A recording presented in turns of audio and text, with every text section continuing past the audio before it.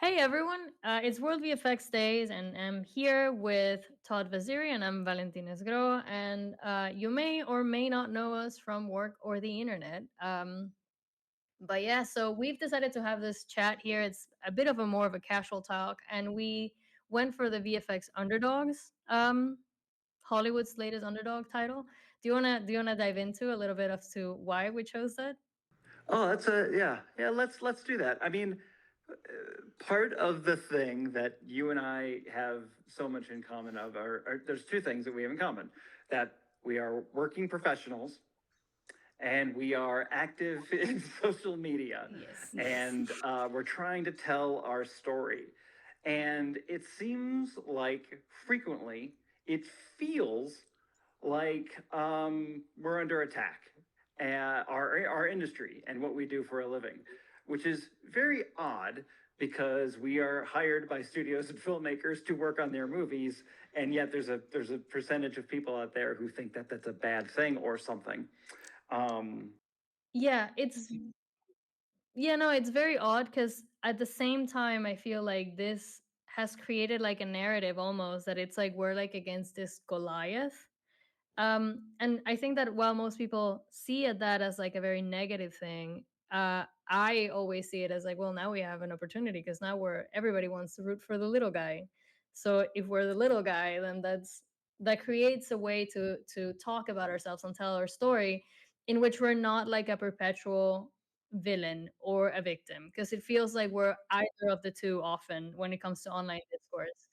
And I want to change that. Like, I want people that work in this field to be seen first and foremost as artists, and ideally mostly as artists. yeah, and I want to make something very clear, that, and something I don't say very often, because I think both you and I we're in the weeds and we're in the mud very often. And there is this idea that CGI is ruining movies, whatever that phrase means to whomever is saying it. Um, Two things I want to make very clear: the people who are in film or who are fans of film, who want to learn about how movies are made, um, the folks who are saying these types of things, these very negative, putting it mildly, ignorant things, are a very small minority. Yeah. It's a tiny fraction of anybody who wants to, is not only just like, I love movies and I want to watch movies, but who takes any step into, a regular person who takes any step into, hey, how are these movies made?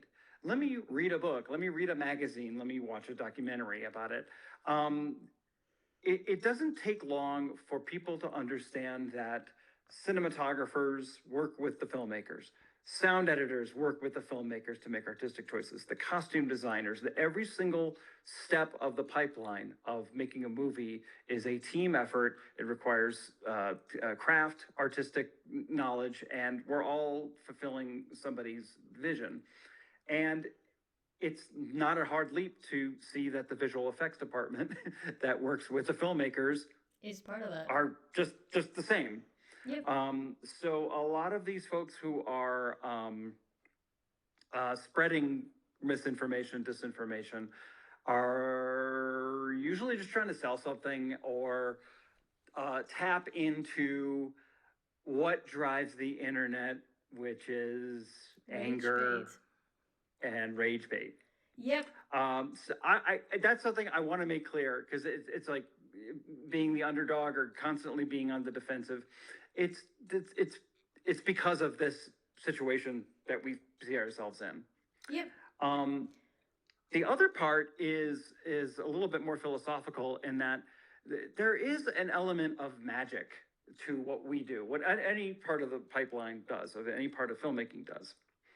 And there is a tendency for all of us to maybe not really want to show how we do these things. Like, just keep it behind the curtain, because it's fun to keep the audience guessing how they do that. And that goes for, like I said, every single step of the filmmaking process. But if and if the visual effects industry was in fantastic shape and economically, from a worker standpoint, from a facility standpoint, if all of that financially, everybody had fantastic work-life balance, if we had portable healthcare, if those things, if we were all riding high and everything was hunky-dory, maybe I would be like less offended by seeing all this misinformation out there, because it's like, oh, it's magic, it's mystery, things are fine. Yeah. Well, things are not fine right now, and it makes it even more painful. It's like salt in the wound when folks like us work really hard directly with filmmakers who are paying us to work on their movies, and to see the misinformation out there about our role in filmmaking. Yeah, for sure. I think that for me, this is a big part of it because I mean, I've had like a fun journey into film because I've always loved movies, and a big part of like who I was and why I ended up in movies was because I was scared of the mummy. I'm going somewhere with this. I was scared of the movie The Mummy, and I was a We're nightmare. talking about the 1999 Mummy? Yeah. Okay. I was obsessed with Egypt. I was a weird kid. And I watched this movie against my mom's wishes because she told me I would be scared. So I stole it and I watched it. And then I couldn't sleep for like a week. And my mom found the episode of how it's made and showed it to me so that I wouldn't be scared. And this blew my mind and sent me into like a whole like what? And particularly the scene that I was having nightmares about was the one where the bug goes through his mouth and then he eats it. Because to me, I was like, there's no way to do that unless you bring an actual zombie to chew on it. Therefore, I was terrified. And just seeing the fact that this was done with like computer graphics blew my mind. I asked for a game immediately. It was called like it's like Mickey Mouse 3D or something like that. And it's like this like 3D game that I didn't know how to use. I was completely overwhelmed.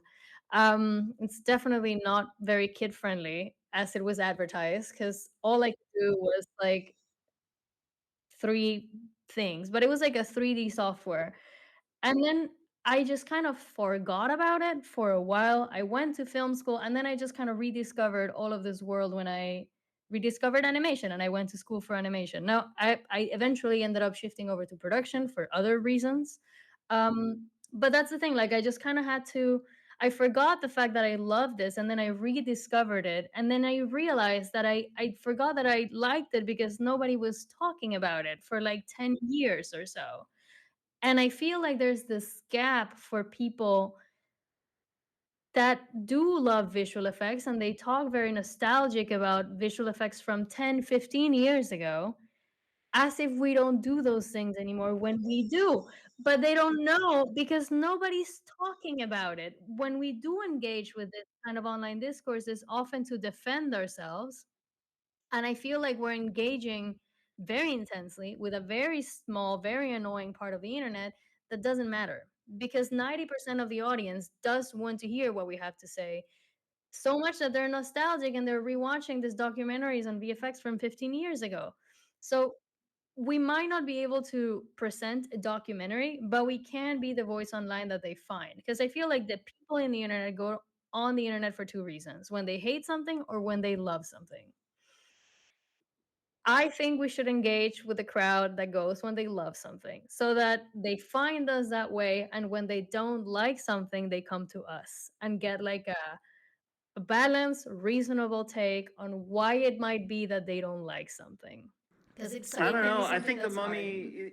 I think that the 1999 Mummy, just classic lazy filmmaking. They didn't hire a real zombie and shoot it for real. For real. They had to get lazy and In use camera. computer graphics Yeah. and makeup. But yeah, that's kind of my story, and it was something that I realized recently as well. And then I also realized, because I work in this film in this industry and I do listen to a lot of stuff because I like to be informed. into things, like, and how things are changing and how people are doing things, I noticed that a lot of the media that we put out there is for people that are already in the industry. You have to know some like, to some degree what's going on to understand what's happening there, and of course, no one is gonna find us this way, because no one is gonna look for Gaussian splatter, nobody knows what that is. Like, I mean, we know what that is, but, like, your regular audience member doesn't know what that is. They have no idea what a set extension necessarily might be. So we need to find a way to communicate in which we capture like people that are looking for the magic and present it in a way that they can understand it. Yeah, it's So you touch upon something that I think is very important, and that the individuals in visual effects who are interested in telling our own story in a better way in a public forum. I love how you told the story about the movie that influenced you and that made you want to dig deeper into these types of tricks of the trade. And I think everybody could take a step and just stop and go, what? We all have a different story. I mean, for a lot of old timers, it's like, oh, I saw Star Wars. Okay, that's great. What was your next step in going down this journey?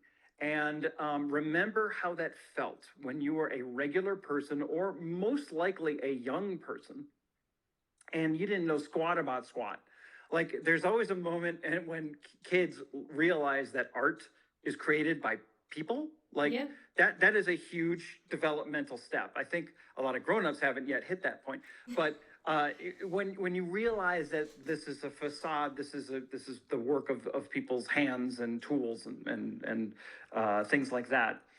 What was your next step? Like for me, it was, watching Star Wars and Indiana Jones and Raiders, Back to the Future. Um, but the going behind the curtain even further was Cinefex magazine or Starlog magazine, The which were best. deeply influential to me. And it was the photography that got me in. I'm like, wait a second, that was a miniature. Wait a second, that was makeup, or it's before computer graphics. Mhm. Um, it forced me to want to pick up that magazine and just take every single word in, and that was what started the momentum. Think back to each person, your stories, and how you got involved with this, because there are people out there who haven't yet dug deeper, who might be interested in it, or actually are interested in how Yeah. these things are done. The how they do that aspect is the positive story that you can say, oh, you're interested. Let me take you on a journey as to how these things are made. Absolutely, and look at all these things that you didn't notice, for example, because it's crazy how quickly, especially with a world that grew with so many screens and stuff, it's crazy fast how you can train people to notice things really quickly. Like, once you have seen um, what something without a contact shadow looks like, you can never unsee it. Like, you will always be like, it's missing a contact shadow. So these little things are things that send a lot of the times audience members into like a spiral, and it can just be something very simple that's like throwing them off. Today I was watching a bunch of people react to this very cool picture of the sun. I don't know if you saw it. Yeah, I did. Yeah, Yeah, the yeah. skydiver. Yeah. So I've tapped into this niche of people thinking that things look fake when they aren't, apparently. And it all started with a fox. And now this is like a rabbit hole that people tag me into these videos because I made a video on a fox that feels really fake. And me and my partner, we were looking at it and we had like a lot of conversations about it. And I saw that the internet was like, why does this real fox feel CG? And I was like, I'm going to make a video about it.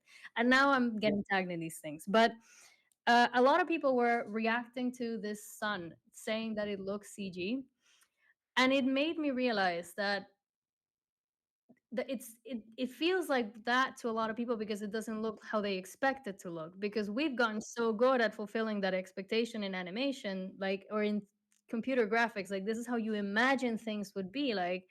that oftentimes reality is disappointed. But because we're presenting a hyper realistic version of your imagination, then like now it's like confusing, right? So I feel like we have all these opportunities to like kind of educate people on the artistic aspect of it, where here we have like a sun that looks nothing like you would expect the sun to look like when photographed, and you can use it as an opportunity to talk about the artistry of when you do make a CG sun and why we do it the way that we do it. Right, right. So there's loads of opportunities to talk about things in a way that can like spark that curiosity and like want people to like make people want to learn more about what that magic is and how it's done and how all these different departments add their spark to it. And And what's funny about the this looks fake, or why did this looks like a mistake or whatever, that happens in dailies with our filmmakers all the time. yeah, yeah, We will be looking at a shot and the director or cinematographer will be commenting on something in the background and like, that looks really fake, that looks like a weird matte line, or the tracking is off, and then we're all looking at it, we're like, wait a second, that's in the photography. That is what happens when you use a camera to film something in real life. Sometimes it does odd things, yeah, that you can't explain, and we've all been there. yeah, And we all, and that's what I think is absolutely fascinating about filmmaking and cinematography, is that you can go out and it's also simultaneously frustrating when somebody says this looks fake. yeah, When you go out with a real camera and you shoot with real actors and real special effects of the things happening in camera that are in front of you, and you bring it back and it looks boring, or it looks fake, or it looks this, or it looks that. yeah. You could get into the weeds about why that could be the case. It could be the way it was lit, the exposure, the focus, the force. It looks like a miniature, even though it's really big, and you could get into that. But it's just, I love this stuff so much. Yeah, no, of course, And I but love it's those moments in fascinating. dailies when that happens. Me too. I think it's fascinating. If I wish I had kept a scoreboard of the amount of times clouds look fake when you film them, because clouds are like they're like a hyper fixation of mine. Because I'm always like, why does the cloud look fake again today? Like, there's something weird going on. But these things do happen, and I feel like and I kind of love that I'm getting tagged into these things because like I am like it's like a fascinating exercise because of course the sun I didn't expect the sun to look like this either, but like of course I know that the suns we make are directed and like they look a certain way because this is how we've kind of like all imagined that the surface of the sun looks like. It's the collective imagination. But now that it's confronted by this reality, I'm like, how will this affect the way that we portray the sun? Like these are things that are cool to Oh, dive and into. it absolutely influences the visual vocabulary of what's going to happen next, like that view of the sun. Well, everybody's going to be going, hey, wait a second, I kind of want to have that feel in mime show. How can I make that happen? And then we could talk about exposure balance, and when you're shooting into the sun, I've done a lot of shots where we shoot right into the sun, and then you have to make choices of how bright or dark, how well exposed do you want it to be, because you could get a ton of really interesting data out of whatever we built for the sun, but at the sacrifice of anything in the foreground, which is exactly the same discussion you would have in live action. Yeah. This is all the exact same discussions. Yeah, it's fascinating, and I do think that a lot of people have that interest because I see those questions being asked online, and I feel like the mistake we're making as an industry is engaging with the side of the internet that doesn't want to hear about it, and I think we need to stop. Like, As an aside, in terms of the artifacts that happens in real life photography, the two groups of people who may be listening right now or watching right now who are not surprised by anything are the layout trackers and the roto and paint people, because they've seen it all. yeah, They've seen it all, because they have to trace things, and it's like, this makes no logical sense how this car should move or this branch should move. No person would think that the branch would move this way, and yet it is, and I have to trace it in every single frame. It, but that's kind of the magic as well. Like it is, and I feel like this is also why, ironically for me, in a world where we have like audiences have normalized like going frame by frame and like analyzing and hyper analyzing things. Working behind the curtain and seeing these weird things has made it easier for me to suspend my disbelief because I'm like, oh, it was weird. I've seen weird things. Like, I'll just roll with it. It's fine. I don't care. And I feel like we can provide a way for audiences to be able to find that again. Because I, like the other day we were talking, like I don't know what I posted, but someone said like, well, the physiognomy of this alien wouldn't really work out, and I was like, the truth of the matter is, the physiognomy of this alien can be whatever we want because this alien doesn't exist. So, so you can like you have a canvas of creativity that you can tap into if you stop questioning everything. It is way more fun like that. And I feel like for me, the peek behind the curtain has like, and seeing all these weird things that happen has let me kind of roll with things again. And I think a lot of people are craving that. Cause yeah, like there's like this voice in the internet that's very loud that invites you to question everything. And I feel like we have a unique opportunity to be the voice that invites people to dream with us by talking about the things that we love in a way that only pros can talk about it. So I think that these voices are needed, they're craved. Like anytime we can engage with fandoms, I think that we should. Like if you're a huge Star Wars fan, you can talk about the VFX in a Star Wars show that you if you haven't worked on it, and your insight will be valued and welcomed by all of these Star Wars fans that just want to know more about Star Wars. Like you will notice things that they won't, and they will be thrilled to receive them from you. So Right. yeah. The like one thing, like you said, the things that we could shed light on that others cannot. Um, the fact that once you work on 5 or 6 movies, you realize no two movies are alike. You realize that that style is per show. It's per cinematographer. It's per director. The things, the tricks that you did on show number 4, you cannot copy paste into show number 5 because they're going to have different sensibilities. That's a different visual style. It's a grittier, more documentary style movie than the last one, which was very, very fanciful. I just watched a movie last night called The Lost Bus, which I actually found quite compelling.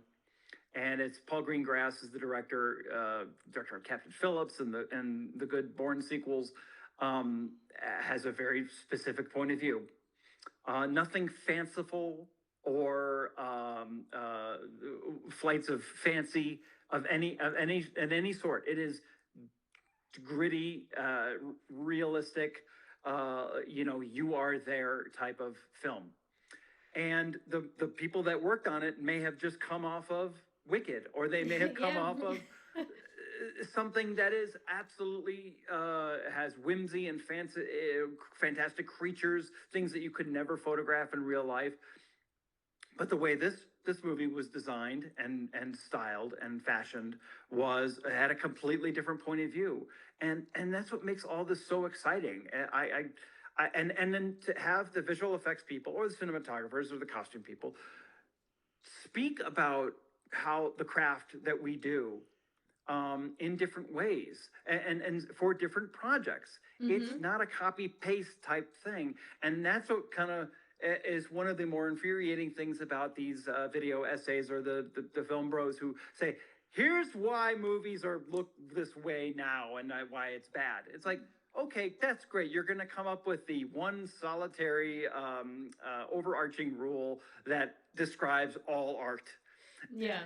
What are we doing here, folks? What are we doing here? And then to speak on these types of issues as a professional to the general public who are interested in this stuff. Yeah.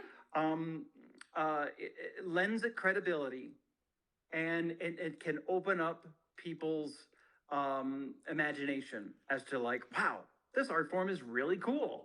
Yeah, it also lets us be more specific and walk away from the word CGI, which I despise. Um, We don't use it. No, And day to day, we don't. It's not a term, it's not a because you can term. also ask the people who use. You can just 10 people who use that term. What does that mean to you? And you're going to get 10 different definitions. I've It, sat in it's so it's a many, yeah. meaningless. I've sat in so many debates on this topic, and I'm like, oh my god, like, why are we doing this again? Like, none of us care. Like, why are we even like? But I feel like if we had an audience that was curious enough, we can finally all agree that this is a reductive term. The thing that I actually like the most about it is that it attributes the credit to the computer. We type books on computers all the time. We don't call them computer generated books. Like, I'm sorry, if you export a PDF, like, we are not calling it a computer generated book. So I despise the computer generated image aspect of it because I think that it completely erases the artist out of the narrative.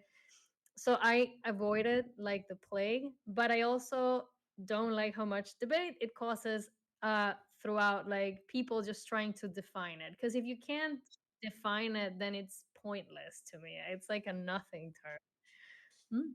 So I'm hoping that, like, if we have a more curious audience and if we engage with them, then we can get into more specific departments, the way that people ask about costumes, prosthetics, SFX. Like, now a little less practical has kind of done the same that to onset folks that CGI has done to us. But people know that, like, like, like, it's not practical. The department is sets, it's production design, it's props. We have all these, like, departments that matter, and I feel like we have the same in visual effects, but they're all kind of brushed together with this blanket term that makes it harder to understand what we do, and it means nothing, and we don't use it. And I feel like we should start talking about things and introducing slowly but surely disciplines into people's narratives as we pick their interest. That would be my ideal end to this quest. It's just, it's just a long term dream of we don't use this word anymore. But Well, yeah, on an individual level, like you and I are kindred spirits in certain ways. We were trying to tell our stories in our own ways, using our credibility as our collateral. I've been trying to talk about visual effects on the internet ever since there has been an internet. And we've both gotten into rhythms of, like, here's what's most effective and here's what's not. So on an individual level, it is, trust me, it is not, even after all this time, it is not easy no. to get online, get on camera, get in a microphone, and talk about this stuff. We are not media trained professionals. We are just regular people who love making art. And filmmakers, actors are a different sort, but filmmakers, you can always tell that if they're promoting their film and they're on camera and they're having to talk about their own work, which is very difficult for almost all artists to talk about their work. You hone your skills and you understand what works. So I don't want anybody to hear this call of action and if anybody think that this is easy or that I'm telling you it's easy to do. It is No. not easy to do. It's not easy, but you learn and you get better. Because I used to fall a lot on the arguing with people until I discovered that the vast majority of the people that watch my videos just, like, want to learn more. And I was kind of hyper focusing on the people that didn't. And when it clicked on me that the majority of people just want to learn and, like, they don't really know a lot, it's almost like introducing someone to a new world every day, and you start to know what things to edit, which breakdowns people like to see because people like breakdowns a lot somehow. And I've We're going to talk about breakdowns. Yeah, we will. But people love breakdowns. Ever since I've started showing them, like, people engage a lot more because they get that feeling of surprise. Because breakdowns tend to surprise you. They surprise me all the time. So, if you find a shot that you like and you want to talk about it, do it. If you find a breakdown that surprised you, and you want to talk about it, go ahead and post it. And just know that you don't have to prove to anyone that you're an artist, because the people that want to learn already know, and the people that discount that don't matter. They're a It's a very good tiny point. minority. The what I like about you is that and me is what I've been trying to do over the years as well. But you have no problem. You on TikTok is so fantastic.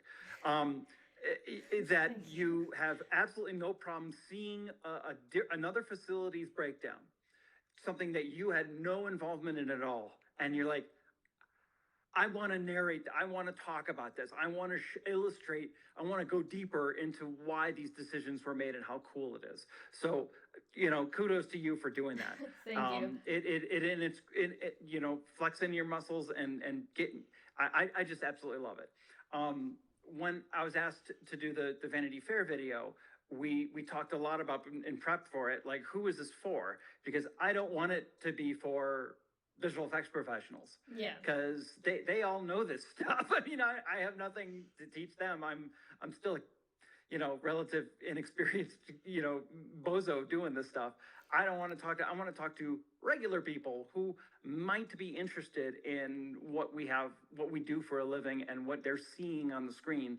And I channeled back to that, kid who was reading Cinefex or Starlog and who wanted to learn more, and who leafed through a magazine and saw that behind the scenes still photo of the camera and the boom operator and the lights and the bounce cards in front of the actors. Is like, wait a second, this is, people do this stuff and they make decisions on how this stuff looks. So that was my jaw driving force for the Vanity Fair thing. And I brought along a lot of the breakdowns that I've made over the years that would hopefully illustrate that. And but just to belabor the point about how this is not easy, right up until the moment we hit action, I'm like, what am I? This is what am I doing? Nobody's gonna be interested in this, or I'm just gonna be flapping my gums, and anybody who cares about this stuff will say, oh, I already do that. And anybody who doesn't care will be like, well, it's a bunch of jibber jabber. But even just a few minutes in, I noticed like members of the crew that were filming me were like, reacting to what I was saying, when I was presenting with the breakdowns about all the great work that ILM had done on this particular shot. And I was like, okay, this is gonna work. This is gonna be okay. Well, you can definitely see that, and I'm pretty chitty chatty is like a thing. Like I get awkward with silences. So anytime, because when you meet someone new, they're like, "Oh, so what do you do?" Anytime I say I work in visual effects, I get a lot of this like silences, and for some reason my brain fills it in with like, this person doesn't know what I'm talking about. So my instinct is to usually pull out a phone and be like this and pull out a breakdown. And I do see this reaction a lot of people being like, oh my god, like most people are excited. And I think that we should focus on that, because I feel like unfortunately all these campaigns have created this like negative echo chamber within the industry as well, where a lot of artists feel like everyone in the comments feels like they're the worst and nobody wants to know and do what we do. The truth is, this is the internet. People comment whatever the video is telling them to comment, because if you look at the comments in shows that have promoted their visual effects like proudly, you will see that all the comments are like, man, kudos to the VFX team, incredible VFX work on this, unlike most things though nowadays. And it's like, no, the thing is, like most things nowadays you don't see it. But because this filmmaker is proud of what they're doing, then the comments are reacting the same way. So if you are proud of something that you see, your viewers will see that excitement, and they will, it's contagious, and it's like people get hyped, and slowly but surely you start to build a community. Like I have a really long list of requests from shows that my followers have watched that they want me to talk about. And oftentimes it's frustrating when there's no breakdowns available for them, because I need the breakdowns to illustrate my point. Otherwise, they won't know what I'm talking about unless I show it. So while interviews are nice, I wish that they came always with a breakdown, because people need a visual to understand what I'm trying to explain to them. um which is, that is the sadness.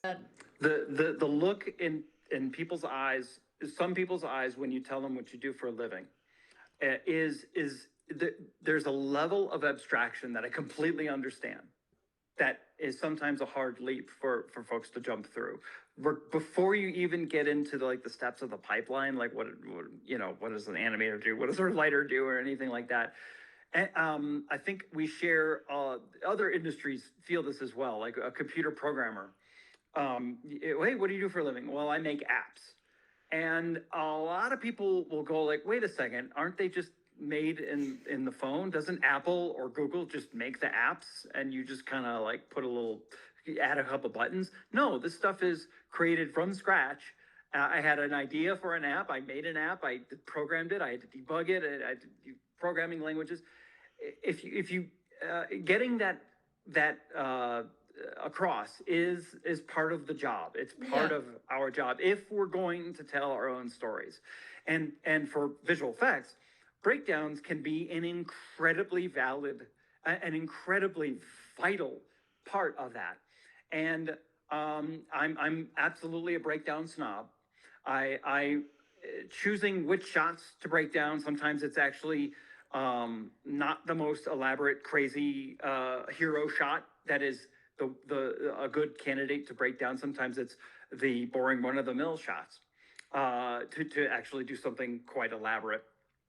And as many times as I've made and helped design very elaborate, multi-layered breakdowns with all the bells and whistles.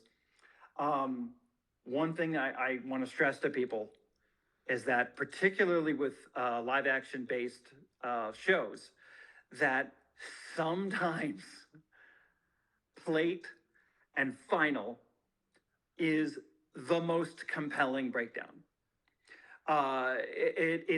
It's sometimes hard to resist to do the fancy wipe thing, Yeah. or the compositing breakdown. It's like we don't, Yeah. guys, we've all seen it when you're adding 17 different smoke events that have their own color correction. That does not have to be 34 steps in the breakdown. It's not compelling unless you're trying to sell a particular aspect of the shot. But when you're trying to talk to regular people about how this stuff is done, and trust me, breaking down all CG shots is very hard. You need something to hook on to a story, like what was challenging about this. Um, I stress that at my work. I ask everybody, do not sleep on making breakdowns at the end of your show, Hmm. which is a big topic, not just how to make breakdowns and how to schedule that, how to budget that as part of the visual effects process. Sometimes this is one of the burdens that we have. Sometimes the client will just not allow you to Yeah. promote your work. That is a huge thing. It's something where, like, by definition, we can't talk about. We cannot talk about the work that we did on this show. Yeah. It kind of puts us in handcuffs. Yeah. It makes it tough. It's an issue that is not solved on the artist level. It No. is solved in the contractual level when visual effects companies are hired to work on these shows. Um, I will say one thing though, and this is kind of like my evil production brain, just like don't going like because I'm like, okay, but like if enough of us have successful channels with people that want to talk about visual effects, then suddenly say like hiding that breakdown becomes a loss. Like if you can show that there's a profitability and a marketing opportunity in using visual effects because it's getting clicks, because it's getting shares, then more breakdowns will be made available because movies will want to use them to promote their movie. So it's one of those things that we have to kind of grassroots campaign it a little bit with the ones that we do have available to like push the see how cool this is and show how our audiences are like, oh my god, this is cool, because they are. And then from that place, then the narrative will shift, because then it'll be like, well, this is getting clicks, so now we want to be the ones that get the clicks, and then they will start promoting it. And I'm saying this like not even like based on anything particularly, but that's what happened to miniatures.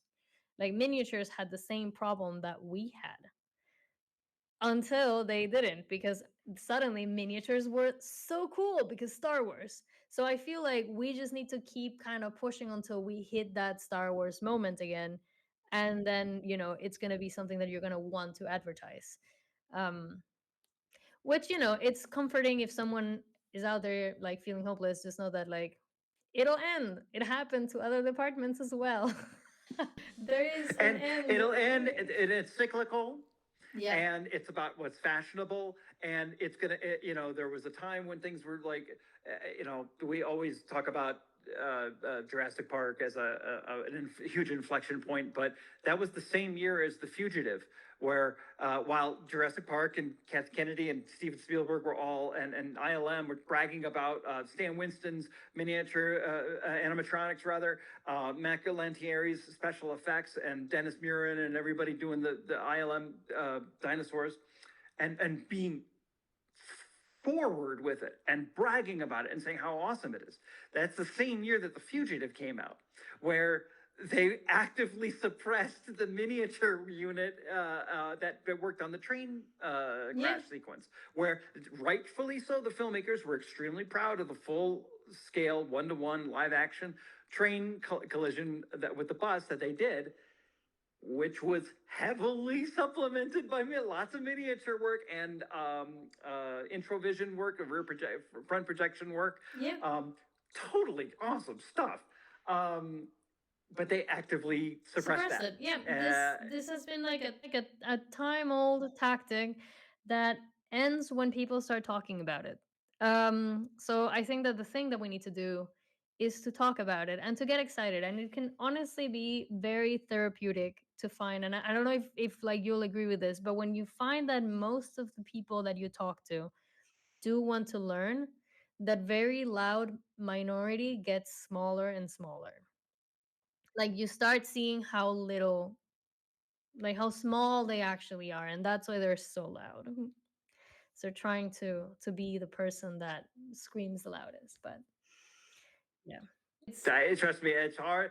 It, Suppressing the urge to scream back and say you're wrong, you're wrong, you're wrong, you're wrong. I don't always succeed at suppressing that, but I'm trying. And but to your exact point is like the positivity. Like, well, I'm always wondering what are the next generation? What are they going to latch on to? What is going to inspire them about potentially pursuing this as an industry, or just being a cool fan of how movies are made and being able to talk about it with their friends. It's super fun. It's a great art form. Yeah. It's the newest art form of major art forms of mass media. There's a rich history. We're doing all sorts of new things all the time, and what I love about it is the collaborative nature of it. Me There's too. there's Yeah. a lot of art forms which are more solitary, that have a very small group of people writing, painting, sculpting. You don't work with a lot of people. It's more of a singular vision. Filmmaking, nobody does it alone.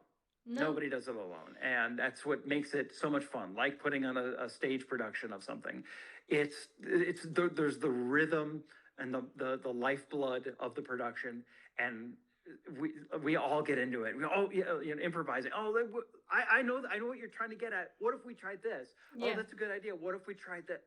This happens in digital effects All the time. all the time. Yeah, yeah. All the time. Well, there was recently, like, I think it was for Civil War, where one of the buildings just went with an error because it just created cool windows. And I think that that's a lovely piece of Oh, the happy trivia. accidents. Oh, Yeah, we I get 'em think all the that's like an time. amazing piece of trivia. Like, it's just such a, like, I made this weird window. Sorry, I'll fix it. Like, no, no, don't fix it. It looks great. Like, we're just gonna go with it. It's gonna be great. And these things happen, like, they happen all the time, and I think they're very fun and exciting. Like, there's all these, like, moments that people would love to see, and like, you can tell them, like, you can talk about them. And every what I want anyone who's watching this to take away from this is that you have the power to use your voice and to create that positive space where you can inspire someone the way that you were inspired. um and that little by little, the tide was turning and we're starting to see less and less of it's all real. And now we're seeing the new one is like it was enhanced with it as much as possible. But I like to focus on the positive. And I'm saying like there's like there's an acknowledgement there. We just need to keep pushing and we need to keep showing that this is something that people want to see and that yeah, that we can get excited about it. And the more that we speak on this, the more people will start to associate the craft with the artist and put a face to it. I have a really popular mini skit. It always does well on the internet, and it's all based on real interactions I've had, and it's VFX artists in the wild. Um, it's all real things that have happened that to me at some point, and like my audiences love it and it's becoming a trend. And that's me, the one with the clouds, actually, but but it's becoming a thing that whenever I post them, people get excited about it and start posting their own references on the comments.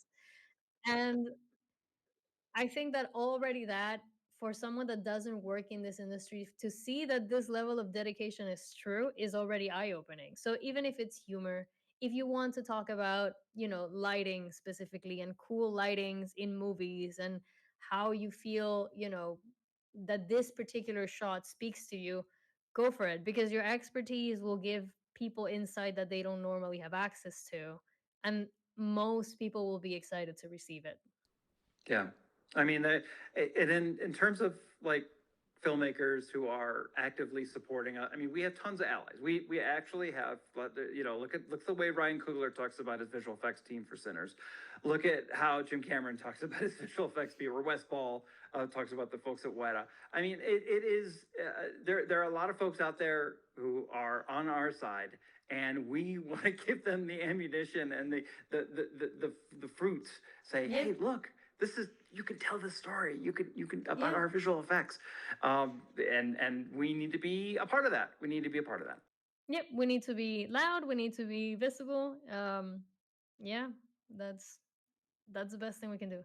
I think that that would be probably like our time.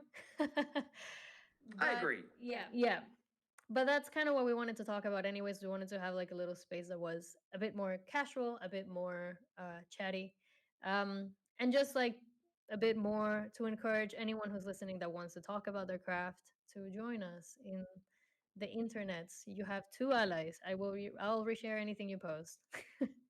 I promise. But yeah.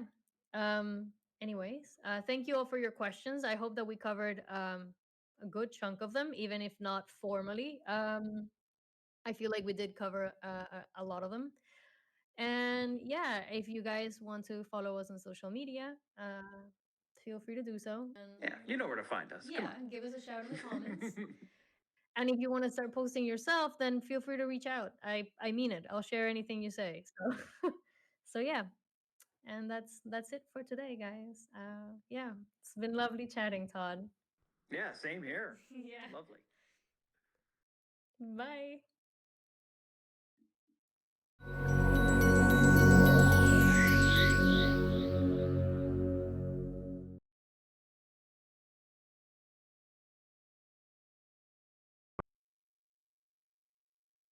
Then okay.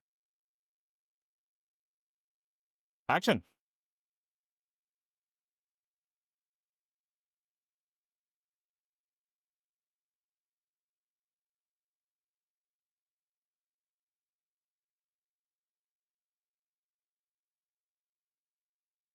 Welcome to the train station. Thanks to everyone for coming here and watching our panel. Unfortunately, our friend Ian couldn't be here in person, so he's done a special recording for us. So we really appreciate that. And we'll start with introductions. Farhad, do you wanna start? I hate starting first, but I'll Well, there you go. I'm Farhad. Been doing this for what now, 22 years now, give or take. What have you been doing? What have I not done? Yeah. I started initially from like motion graphics and graphic design and branding, company brandings. And then worked my way into commercials and music videos and that sort of world. Started my own company and had a company doing brand management and long product placements and commercial brandings and stuff like that. I sold the company and everything else. Went to VFS. And then I got back into doing films from them. Been just bouncing around doing game cinematics, films, Awesome. TVs. Cool. Nice one. Yeah. Ed?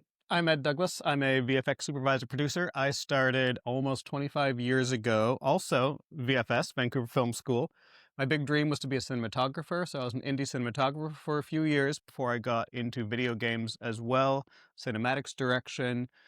All that grew into narrative direction, so driving and designing the stories in video games, design, producing. My love was always film, so a handful of years ago, I shifted back into film, taking that the virtual storytelling of video games combined with a cinematography on set into visual effects supervising, producing. I'm these days working on a lot of kind of mid-budget, weird horror, scary films, working a lot with Oz Perkins, recently Longlegs, The Monkey, got some stuff in the works more with Neon and A24. And you got to head off in like 2 minutes because you got to And I shoot that. and I got a call time in about an hour and a half. Amazing. I'm Andreas Moninka, again, also a visual effects supervisor. So all of us are kind of doing a very similar thing here. I'm originally from Stockholm, Sweden. Left before I was old enough to drink and drive and moved to London and started working at Pinewood Studios. Flirted around a lot of really cool studios in London for a long time, and then moved to New Zealand for a number of years, and then moved to Tokyo for a number of years and then came here to Vancouver. And it's kind of been like the same thing throughout the whole process. It's been mainly features. I've recently started diving back into commercials, which kind of was my beginning, and finding that really, really exciting to R&D stuff. But then, yeah, also at the same time, I do them in between the feature films that we can work on. Mainly right now focusing on set, but also throughout production as well. Cool. So yeah, that's awesome. Thanks everyone for being here. I mean, I'm not really the moderator, Ian is, but let's see what Ian has to say. Hi everyone, Ian Fales from Befores and Afters here, coming to you from Melbourne, Australia. Hope everyone's having a great World VFX Day. I'm so sorry I couldn't be there in person, but thank you, Andreas, in particular, for letting me be part of this session. It's also really fun to be a big hovering head on the LED volume, asking you guys some questions. And in that regard, let's jump straight in with the first question about pre-production. When you guys first join a project, what are the key conversations you like to have with the director and cinematographer to set the visual language and expectations for VFX? I think this is a perfect one for Ed to start on. You're right now into some pretty cool projects. So what did you take us through the process of the beginning right now? Yeah, no, I'm right in the middle of it. So right now I have a project in post-production. I have a project in production we're shooting, and I have a couple scripts that I'm looking at breaking down and budgeting. The question's about the creative, but also the general expectations for VFX. So often it starts with a producer. For me, a producer may call me up and say, we have this project. They'll send me the script and they'll give me a sense of the shape of it, the size of it. So they'll let me know, this is the kind of budget we're targeting. Our approach might be quite practical, or I think our approach is quite CG. Oftentimes, because of the scale of the show, they'll have a pretty good idea about what kind of, broadly speaking, techniques or methodologies they're thinking. So when I start breaking it down, I read through the whole thing. I do a second pass where I'm really breaking it down. The first read is for me, for fun. The second read is to start really getting into the details. And at that point, that's when I usually start speaking with the director. So that's about understanding kind of creatively what that vision is, how he's seeing the scenes. It's not about technology. It's not about methodology. It's the same way any department head would talk to a director. What do you want to see? What's the dream for any of these beats? I'm lucky. I've been working with same director on our 4th collaboration now, Osgood Perkins. I have a really good idea of how he likes to film. I have a good sense of how he moves his camera, how he likes to frame the shots. So when I'm thinking about budgets, I can think in terms of right? help so much. Like, is it going to be Michael Bay flying cameras in circles, or is it a lot of like slow, very measured pushes or zooms? Which means that you can be smarter about your Yeah. the way you're going to be planning your visual effects as well, because then you Absolutely. absolutely can focus on the things Yeah. that might be a little bit harder, and then try to cut corners on Yeah. those sides. It's even like the minute stuff, like how many shots is it going to be for this one line that's in Yeah. there? Yeah. Is that how does the director actually visual that? Is it one shot? Is it 20 shots? Like Yeah. how are they going to Mhm. Or Absolutely. Are there stuff that you can Yeah. reuse from those shots? Yeah. Like I'll jump in a little bit. I mean, there's a very similar producer first, do the first read. I jumped into on the latest one meeting directly with the director and the producer, and discussing the complex VFX that actually has to happen. But there's just such a huge repetitive VFX sort of moments in there that we need to figure out how to best How you can amortize to get some the of that best value. quality out of it. Are we going to shoot it? Are we going to do an LED volume? Or are we going to, are we going to do it in a traditional VFX sense? Or are you mixing all of them? So I think we're coming to the conclusion where there's certain things can be done in a certain way to save money there, but then we want to spend that money on the big shots later on. And we're probably going to do like a mixture of it. And then hand that script back to them to do a little bit of a rewrite to accommodate these things, and then come back with a final one. We read through it, we do a proper budgeting, and yeah. So the question about cinematographer, I'm curious for you two, because for me, often the cinematographer I don't meet until sometimes halfway through prep. I may be on a show months before the cinematographer's on. What's it like for you guys? It's been actually, sometimes it's been completely the opposite. I'll get a call from the cinematographer and say, hey, I want to work with you just on the visual language along with the director. So sometimes the producer won't even be involved until a little bit later, or he'll just be like, you guys do your thing. You guys know what to do. You guys will stay on target on the budget as well. So I don't have to worry about it too much. And that relationship is fantastic when you kind of get that. I'm actually flying tomorrow to Toronto to do one because of a cinematographer that recommended that we should work again together. So no, it's interesting because like I've kind of had both sides of it, where you have, you meet the producer and then you kind of do from the budget point go down. And then there's a lot of my shows actually ends up being the director conversation. So I actually meet the director and producer first and whatnot, and go over the script exactly what you said. Like read the first read of the script, so you understand actually what they're even like. What is it to talk about, right? Yeah.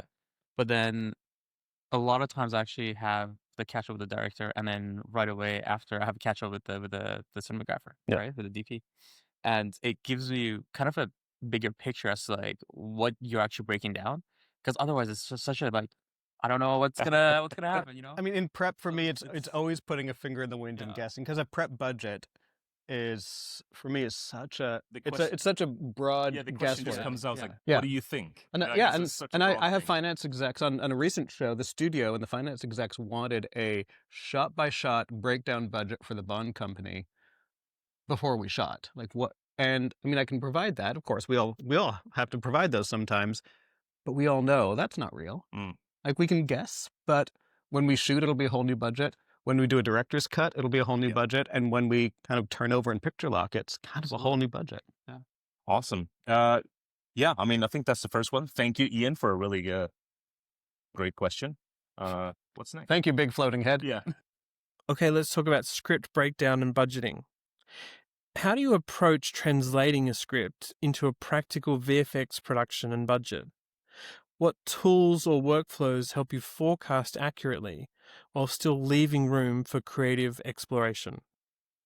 Farhad. Yeah. So I am a nerd at heart in all senses. I think you've both kind of shown you some of the stuff. I like to build things for myself that does a lot of the generic tasks taken care of. So I can actually go from the big picture and then go all the way down to the small and then come back out. So I have a lot of tools that I kind of have built for myself, which I can extract like things like mind maps. I can do full extractions of the scripts in real time. I can do in terms of the breakdown wise and stuff like that. I can set parameters for exactly what I'm going to be breaking down in terms of the scale of what it is. And it kind of gives me the average and estimates and does all the calculations based on that information for me. Like including tax credit calculations. Exactly. Yeah. So it's not obviously like it's not like click and you're done. Like there is a lot. You have to dig through every single thing. You have to dig through every single section of it. You still have to do a full breakdown of everything and make sure that the detail and stuff is right on it. But it comes in 3 different stages for this one. So what I like to do with it is the first pass I do it as the mind map. So basically create a mind map of the whole script, right? And that gives you kind of the points that are connected to each other, the trees that are connected to each other that causes the cost itself. Then I do the initial breakdown from that main script. So then I get all the beats and stuff broken down into and I'm kind of I like to have the full script in my breakdown. I know a lot of people like to do just a snippet of the stubs of the sequences. Yeah. But I kind of like to keep it all in that same Excel sheet where it's broken down into just to see the context of things. things. You get the context, exactly. You can see the before and after. You can see if new things come in. You can see how it kind of fits within everything else. And then I do kind of if I'm working with like the storyboarders and stuff later on after the budget and stuff when you're actually going in production. I have a spot for the storyboards to get updated. So the nice thing with that is that because it's always evolving in terms of the budget wise, in terms of the look, in terms of the parts of the script that's coming in and going out. When I can do this handoff with the vendors, I actually have the full thing for them, so they can see how the storyboards correlates with the script parts. How so they get a bigger context, they get a bigger view of everything that's going in, as opposed to so we shot this. And these are the shots, and this is the spill rate. You know what I mean? Like, so I got a question for you. You're talking about vendors. When you're budgeting early, sometimes you can absolutely budget based on kind of prior experience and your gut, and you kind of know general shot costs based on director conversations. At what point in prep, or what kind of shot sequences work, will you go to vendors for like early pre-bids versus doing your estimates on your end? I like to do it for anything that requires heavy creature stuff, anything that involves heavy look dev, if you will. Because I like to get them involved as early as possible. Like I'm a huge fan of getting vendors involved early. As soon as they know, you know who are going to do it, or if their specialty is doing one specific thing, they could probably help you a lot more as well. I mean, that's the thing too, right? Because they have the team. Every vendor is different at their strength, just like how we're all different at our strength. Every vendor has its specificity that they're good at. So getting them involved really early on, doing the concept stuff with them, so they have that ownership of what the work that's coming out, and it's not a surprise when it gets to them. I always feel like it just becomes so much smoother and so much more. Everyone is happy with what we're doing because it's not an unknown factor. It's a known factor. It's a known design thing. Everyone can get ready. The vendors can staff accordingly, right? We all know how painful it is to be on the vendor side and not have the right amount of people or schedule because you don't get that information from the clients. And now we are. So we can kind of help smooth over that a little bit when it's appropriate. Really. Exactly. And keeping that open communication with them, right? Like having that conversation. Hey, look, this is an early stage bid. Obviously nothing is going to move forward yet until we kind of get closer to the end, right?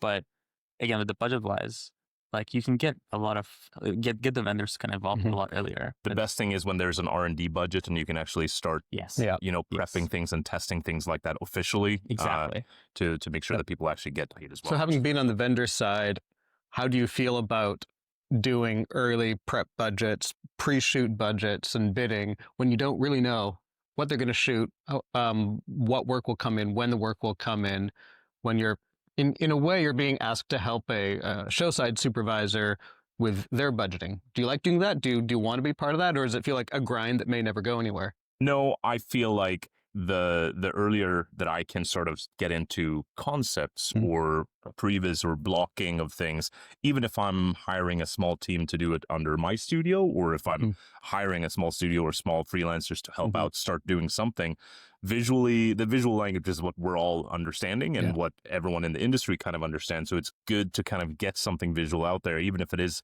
sketches, storyboards, little concepts, mood frames. Yeah. And it really is about trying to get the vision out as early on as possible to say, hey, this is what we're going to create.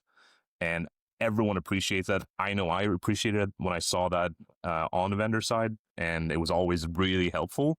And especially if it's a long project that you're going to be spending a year or a year and a half on, Absolutely. on the vendor side only, I can't even imagine, having one of those things where you're, as a production suit, spending 3 or 4 years on a project.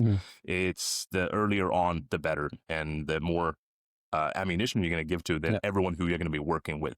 And you can lock things down, and you don't have to waste a lot of that budget. So, I'm really curious how you guys were working on the monkey on that specifically as well, because it's such a visually targeted film, and I've seen obviously the film, I've seen the breakdowns of it, and it seems to have gone through a lot of sort of iterations of visual effects plus practical in there as well. So how did you guys do sort of the beginnings and prep of it? So I wonder if Ian's next question will prompt that. Yeah. Well, Ian, is that a question you're going to ask us, or is that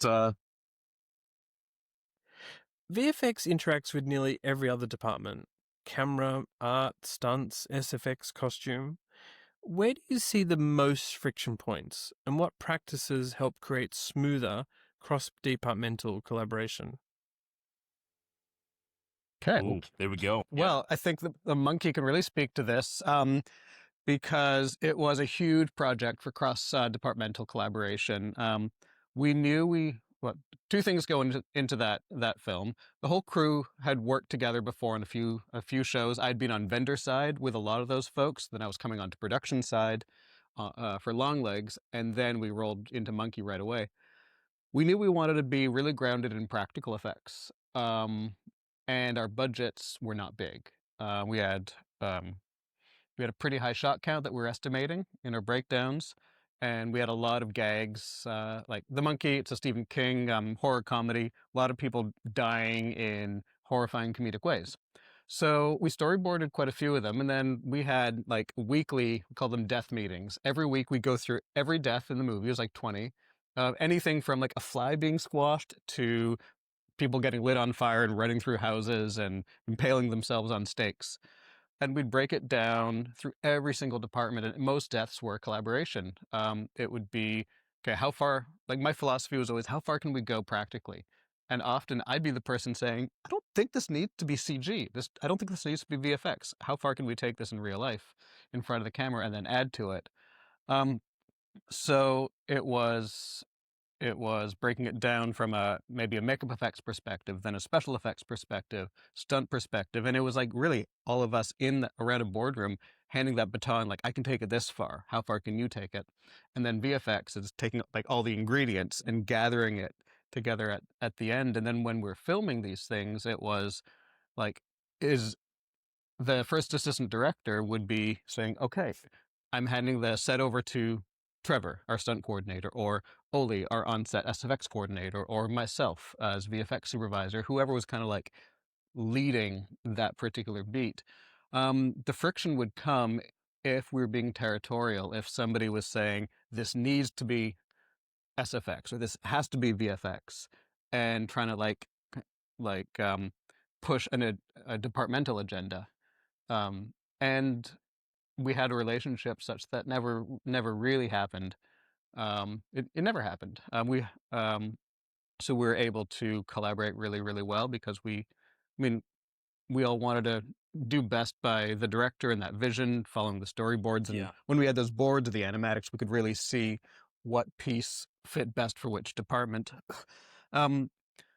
I feel like those kinds of egos shouldn't be there whatsoever. No. Like, we are there for a singular vision, and it's to get everything working together. Because it's not my version of the movie; it's the director's version of the movie.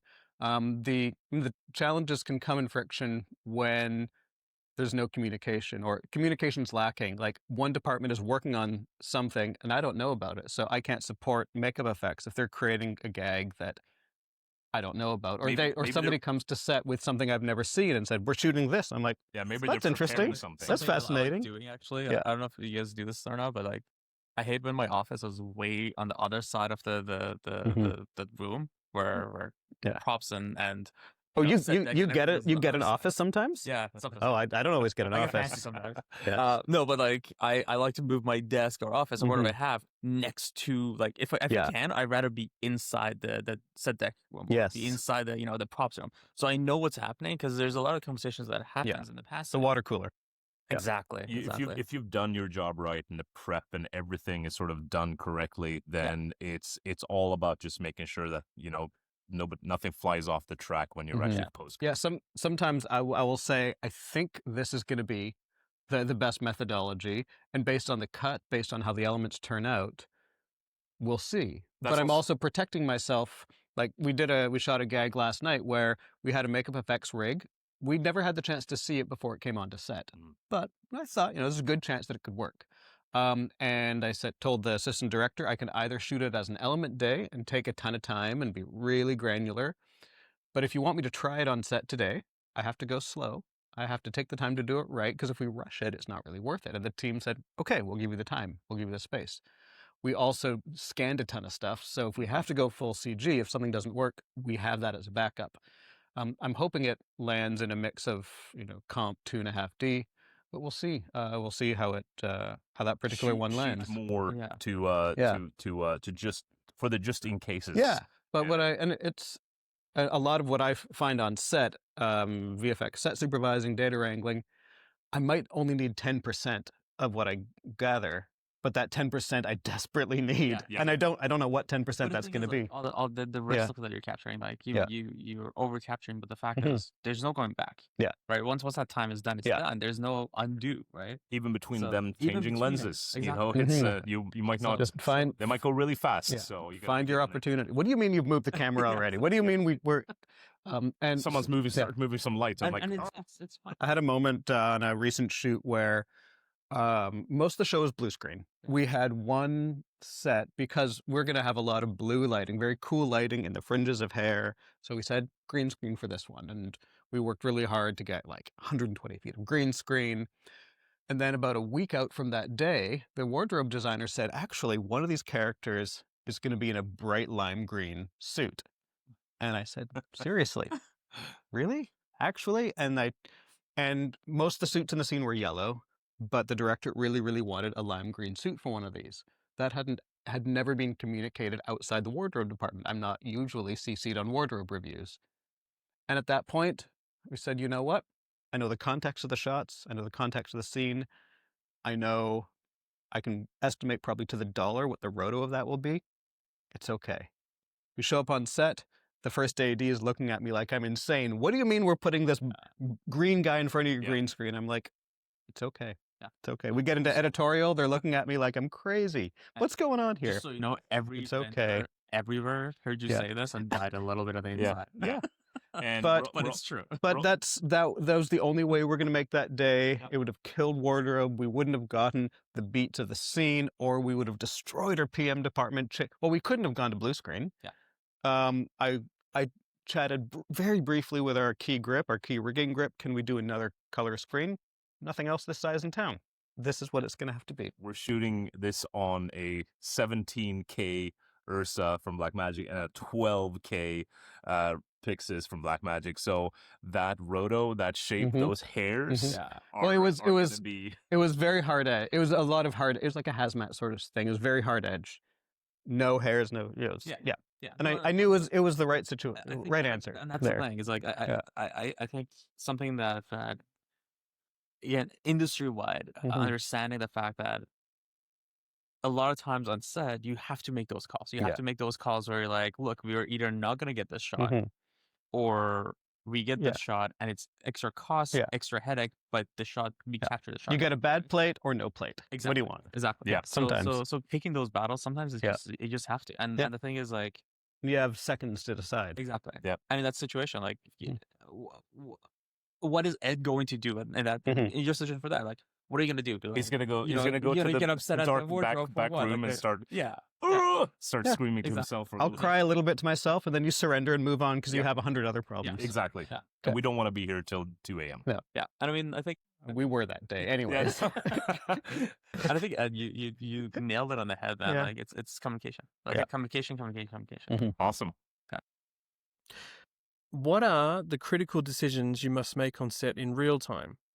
And how do you balance the needs of production with what post-production will require later? Kind of talked a little bit about this, but extreme pain when noticing that collaboration falling apart in front of your eyes. Yeah.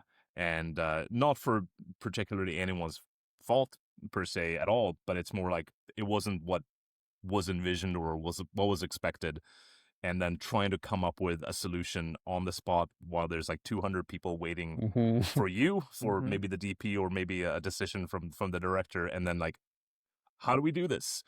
Those have been the really, really stressful moments. And there's been a couple of there's a TV show that's out now where you have The Wonder, where I think I watched that and I felt like my blood pressure was going up as I'm watching it, because I'm just like, oh, this is exactly what it is. Maybe it's a little bit embellished, but man, it's exactly what it is. Things just fall apart. Someone falls over wardrobe, someone spills something, or and it's just like, how do we pick this up? How do we fix this? And how do we move on as quick as possible? Can you fix this, or do we have to go again? Yes. That's one of the toughest moments of a Do we on-set soup cut on it set. End of the night. Yeah. Cut, Do we reset, need to go or- again? Yeah. Because that AD will go again if you need to, but the line producer's right behind you Yeah. and ready to shiv you. Usually, I'll be standing back, by the cameras and kind of just observing what's happening, and then Reading the temperature of a set to know when to ask for something else, when to say, you know what? Because we all know our budgets. We know we know what kind of contingency we have, if we can fix this later or not. there's been a bunch of times where I've basically been told before we're even shooting or in prep, it's Yeah. like, you have executive decision Yeah. on if we're going to be going over or not. Don't sweat it if we have to, Yeah. but it has to really be worth it. Yes. And it has to be important enough to be able to do this. Otherwise, It's a critical relationship to have with your producer, so you can know, you can have the look and be like, yes, we got this. Yeah. We Without can do this, it. there All it is takes nothing. the Yeah. look too. Like Yeah. you need Oh, yeah. to have a depth It's that. Yeah. just eye contact. Okay. Yeah. Sometimes, yeah. Like with the AD, with the DP, even with the director, you just kind of different kind of eye motions or eyebrows. It means it's like baseball. Absolutely. It's Well, we had a different place. shoot it was like 2 weeks ago, and the stunts, just everything went wrong. Anything that could go wrong went wrong. Mhm. And the stunt coordinator he was poor guy, man. He was losing his mind over the fact that this was all tested, everything was ready to go. The crane broke down. So it's like, okay. Then he came up with a whole different, I don't know where he came up with it. He came up with a whole different pulley system solution. It's like, we're gonna do this. It's gonna work. It's gonna be great. They couldn't get enough.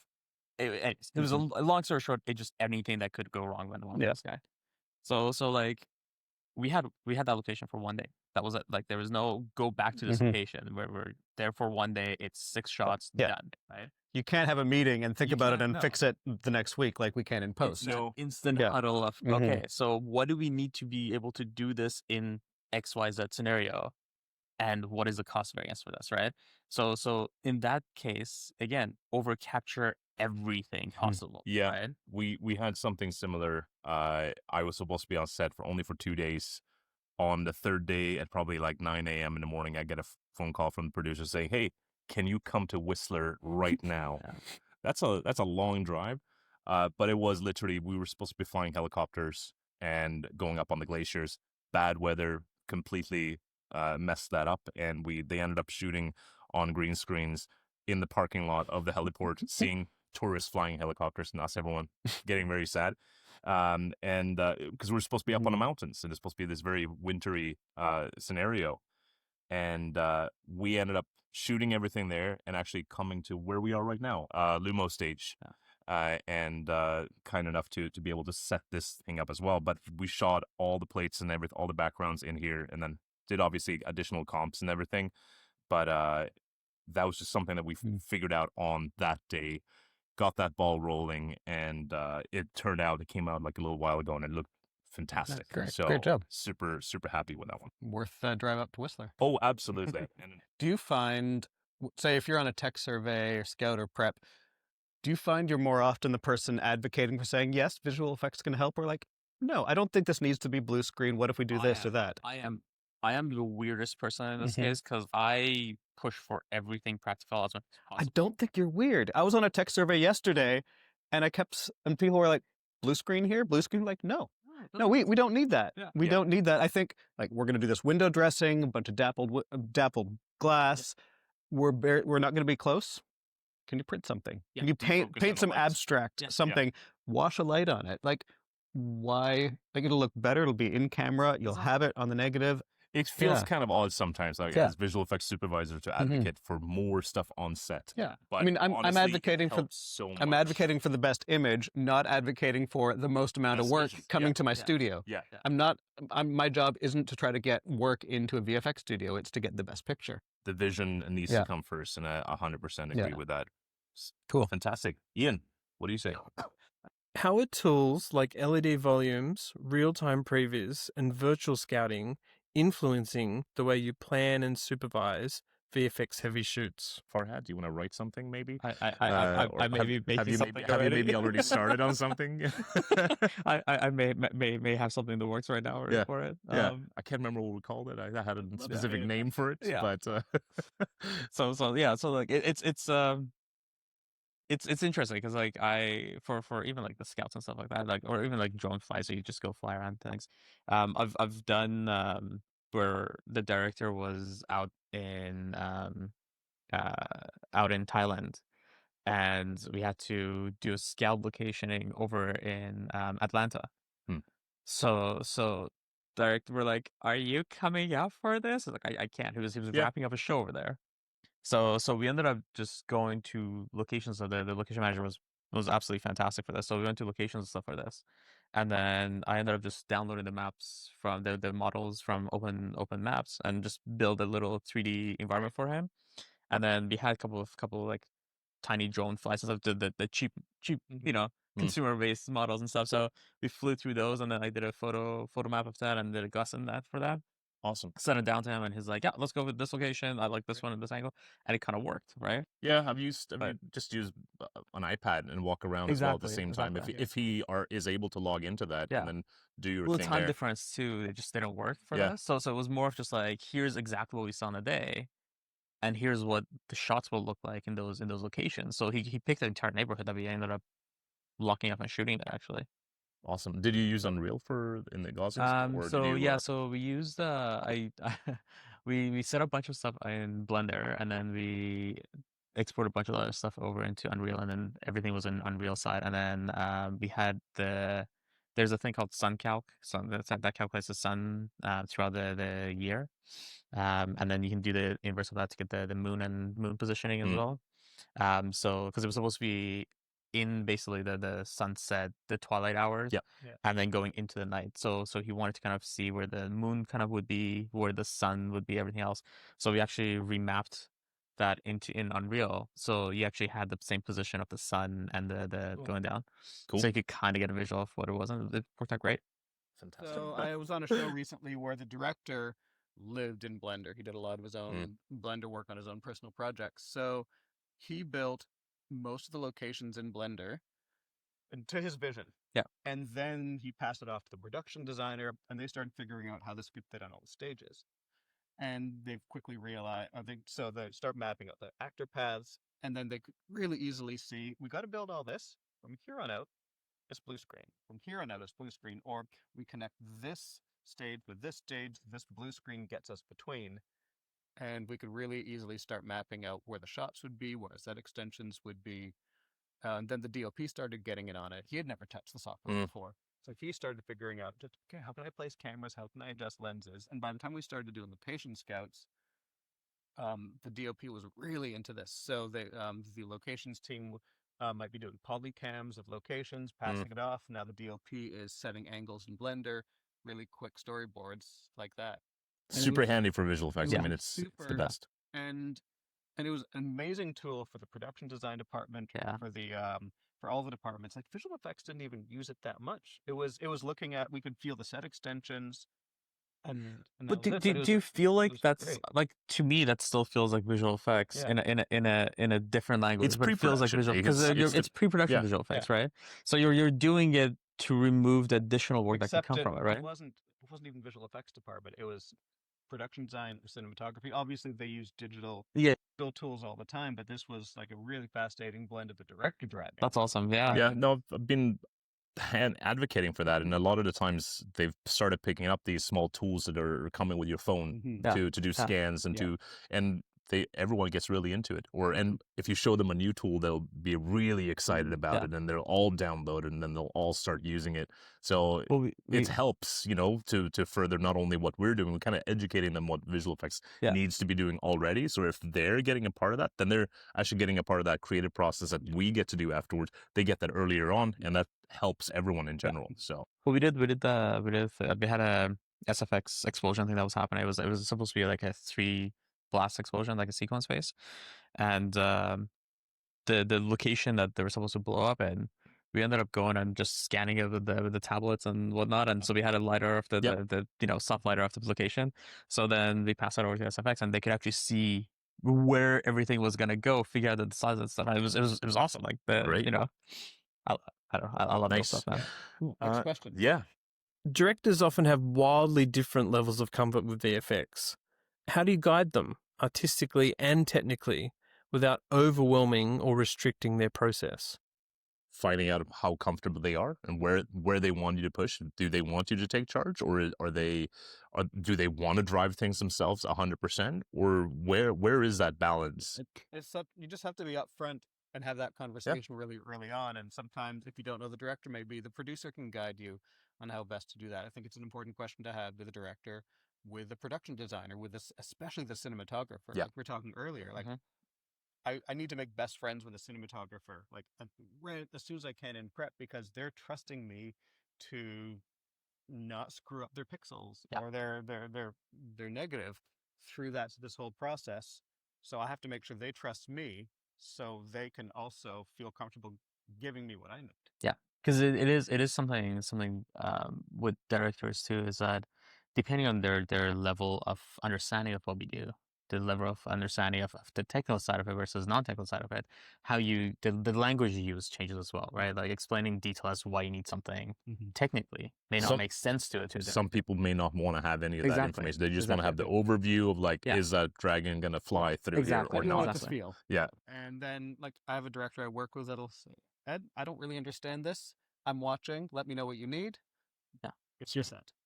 And that's the trust you're kind of looking for, right? Is that hey, like, you're gonna do your thing. I'm gonna do my thing. Yeah. As long as you have what you need to be able to do it, then we're good, right? And he knows that I'll check in and make sure I'm not, making a different movie over here. Yeah. But then I think part of it too is visual effects for, again, just using some of some directors is so black boxy to a degree, right? Because it's not an instant return on what they're kind of seeing. So they have to picture what is coming later into this thing, and again, based on their experience, like explaining that, showing them kind of like the some visuals as to what it's kind of moved towards, helps ease that transition a lot. Nice. Yeah. Cool. Oh, he's falling asleep. Boredom. Well, that's all from me. Again, have a great World VFX Day. Thanks, Andreas, for making this possible, and catch you guys at Befores and Afters. Bye. Thank you, Ian. Thanks, Ian. And thanks to Farhad and to Ed as well. And thanks to Lumo Stage for hosting us here. Really appreciate that. Thanks to Blackmagic for the cameras. Yeah, and Red Eye Motion Pictures for lighting support. And we have a bunch of other people who come up on stage. Come on, say hello. Come on, I'm throwing this at you guys right now. They didn't really think about this at all. They weren't expecting this, and now they're a little bit shy. But come on. We're missing sound as well. Because there's like, I'm not coming up. He's not coming up. Thanks to everyone. Really appreciate it. And we'll see you on the next one. Yeah. Thanks, guys. Thanks, guys. Bye. Cheers.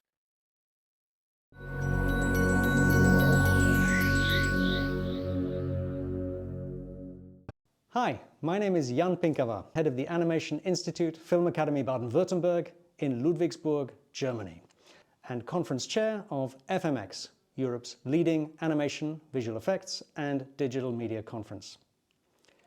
We're celebrating World VFX Day here in the city of Stuttgart, the home of FMX and a vibrant community of companies and artists creating the digital magic that makes for spectacular storytelling on a screen near you.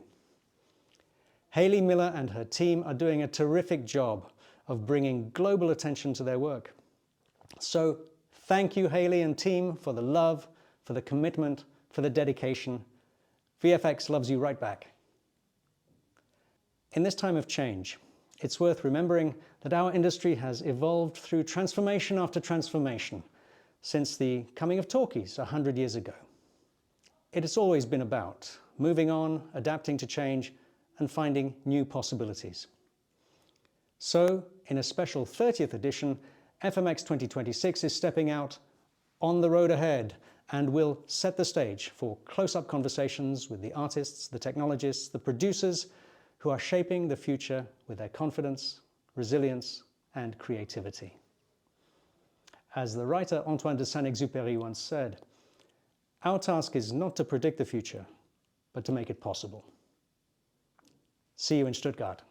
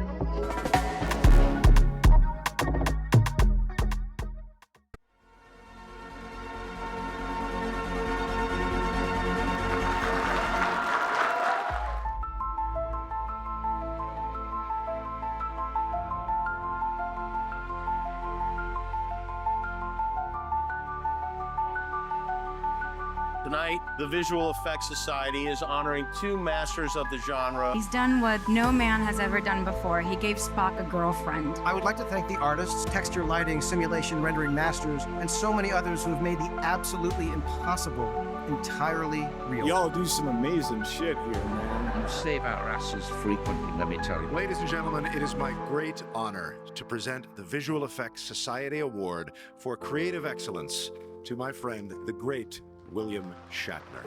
I'm going to pass this off to another guy. It is my honor to present the Visual Effects Society Lifetime Achievement Award. Senor Alfonso What?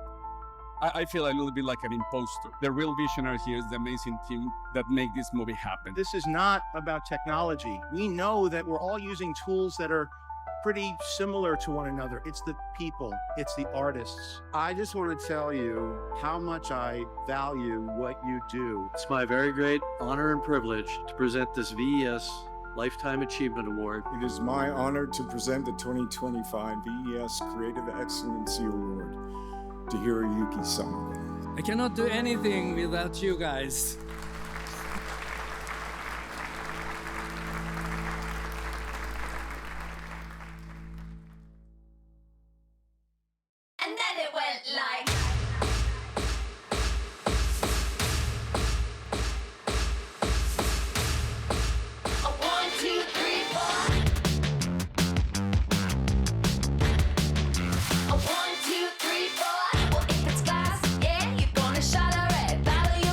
Got it.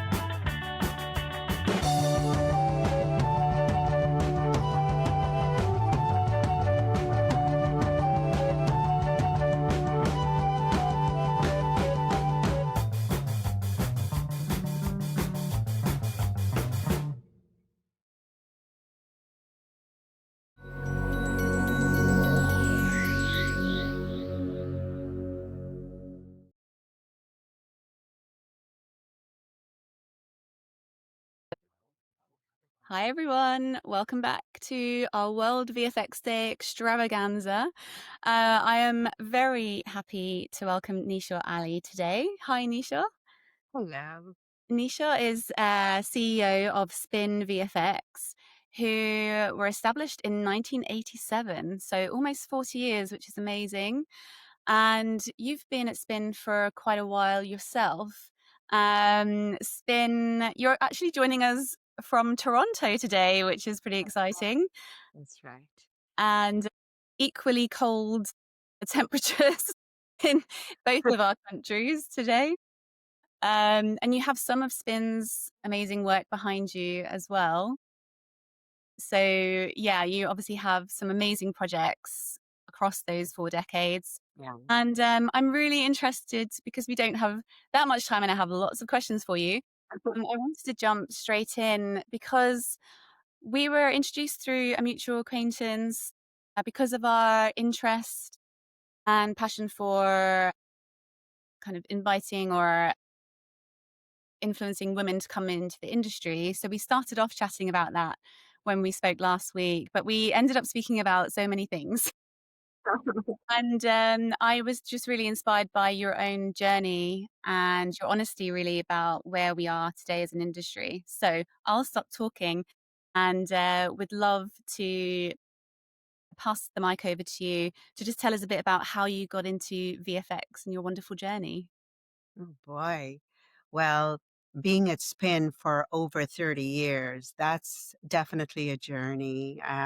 Spin, as you mentioned, Haley, Spin opened its doors in 1987, October of 87, and I joined in 1988. Oh. So some days I do feel really old. And other days I feel like I'm a 20-year-old with a fire in the belly, ready to take on the world, you know? Yes. But yeah, so back then we were servicing the commercial market.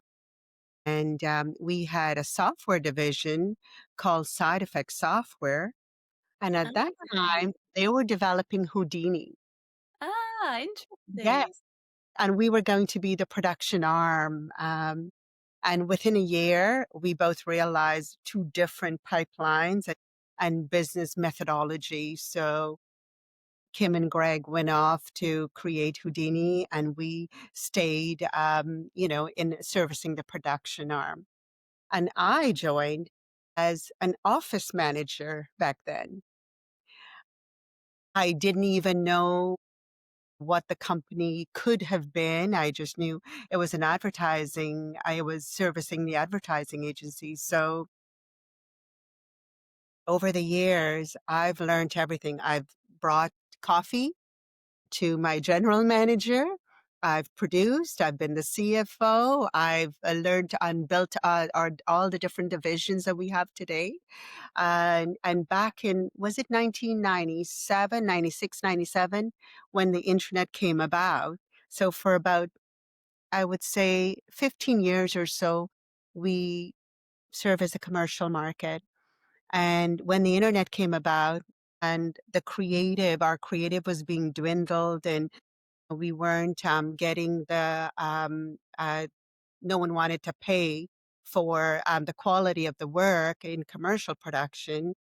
I decided that I was going to branch the company into feature film. Well, that was a mega undertaking. And by then, over the course of the years, I've been producing our commercial production, and I was also the CFO at the time. Wow. So, and during that time, for those of us in commercial production, would appreciate a Henry. And a Henry is $1 million system that clients would pay, $875 an hour to come and watch us work. And that was the latest and greatest tool. So we transformed the company. I transformed the company by purchasing the Henry, gave us a competitive edge because we were the first in North America to do so. A couple of years later, we purchased an Inferno. We were the third in the world to purchase an Inferno and hired one of our partners, Keith Adams. Later, he became a partner to run the Inferno. So that gave us a competitive edge as well. And when the internet came about, I wanted us to stay true to our creative because that's really our strength. Anyone can buy equipment. And it's about, what is that value that you cannot buy really unless you have that talent. So we branched into feature film. I couldn't have known how difficult that journey was going to be. I bet. And suffice to say, fast forward, 20 years later in the industry, 150 feature films and about 40 some odd television series. Here we are, holding our own Yeah. and privately owned. So, you know, I mean, we can talk later about Yeah. the state of the industry, but I've got some scuff marks. Yes, I'm sure. But I always say that, our sugar daddy or our investor is the bank, and the bank loves blue chip investment. So we have to be smart about our spending, and we have to plan ahead and, just, the revenue and the bottom line, it always has to mesh at some point.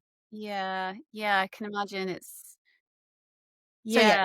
I've been there throughout it all, held many positions, know all the software that we use, can debunk, anything that we need to because, I've been invested in it for so many years. Yeah, it's such an amazing journey. To be anywhere that long is it's an achievement in itself, really. And I imagine in the late 80s, it was even more sort of male dominated as well in the industry. But that aside, um, just knowing that you needed to diversify and move the strategy for the business into film, that's quite a leap. And even today, we will talk about the current state of the market, but a lot of studios are looking at pivoting.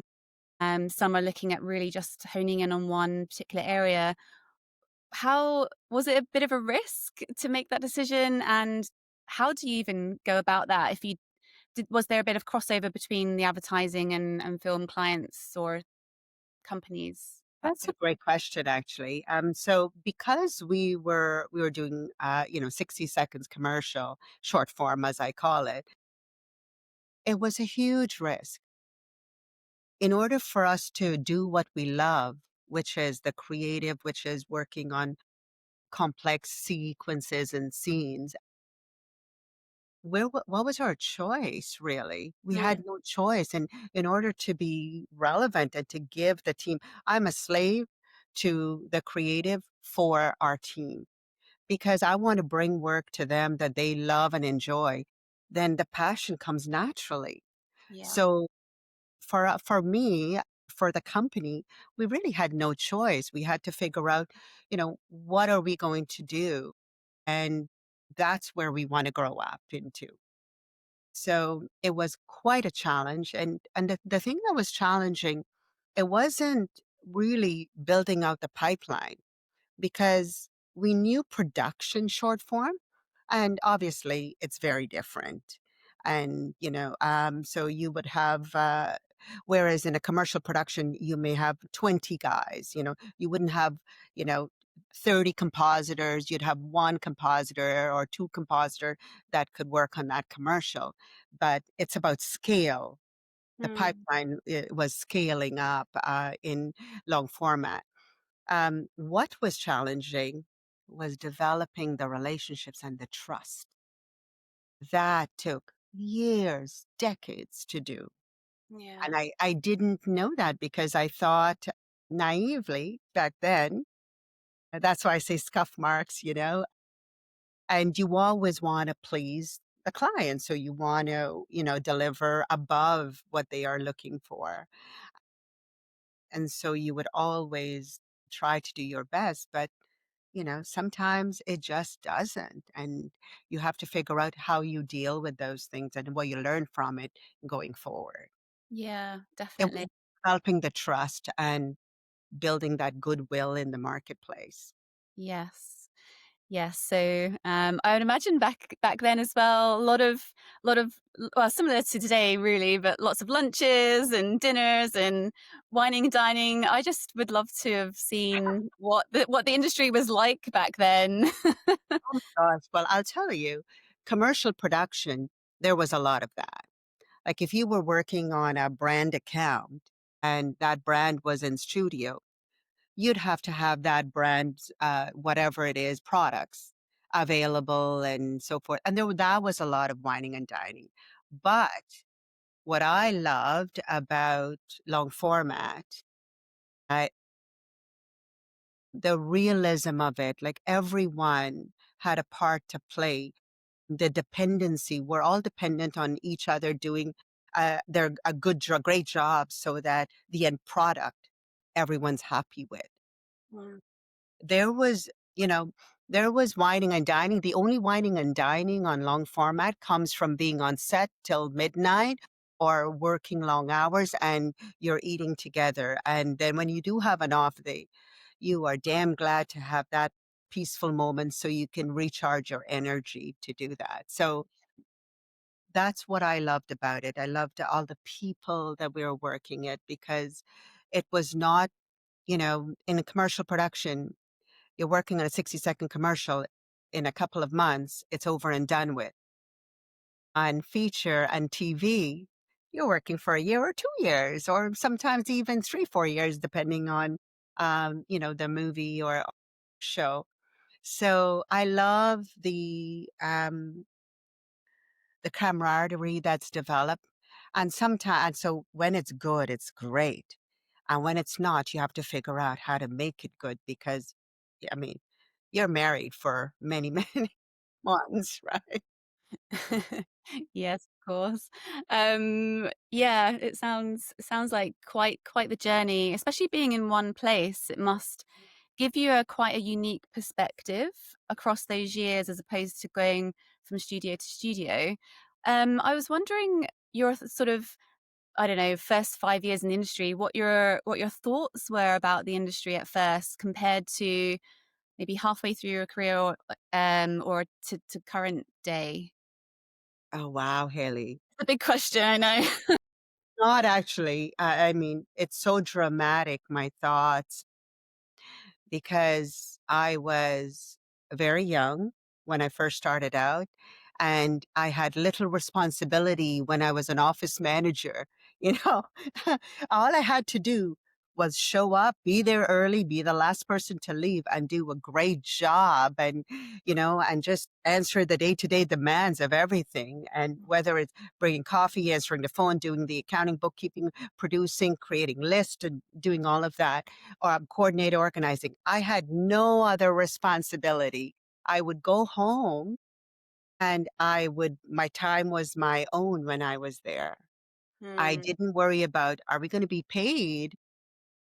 Is that show going really well? That was in the first, 5 years of my development, right? I didn't worry about planning ahead to next year and creating a huge financial projection. Then later, probably a couple years, about 4 years into it, I started taking on more responsibility and having to do all of that. And that's when the sleep pattern changed. And I realized I have all these people that are depending on me, all these artists and who have their lives and who, and their families are depending on them. And I've got to now figure out how are we going to make it work. So that was when reality set in.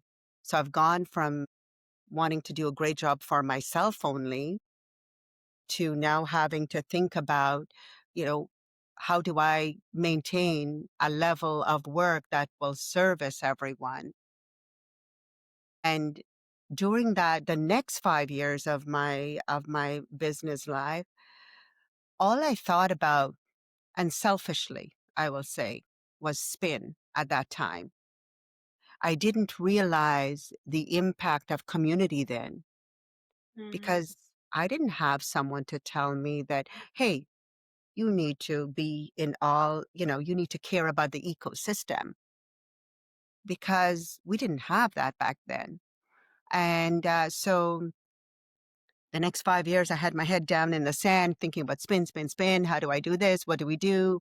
Competitively, blah, blah, blah. And then I realized I'm doing so much and the impact is not as significant as I would have hoped. So that's when I began to learn there's a whole ecosystem that you need to be a part of. Because in our industry, people work with people they like. And in order for them to like you, they've got to know you. And there's a great big ecosystem. And you start off locally, but you have to branch out globally. You cannot have your head in the sand and just think that locally is okay. Because the pipeline that has been developed internationally should be highly respected in visual effects. It takes all of us to deliver what everyone sees on screen, whether you're in the theaters or streaming or special venues or wherever, all mediums. So I learned that probably 12 years into my work life, which was already too late. So I never want anyone to have that lag time because that's detrimental. That's when I started to see that impact by being out there, supporting and helping, caring about the community, working with all levels of government, working with associations, working with other like-minded association globally. So yeah, it was totally a change in perspective. Fast forward to now. Here I am, 30 years later, given all that I've seen, and I mean, SARS, COVID, fluctuation in currency, all of those things. I mean, every year we're besieged by something, strikes, you name it. No, up until last year, we have never laid anyone off at Spin in all the years I've been at Spin. Last year was the first time, Haley. And I have to tell you, I felt like shit. I felt like disingenuous. I felt like these people that I know, but I held out for a year and things still didn't get better. And what do you do? Because we need to stay around. We need the core team in order to keep the business going so that we can be around to bring them back again. And because we're privately run, while we MBAs and all of that I may have, that doesn't really count in moments like this, right? Because it's about, the humanity of it and how do you deal with it? So on that front, I have to tell you what we did for the first year of this strike business. We kept, which was not a good business decision, but for me it is, and for us where we want to be, we kept all our heads of department, all the senior talent at Spin. And we kept them for that year, last year. Because why? It's all about the talent. It's about the synergy of the team. You can hire 150 people and put them in a room and think, yeah, you can get your project done. You can find those artists, but the synergy, the knowledge base that they've shared, the shorthand of and cutting each other slack, that is gold. And that's really the core of Spin's success over the years. And it's no one person, it's everyone working together. Yeah. So this year, I'm not going to lie. I'm not at my best.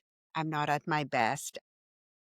I don't, going into the new year, I We had all the hope, not, globally, that the industry would have gotten better, would be more fruitful. It is coming back, but it's a slow crawl for many reasons. Everyone we all have our woes. So trying how to figure, trying to, what is it? What is the new transformation that is happening that we now have to fit into in order to be relevant and stay the course so we can reap the benefits and bring any team back that we don't have currently working with us. So those are the stages that I have experienced in my career. It has been wild, wild to say the least. Thank you for sharing that. Yeah, I can imagine having that responsibility for so many people's lives. I'm sure is very stressful. Would keep anyone up at night. I don't feel like any studios that I've spoken to have been able to avoid anything like that, unfortunately. And we're all desperately hoping that next year is going to be much better. I know that a lot of people were saying that about this year, but yes, we continue to hope because, like you said, anyone who works in this industry, we're first and foremost, we're so passionate about it. And if you weren't in this industry before and then you somehow get into it, you want to stay in it because the people are so amazing and awesome and talented. And it's why World VFX Day exists, because we need to showcase that a lot more. But I wanted to go back to you mentioned collaboration and it being a very collaborative industry. And I've seen online that you've done a lot of things, a lot of different talks and things like that. So really kind of pulling the community together. How do you feel we are as an industry now with collaboration? And do you think it's important that we really strengthen that between studios, perhaps clients, definitely, to just make our industry a lot stronger for future, like sharing knowledge and ideas and just whatever we can.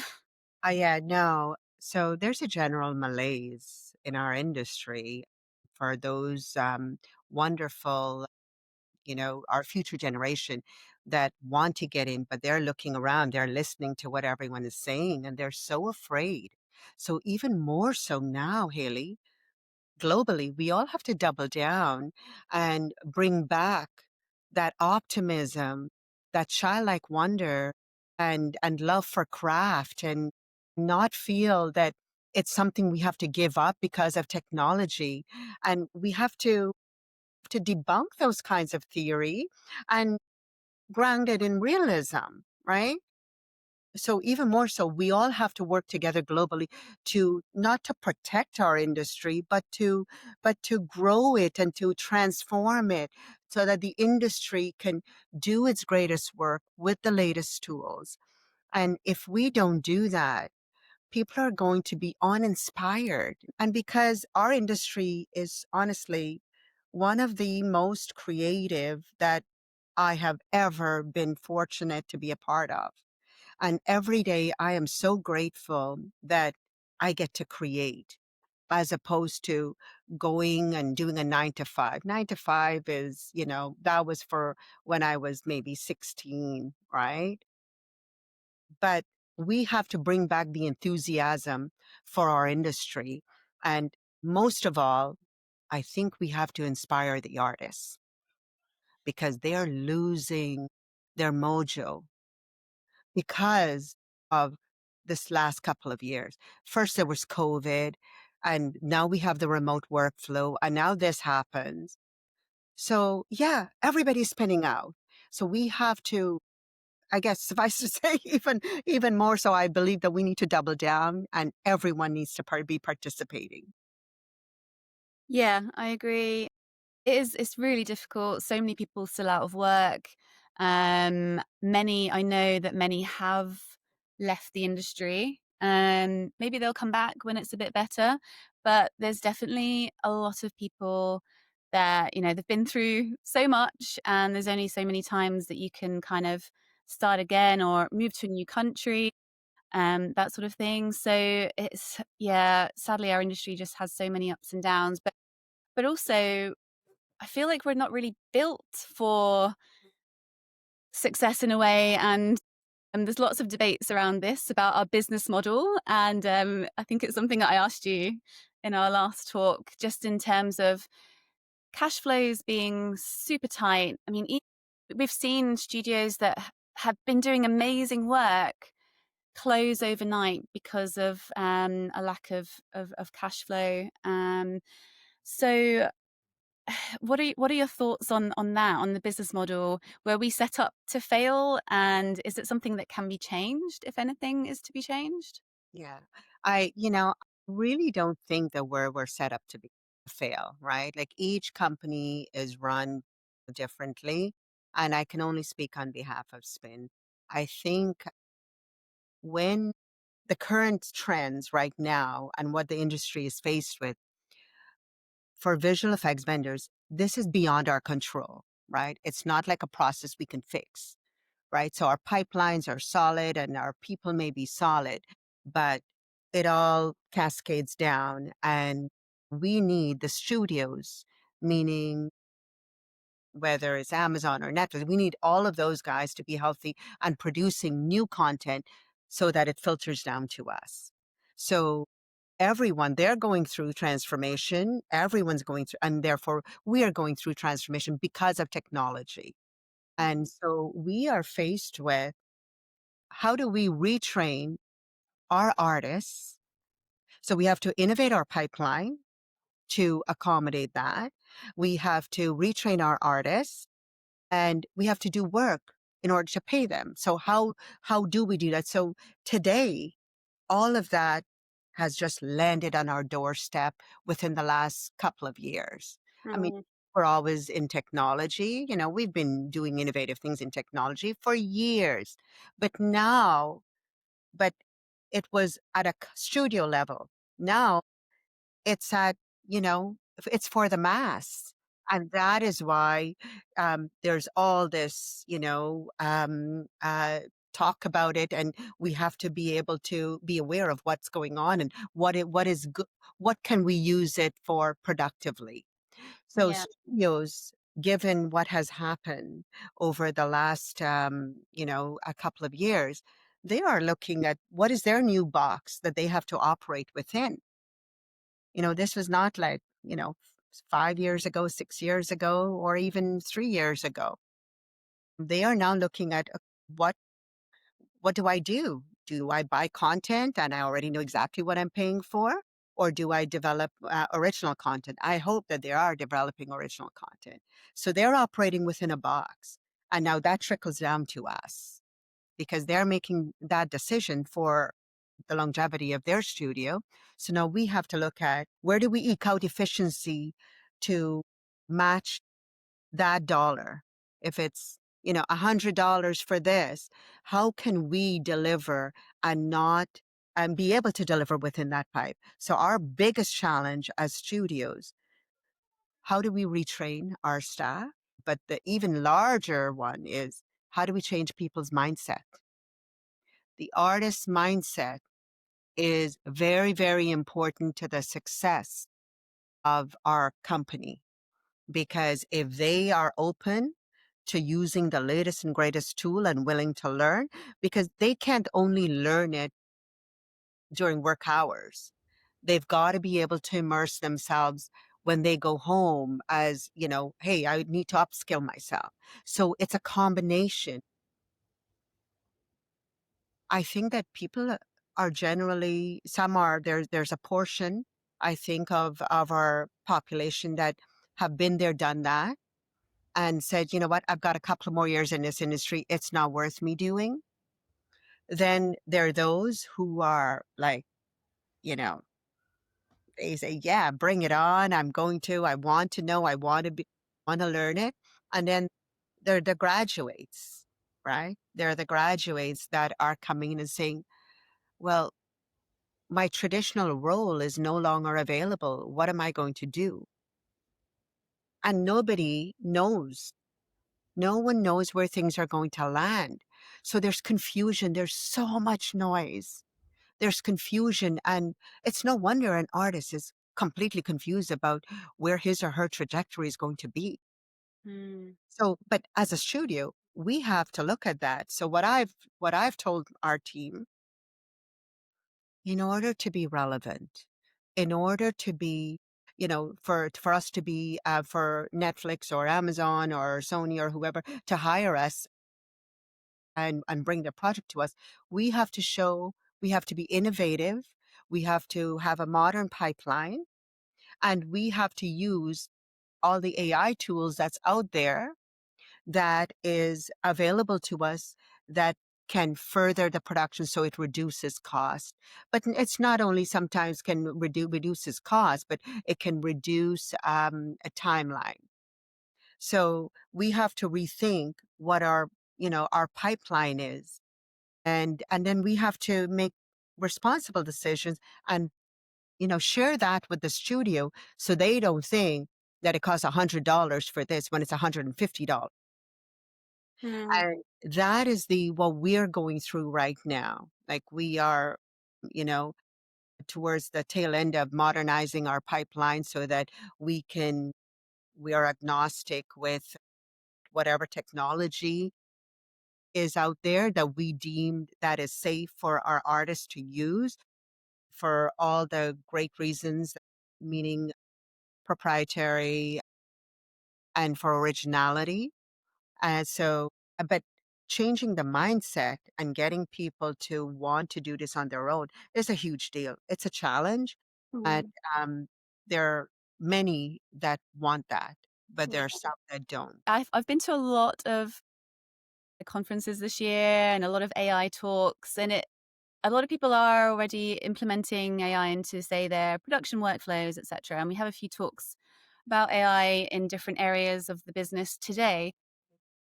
But it does seem like the bottom line is nobody knows what's going to happen. And so we're in this very strange sort of almost like an eye of the storm where it's kind of flat a little bit. And there's a lot of turmoil going on around us, but no one really knows the outcome after this kind of hopefully levels out soon. But honestly, Haley, I think all of that is going to change. And the technology, it's here, right? Like we can't avoid it. I mean, we're immersive in it, and everyone, a 15-year-old kid could probably be way better than maybe some artists who have spent decades in our industry. Why? Because he or she lives or breathes it, because that's what they love it, right? So that's the kind of thing that we're looking at as well. And I believe, in my opinion, that a VFX artist is way better positioned to become an AI artist. Simply why? Because they know the VFX pipeline, they already know what's achievable, and they have the eye. Like that's a shit you can't teach, right? You can't teach that. You have the eye. But if I'm coming from a technology background and I'm doing prompts, anyone can do prompts. But what do you get? The differences between the two, if you were to do a test, you'll see how different it is and the level of quality. Now, I'm not saying that they can't learn, but what they can't learn is the eye for quality work. And that to me is where I am telling my artists, don't be afraid. I mean, just use it to make you look good, make us look good, because why? It's another tool. And the purity of art, what is that? What is that really, right? The purity of art is what you've created. Before we used to have a tablet and we used to draw and we used to do this, but we were the ones doing it. Now, instead of a tablet, we can type. And it's not about the fastest typist. It's about the quality of the words that you're putting in to eke out that. And so it is still the artist and what they're seeing and what they want to change. So I think that I'm trying to tell our team, don't be hung up that you're not the one that's creating it. You are, but you are spending time beautifying the shot instead of worrying about that broken, AOV over there, or that render that glitched and nobody didn't find it yet, and all sorts of it. And real time, So iterations is where you can see your work and you can be the sole generator of your art form. So before you used to be part of a pipe. Now, instead of being a lighter only, you can have greatest satisfaction as a lighter and but you can have greater satisfaction because you can create this from start to finish. How cool is that? And so I'm trying to show them this other way of thinking, that instead of thinking that they're losing their job, they're actually gaining more. And what doesn't work in AI, we can then kick it out and navigate it in our traditional pipeline, because why? They know what can be done.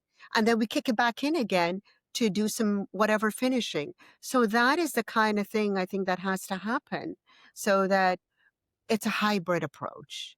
Look, shooting a movie, I mean, I will, until the cows come home, advocate for that.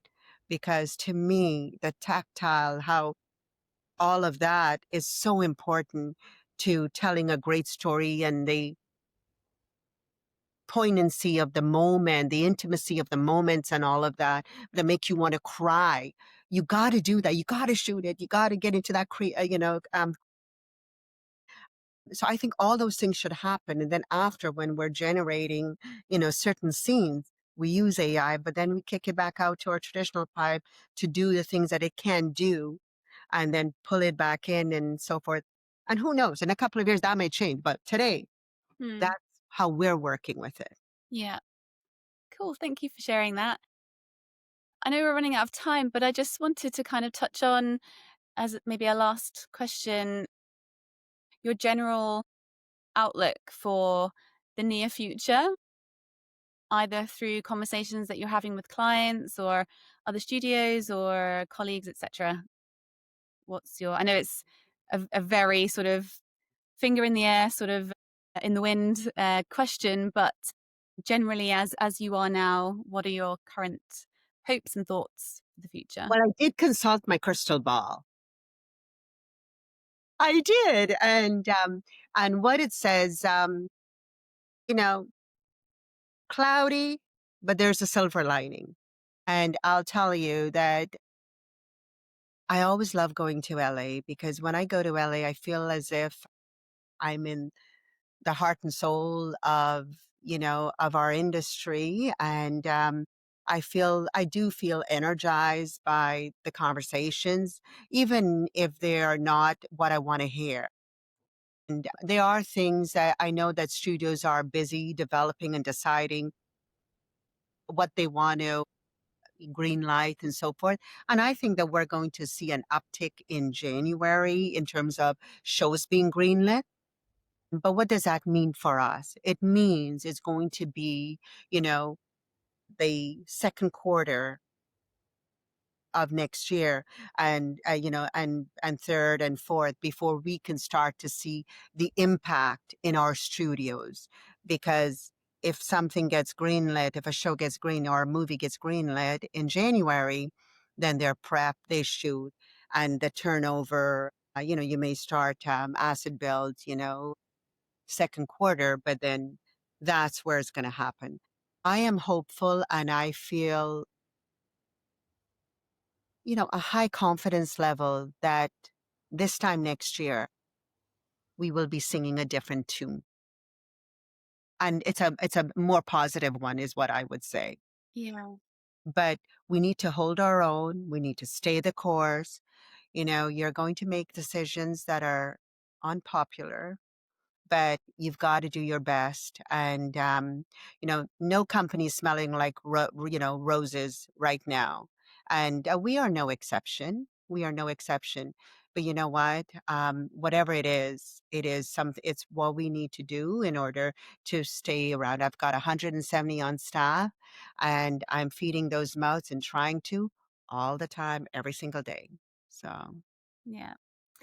Yes. Well, thank you so much for being so open and honest about everything. And hopefully you can come back then to World VFX Day next year, and we can look back at this talk with distant memories and hopefully a lot more projects in the pipeline. So for now, thank you so much for joining us today. I really appreciate it. Well, you're welcome, Haley. Thank you for the opportunity. Thank you. Have a great rest of your day or week. Thank you so much.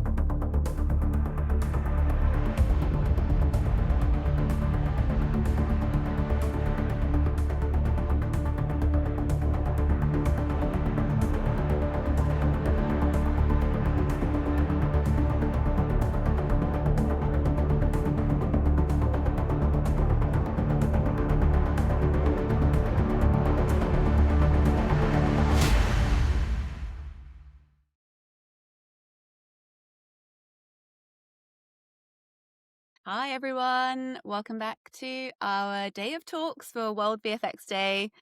If you've just joined us, I'm Hayley Miller. I'm the founder of World VFX Day, and I'm happy that you're here. And I'm also happy to welcome our next guests.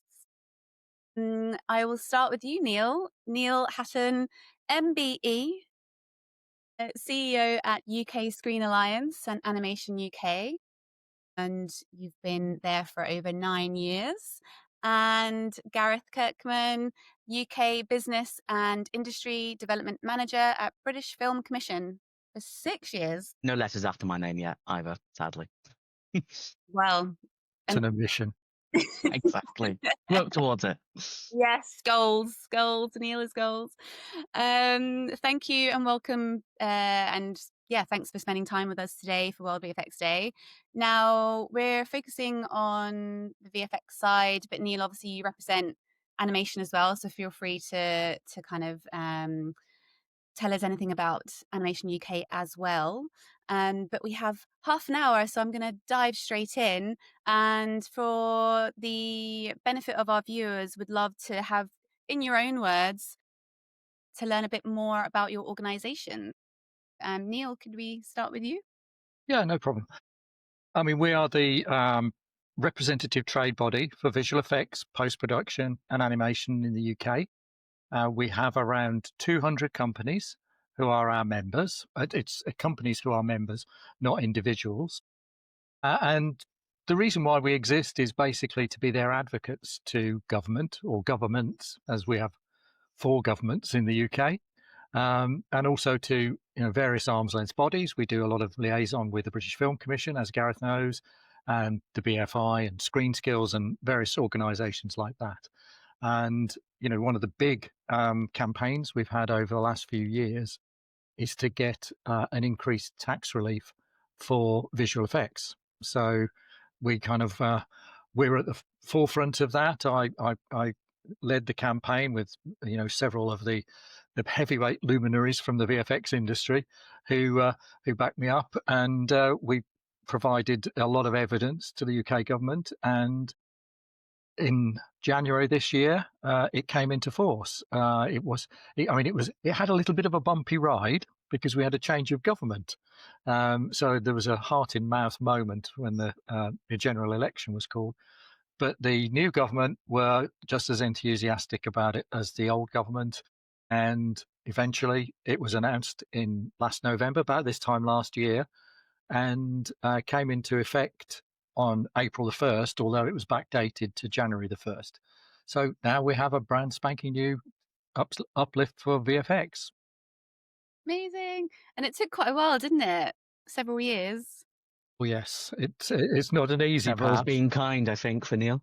Yes, it wasn't an easy path, and I think we really started to gain motion around 2022, maybe something slightly earlier than that, when the government really started to take interest in it. And the evidence base was building that the existing tax regime was not effective in incentivizing people to come to the UK for visual effects. It was very good for filming, and still is very good for filming. But the problem with the visual effects was that very often they would cap out of tax relief if they'd done the majority of their filming in the UK. And so we fixed that, because we've now got rid of the cap, which meant that people would get 0% incentive. But now they're getting almost 30% incentive. So we're in a very much more competitive position than we were 12 months ago. Yeah, amazing. Thank you. And Gareth. Hi. So I work with the British Film Commission, one of the various industry bodies, as you mentioned from the start. We've got sort of one principal but very large guiding remit. So we're the national agency for what we refer to as inward investment production in the UK. So that's your internationally financed feature film and high-end television productions that will be working in the UK, whether that's via filming or via visual effects and post-production, essentially utilizing UK services, utilizing the UK, working with UK talent, but it has a bit of cash from elsewhere, bringing that investment in. And so the British Film Commission do this, are tasked with maximising that from governments. We are majority funded by government, but we're also, our key focus is on the infrastructure as well, the UK offering, the production ecosystem that makes us such a rewarding and valuable place to work, which is my guiding focus as the Business and Industry Development Manager. The UK, all of it is my baby, as it were. So anything that is part of that ecosystem, but as mentioned, a huge partner, jewel in the crown, has always been visual effects and post-production infrastructure, because indeed the only other way to qualify as British and take advantage of those tax reliefs, other than placing your physical production here, is via VFX and post, which is all part of this messaging and the work that BFC have been doing with Neil through the years in terms of championing that side of the industry. And as Neil says, we've been very successful over the past decade with the physical production side. So it was great to finally get to a point where we can now match that and not be sort of shooting ourselves in the foot, as it were, by keeping all that beautiful physical production work, but also able to accommodate all the VFX and post and really bring the level of work that the talent and the creativity that we can offer here deserves in that case. Amazing. Well, kudos all round for everything that you do for the industry. Next question, just staying on tax incentives for a bit. They're obviously important. Lots of different countries have different types and levels of tax incentives, and most of it goes over my head, and I know that clients even struggle sometimes to kind of wrap their heads around it. So obviously new business is a huge benefit of this coming to the country, but what other benefits or importance does it bring in terms of maybe collaboration with other organizations and countries? Well, I think the visual effects side of it is it's high value, it's high prestige, and we're actually very, very good at it in the UK. So, I mean, I think Gareth can tell me the latest stats. How many years is it that we've? How many years have we won the VFX Oscar out of recent years? Is it something like 12 out of 15? Well, about the last 15, we generally say that Yeah. British teams have been involved. So, British talent or British vendors, etc. Yeah, so that's a pretty good track record. So certainly the tax credits on their own wouldn't be sufficient to incentivize people to come to the UK. They're coming because we've got great teams with great creativity. And we're also extremely good at managing projects and delivering vision within a budget, on time, which is, those two very important things. I mean, at the moment, that's very challenging because the budgets are pretty tight. But, the UK workforce is excellent at delivery and delivery of a creative vision. So, those are the main things. But, visual effects isn't just about media and entertainment. we've got to remember that there are lots of spin-offs from visual effects, not just into things like, live experiences like Have a Voyage, but also into commercials, and then beyond that into things like life sciences and architecture, anything that uses 3D visualization. We're building a really strong workforce in visual effects that have transferable skills. So, there's a lot of jobs beyond visual effects that are based on visual effects skills. And if I can, to build on your ask about the importance of the tax reliefs, I mean, we always say at the end of the day, the tax reliefs, maybe can bring the projects in, but it's kept in by the talent, really, at the end of the day. The tax reliefs are there to remain competitive, really. That is what it is about.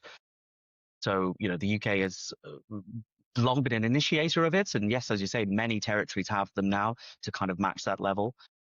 But we might not be always the most ridiculously high headline figure, because that isn't the chasing game that the UK works to. The UK works to keep a level playing field, so it means that the excellent offer that we can provide is then at least at that level playing field. So as I say, come for the tax reliefs. It's dry, but it's exciting, but it's appealing, and it's needed nowadays in contemporary production landscape. But staying for the talent, the crews, the excellent sort of work opportunities, and from that, as Neil says, it's kind of a in terms of reward on that, it's a done deal. It's a win-win scenario that that by providing that's job creation, that opportunity that's then brought to the UK as well. So incredibly important, but not but they don't exist in a vacuum. There's much more of a connected approach, really. Yeah. And our tax reliefs are set at a level which is sustainable. I mean, as Gareth says, there are some incredibly high figures being quoted by some states, and you have to question, are they there for the long term? Ours is definitely there for the long term. There's no sunset date on our tax credit. It's going to be around for a long, long time. The current government, the previous government have always been very supportive of it. So we have that cross-party support.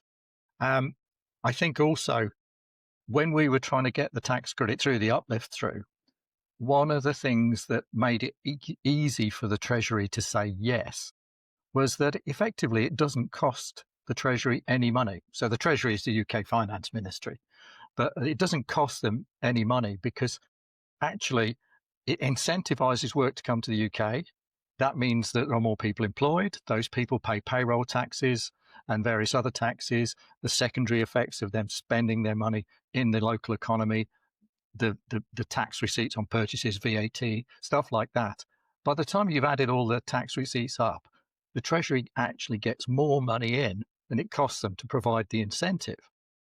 So it doesn't cost them any money. And I know it was always one of these things where, we're always very sensitive to the accusations that why are we giving tax relief to the film industry when there are other areas of the economy, essential public services, that are crying out for more investment.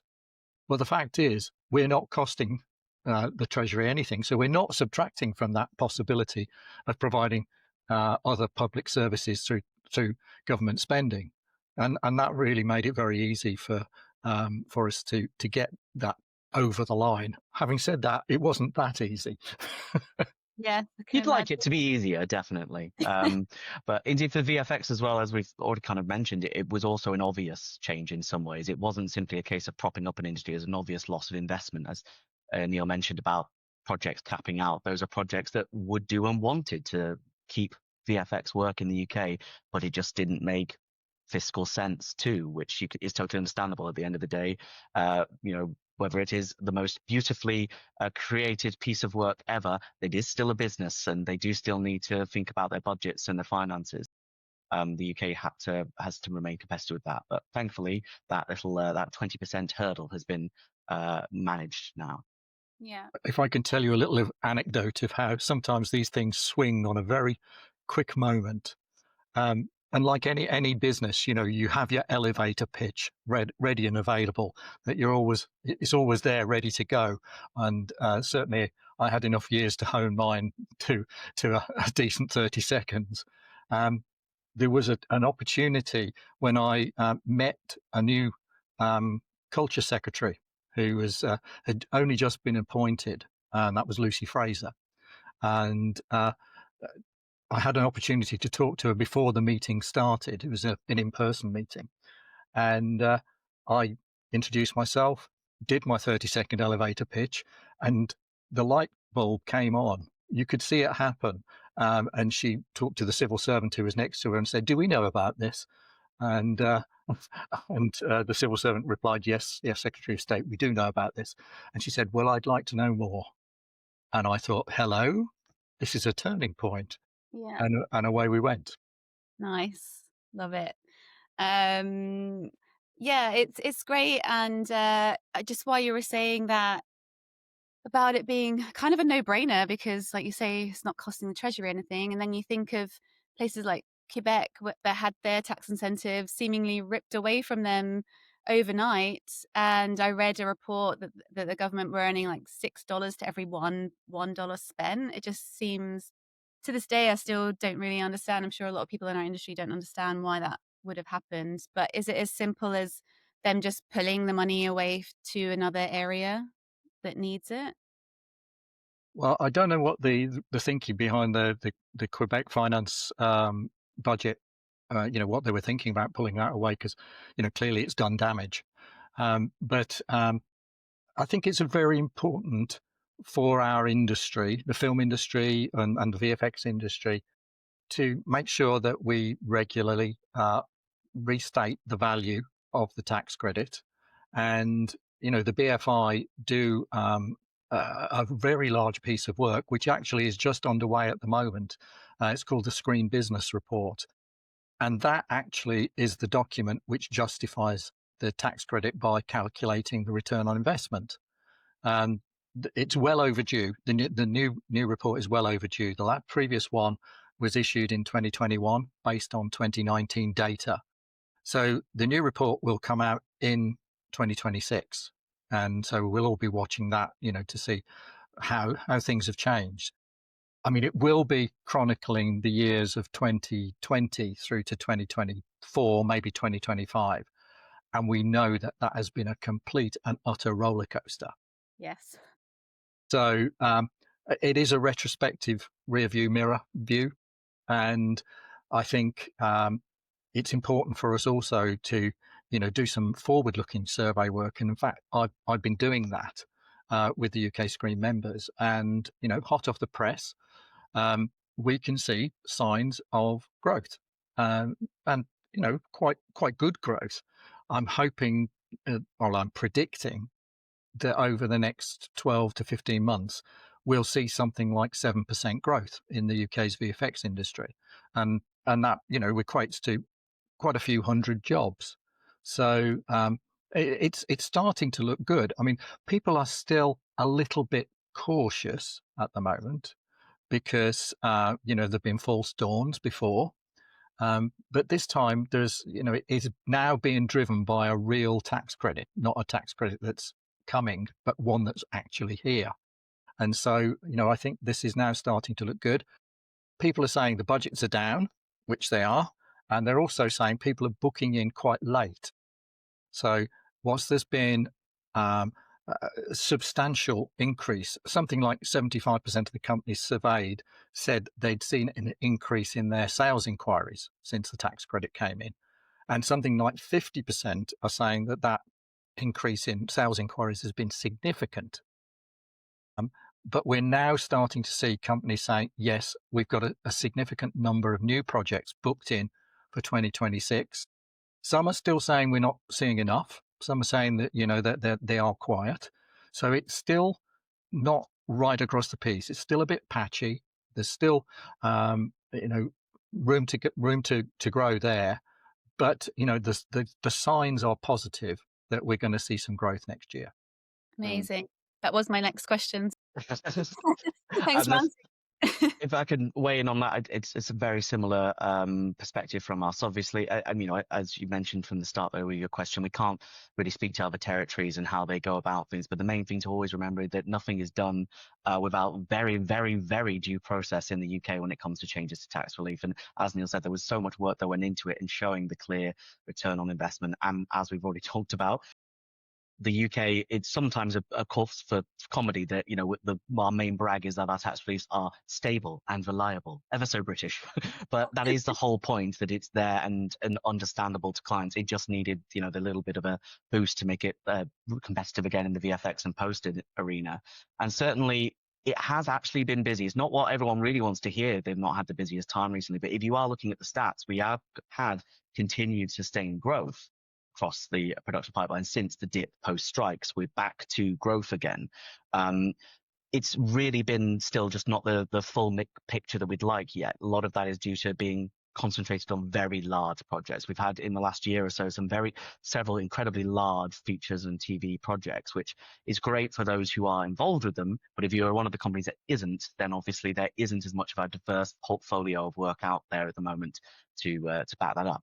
But we're seeing really good signs of change with that, of a better mixed bag of kind of budget levels across things. As Neil already hinted at, budgets, it's still, we haven't hit new normal post strikes yet in terms of what a budget standardly is. Or what a schedule generally looks like is still one of the main issues that many of our infrastructure are facing. But we're certainly seeing that there is a lot of reason to be optimistic in terms of production flow coming in, just even from what we've seen of production starts in the latter half of this year. And as Neil mentioned, then certainly for the VFX and post pipeline of what we can see into sort of Q1 for next year as well. I think we hope we have reason to be optimistic in that regards. And I think people might ask, why has it taken so long? We've got, as I said earlier, we've got this tax credit which has been applicable since the 1st of January this year. Why haven't we had an immediate effect?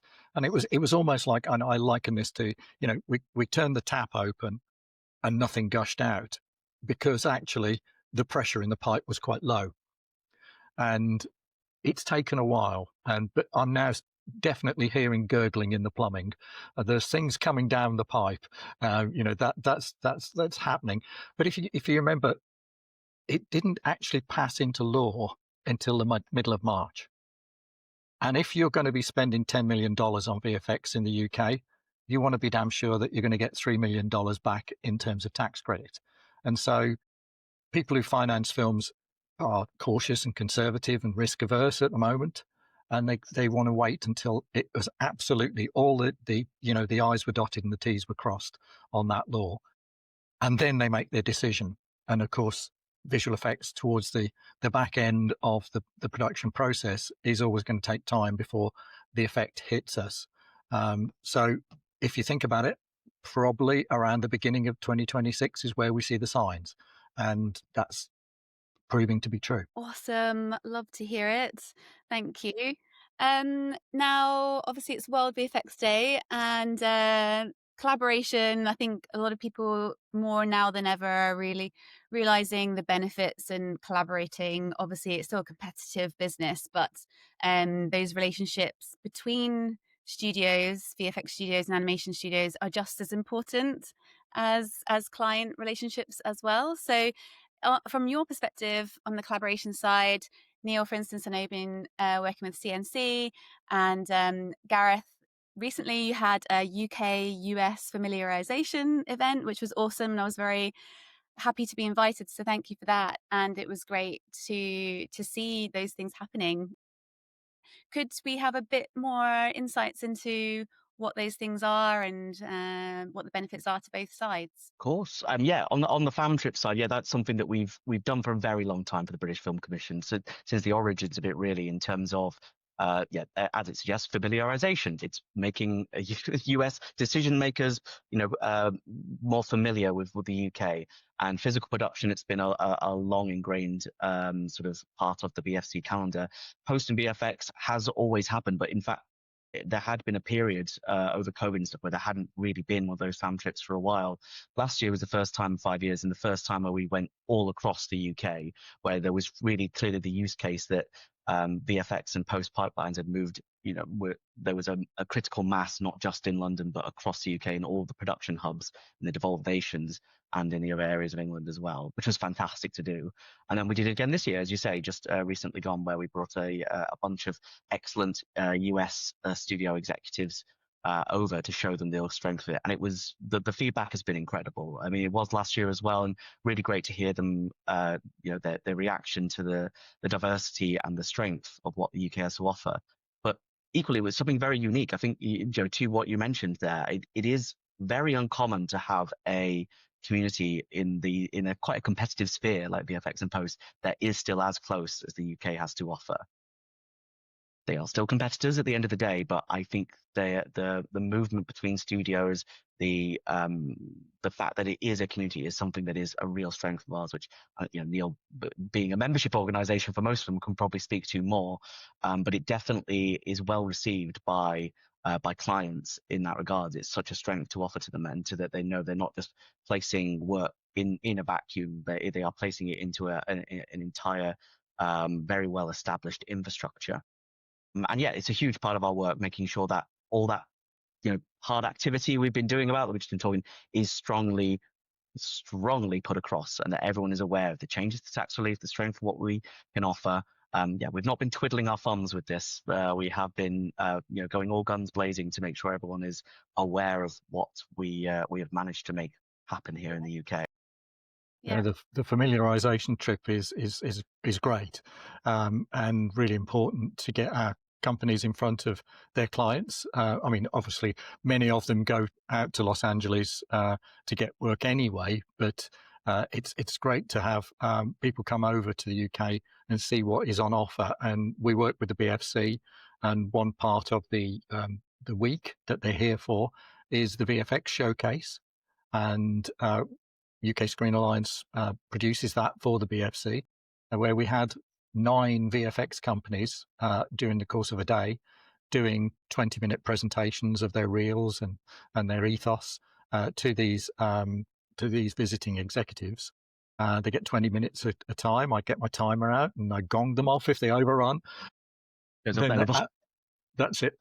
Out they go, and in comes the next lot. So they have a very, very rapid fire look at the UK VFX industry. And because there were 3 VFX and 3 post executives this year, Gareth at the same time was taking post executives round post-production companies in central London. When it was chucking it down as well, which was very pleasurable for me.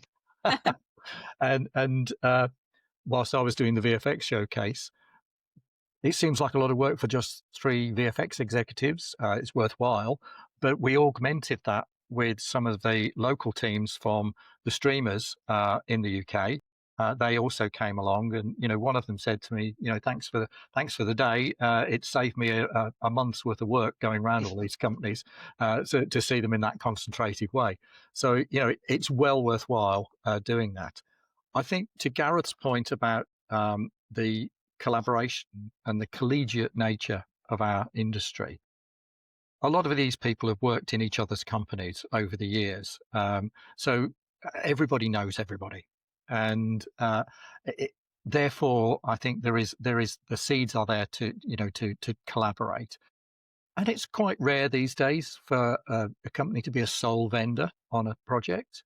There's more use of multiple vendors, basically from the client side, to spread the risk and also to play to the strengths of individual companies. Some companies will be better at environments. Some companies will specialize in creatures, and you can use, particularly when you're using the smaller companies, pick the strengths of those companies. And that's, we were only too happy to showcase all of that to these visiting executives. Nice. Good work. So carrying on the theme of collaboration and I guess feedback and everything, your organizations represent a lot of studios and individuals, I guess, as well. How do you, and you have clear missions, I would imagine, and goals and objectives for your organizations, like the tax incentive, big tick. But when you have so many people in your membership or that are coming to you, how do you kind of manage that feedback and everyone's sort of needs and wants to form part of your organization strategy and goals for the future, as in maybe there's something next on your list that's been on the table for a while? Well, how do we manage multiple stakeholders? Well, sometimes it is like herding cats, but there is a consensus amongst them on many subjects. In terms of goals, there are things that we can affect and things that we just can't affect. When people say, "Oh, could we all come together and agree what our rates should be?" Well, no, we can't do that because that is anti-competitive. That would be antitrust, and we just can't do that. But there are ways that we can establish, particularly with the clients, the value of visual effects and the value of post-production and the value it brings to their production.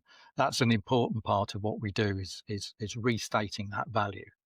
By doing PR not just for, individual companies will do their own PR, but we seek to do PR for the industry and establish it as something which is very worthwhile and a very essential part of the production process. We've seen people in recent times dissing VFX, CGI is for losers, and all that kind of stuff. We don't like that. We can't say that. But we want to make sure that, people recognize the value that it brings to a production. And it's not just the value you see on screen, the obvious stuff. It's the invisible stuff. We want to make sure that people, when they're saying, "Oh, that film didn't have any CGI in it," well, that's probably not true. And so we want to establish, that principle even more strongly. In terms of what can we do next, what's the big priority? I think, obviously, getting this growth going, but as the growth occurs, we want to make sure that the industry is skilled to the right level. There will be people who have been out of the industry for some while who, if we can bring them back, they may need a bit of reorientation on current practices. Things have changed, virtual production, and also the beginnings of the use of AI within the ethical use of AI within VFX. And so people need to be brought back up to speed. So, making sure that there are funds available for training is very important. And keeping our long-term skills pipeline intact is also essential. This goes right back to schools and making sure that there's the interest in schools in 3D visualization, whether that's for animation or for visual effects, or even for the games industry. We share a common pipeline in that respect. But also, when people get to university, we want to make sure that universities are teaching the right skills.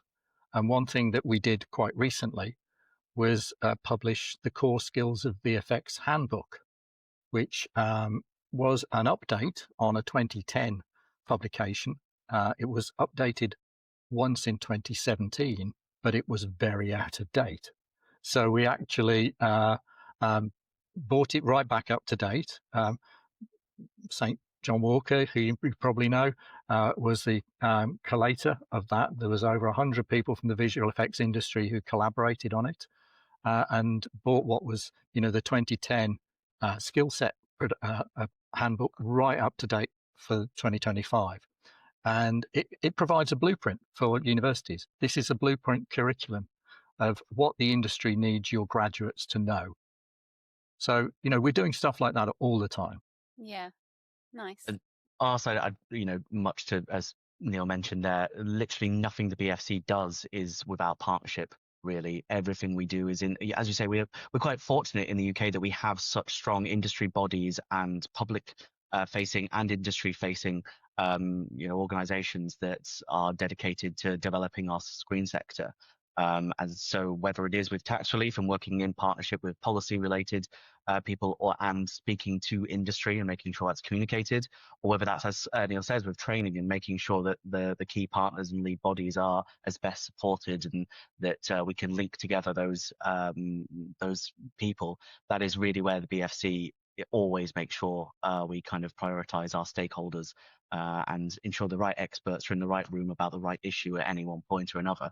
And going forward, that's always going to be the method. And there's still a lot of policy hot takes to ensure that we remain as film friendly as possible going forward. But we'll be navigating that and making sure that visual effects is, as you rightly say, just considered as significant as any other part of the production pipeline.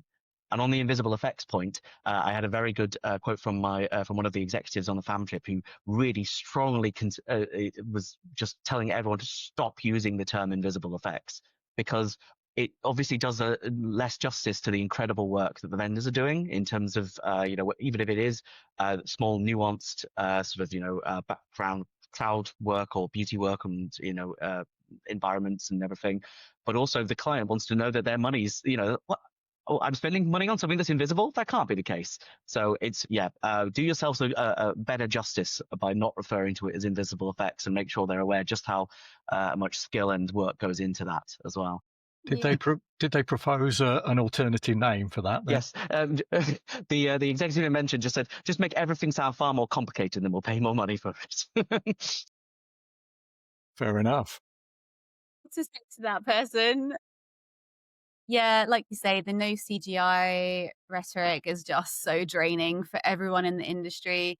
And it's so hard because, the reason we call it invisible effects is because half the people that watch the shows and the films don't I think know. it's invisible. Yeah, exactly. So we need to get CGI term out of the media, VFX, visual effects, very much in there. But yes, maybe we do need a bit of a rebrand as an industry, a bit more of a combined PR effort going forwards. But I think one of the problems is, of course, you don't want to reveal the magic on a film release. It is like a magician showing you how to do the trick, and it becomes less engaging as a result. So we always have to work with that. But then again, the vendors always want to show what they can be capable of. And in fact, one of the first questions that will be asked by any visiting executive of show us what you've done, show us the breakdowns. And so I think there is we probably do need the studios to be a little bit more relaxed about releasing breakdown reels and the behind the scenes stuff, because I think it is so important. Maybe the timing of it is also important. As I say, you don't want to break the magic, but you do want to eventually, once you've experienced the magic, you're always fascinated to know, how was that done? You want to see how important that incredibly invisible or otherwise effects actually was in what you saw as the final picture. So yeah. And I could go on a massive rant about this, but we are coming out of time. Another panel session. Another panel session for sure. Neil, I've badgered you about this before. Trade association is a big word, but if we're looking at certain things like being able to talk about our work earlier, so in a sort of global organization, trade association sphere bubble kind of term, could that be helpful to our industry overall if we have a global level goal in terms of the studios? Please let us talk about our work, and could we push that a bit more from a global? I think you've got to be careful about what you expect it to do and what it's allowed to do, because the last thing we want is for our clients to be screaming cartel at us. That is definitely not what you need to do. But there are areas where we can collaborate and talk to each other on that. And there are national organisations. France VFX is one. I met somebody from Poland who was also running a Polish VFX organisation, and there are other organisations around the world, and maybe we should talk to each other more often on shared interests. But we've got to be very careful about the commercial interests. We also have. The clue is in the name of UK Screen Alliance. We're primarily concerned about the UK business. But many of our members, of course, are global companies. So I think there may be some merit in it, but as soon as people start saying, "Oh, if we all get together, we can all make sure that we gang up against the studios," that is not going to happen, and it's not desirable because we'll get ourselves in deep water if we do that.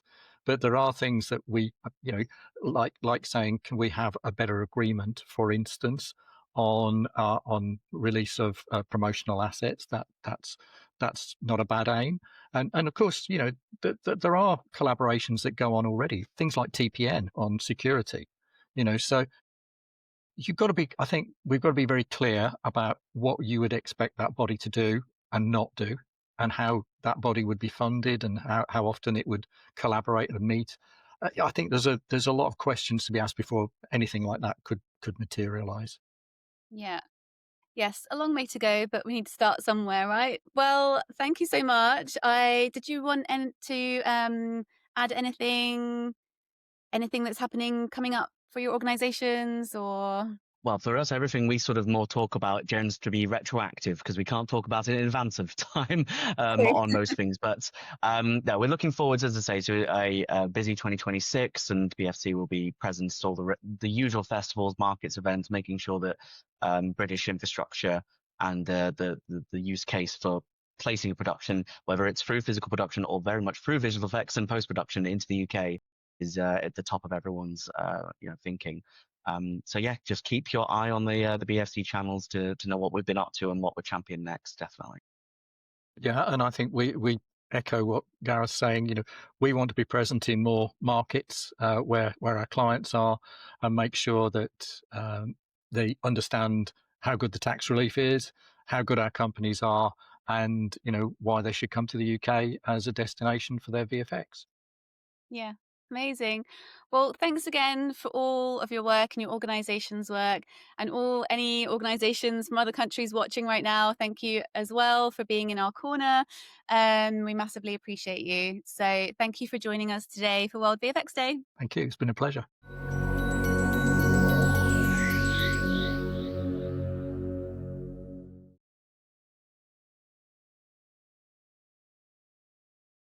Hello everyone, welcome back to World VFX Day. I hope you're enjoying the day so far. I'm really pleased to have our next panel, and without further ado, let's kick off.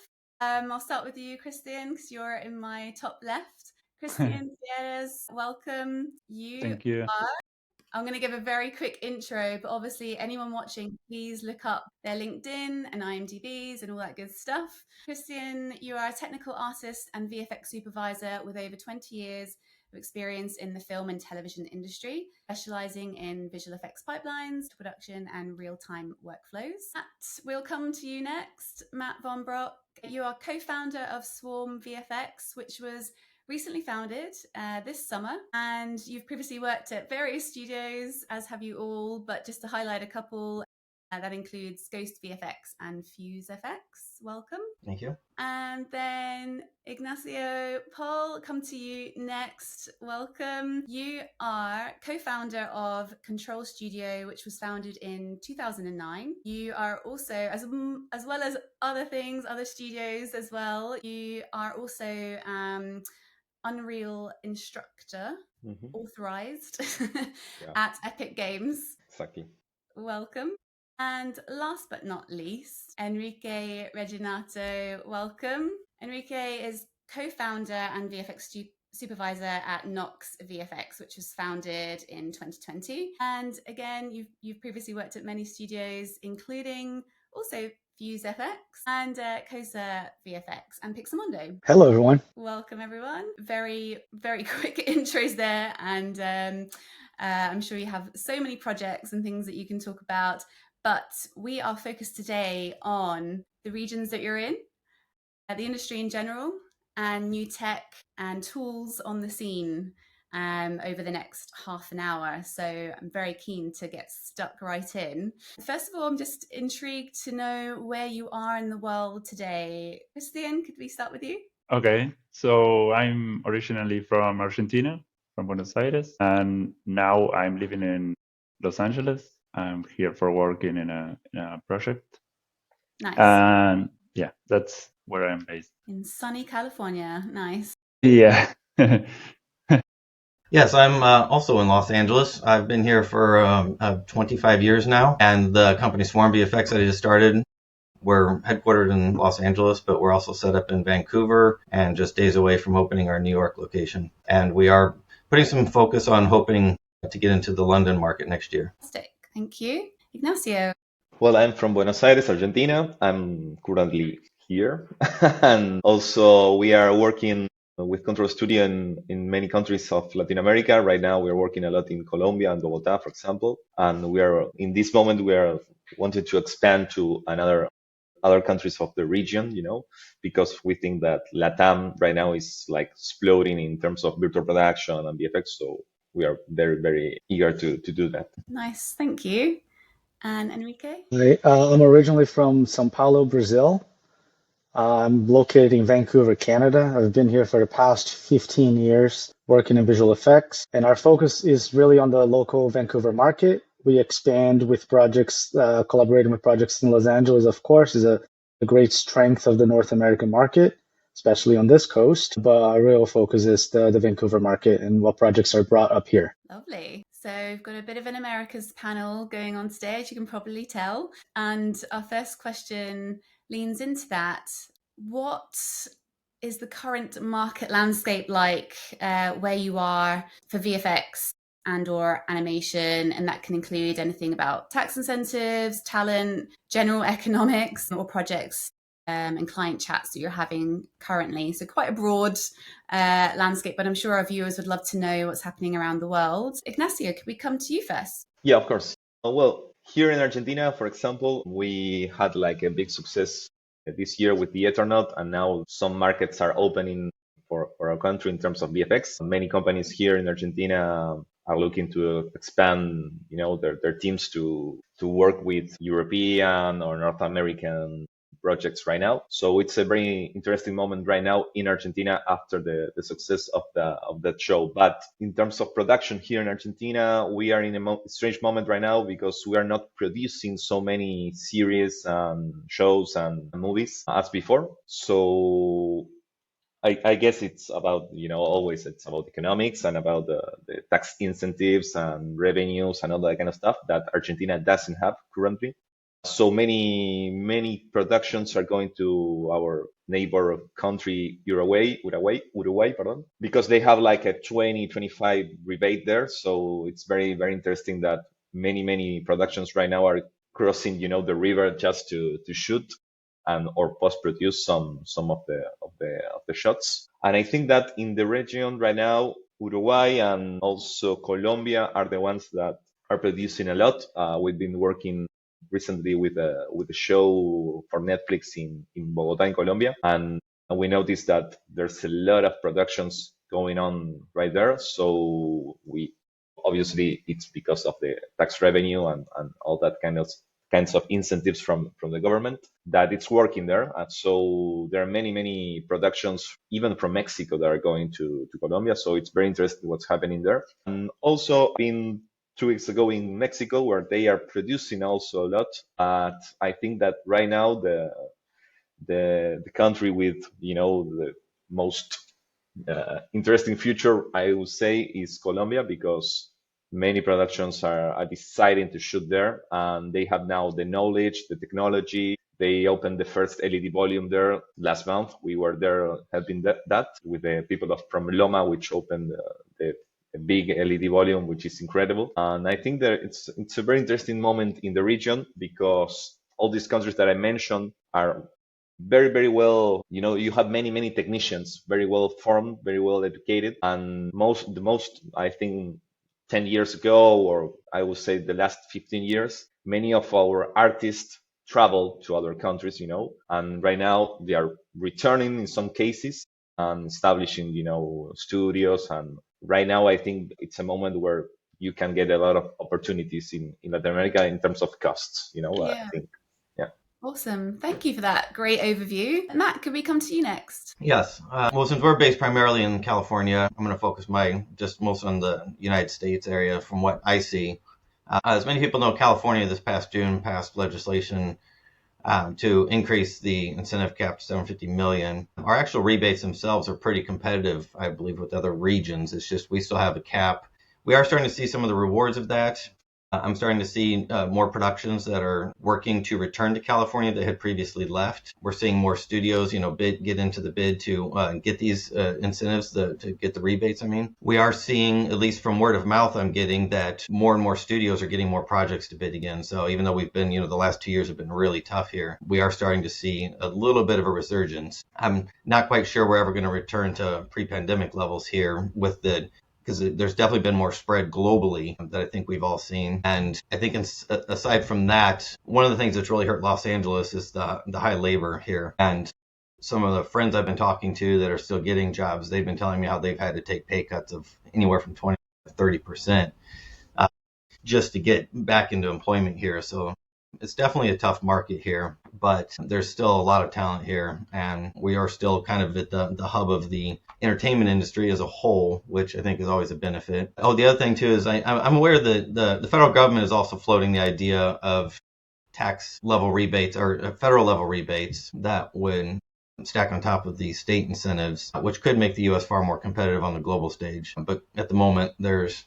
no clear indication, or even if we'll see the meaningful movement on that front. One more thing, I think, that also globally is sensitive is the incentive instability, as we've seen in Quebec in the last year or two. Things have kind of destabilized there. We're even seeing it a little bit in Atlanta, Georgia now. So it's troublesome, I think, for all these locations to depend on these tax incentives because you build up and then the tax incentive change and then you got to move. So it'd be nice to see better stabilization in the industry as a whole globally. So I look forward to seeing how that all plays out. Yeah, I totally agree on that point. Very nomadic lifestyles that we have in this industry.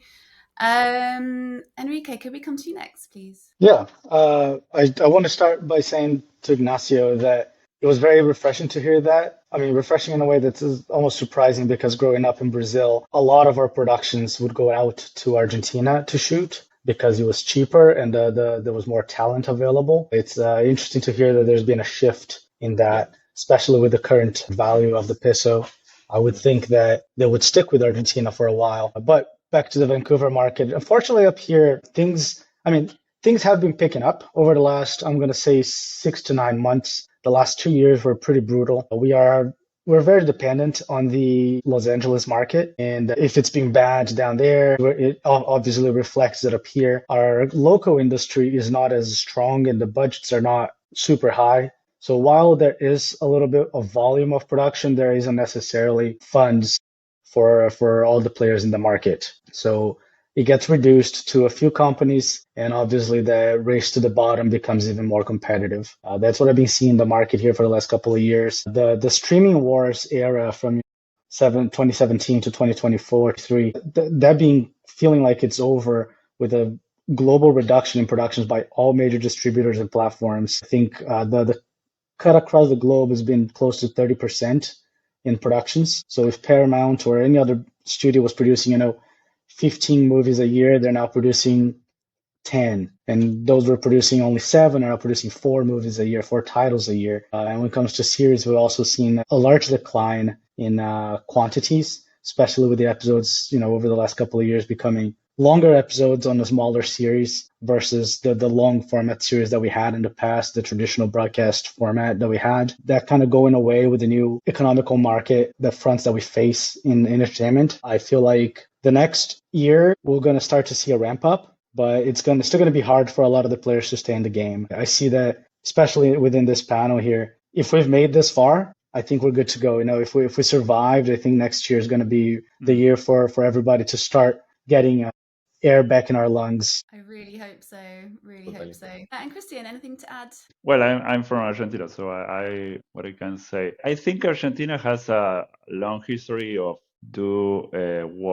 service work from abroad, and recently it came to make big productions like the Eternauta. But I think right now the industry is slowing down in Argentina because we don't have too much tax revenue or government programs. But I know people from Latin America, like Ignacio said, Brazil, Chile. They have a lot of incentives from the government and a lot of programs to make local programs. I heard in Brazil, by example, they have this program that, like, if you are Cartoon Network and you want to stream on Brazil, you have to make a local program from Brazil to have the rights to stream. And that, I think it's a good incentive, and they have a lot of good programs that came from there. I think that the industry in Latin America it's really dynamic. Depend on the government, and right now it's tough for Argentina, but in other countries it's going better. Mm-hmm. Yeah, thank you. Thank Haley, you for that overview, everyone.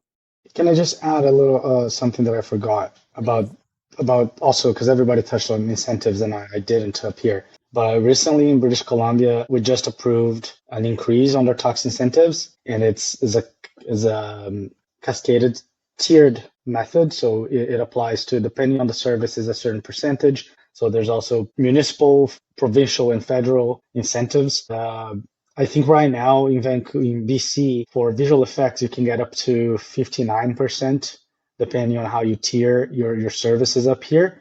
Unlike a lot of places, although the incentives are labor only, not an overall to your budget, we don't have a cap and we don't have a minimum expenditure in BC. So I think that's something that the government has been trying to do to really attract productions to come up here, but the global market hasn't gotten there yet.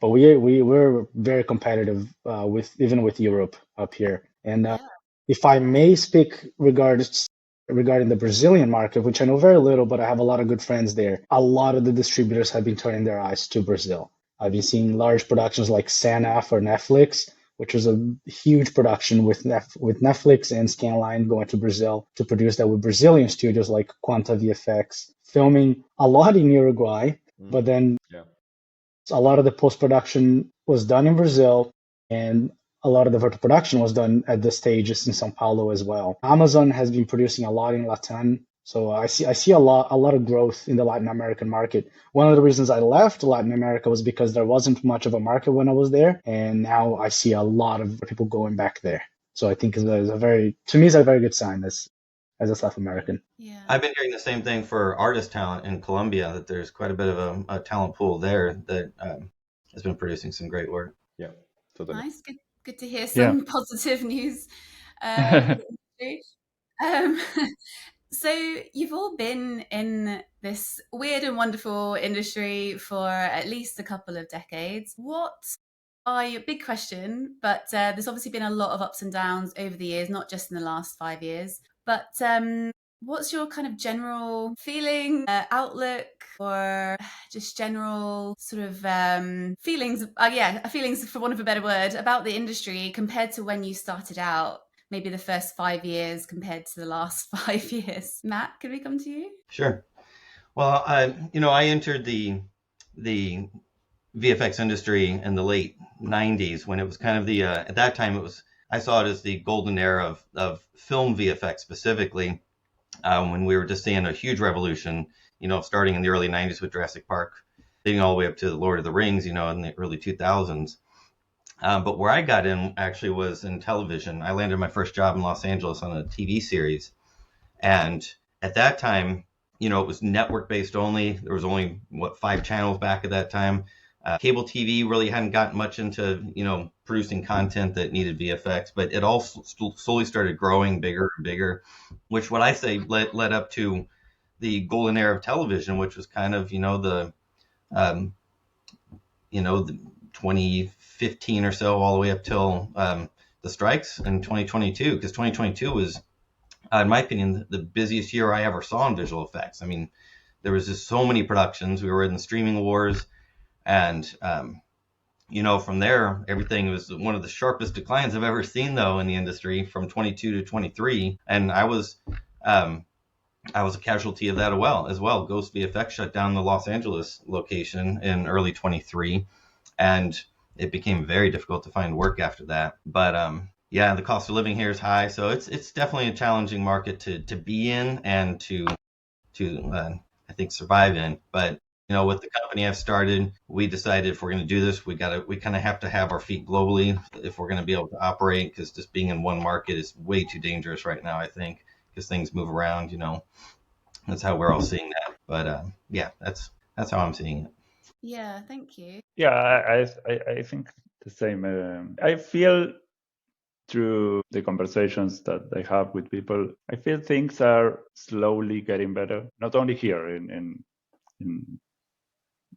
America, I don't know, but I also see like there are people more interested in efficient workflows and change the way that they working and real-time tools, the new technologies, which help teams and projects that might be not otherwise be able to move forward without these new tools. And so I think it will change the industry for now. I think the things are getting better, but I mean it will change the way that we do the work, the projects. Yeah, we're in a bit of an eye of the storm, it feels. At the moment, I keep using that phrase, but yeah, just there's so many spinning plates at the moment, more than possibly ever before, with new tech, AI, all the rest of it. We're going to dive into new tech and AI soon. Enrique, anything to add? Yeah, well, I started outside of visual effects. I started as an editor then I transitioned to set work. So I spent like my first 5 years of my career on set, and between set and editing, and then doing a little bit of motion graphics, a little bit of color work, a little bit of post. Fell in love with post and visual effects, and then spent the last 15 years focused on that. When I started versus today, there was very little resources. So the entry gates were taller. The lock was, it was a 7-key lock to get your foot in the door. A lot of the work that we do now, we wouldn't be able to do back in the day. Even what we call, the bread and butter, the low-hanging fruit work today was very limited when I started. Obviously, I don't go as far back as some people, but that's the major difference that I feel between when I started and now, is that now there's a lot more resources. And I feel because the industry as a whole, the media and entertainment industry, has grown quite a bit in the last 25 years. Obviously, we've made it easier. We have to kind of upskill everybody that comes after us to support a market that we've been creating for the last 25, 30 years.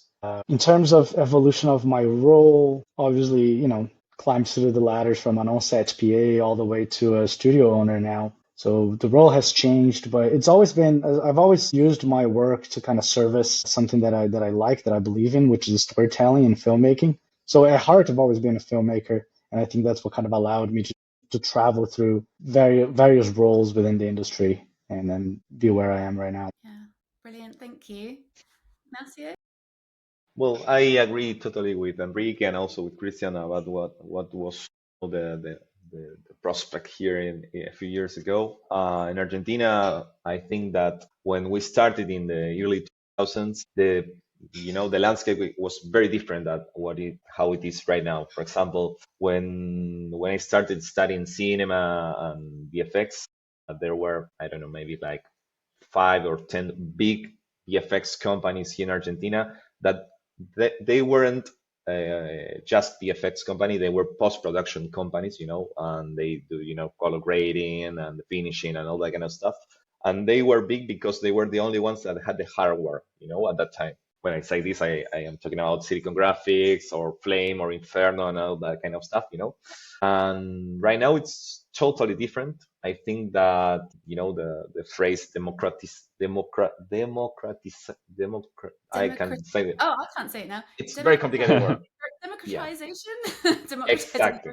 That's the word that I can say in English. Exactly. Thanks. So about that phrase of democratizing, the VFX and all, I think it happened. I think it really happened. When we started in 2009 with Control Studio, we were like, 3 guys, 3 hippies, as we say here. Like we didn't have many resources at that time. We had a few computers and we started, doing some comp and some roto and some easy fixes, on VFX. And it was like, the way to start in here in Argentina, because big companies as I mentioned before, had the big infrastructure to complete all the big shows or movies, because at the time where we started, there weren't many shows with VFX, and it was almost films. So that changed a lot. I think the tools changed a lot.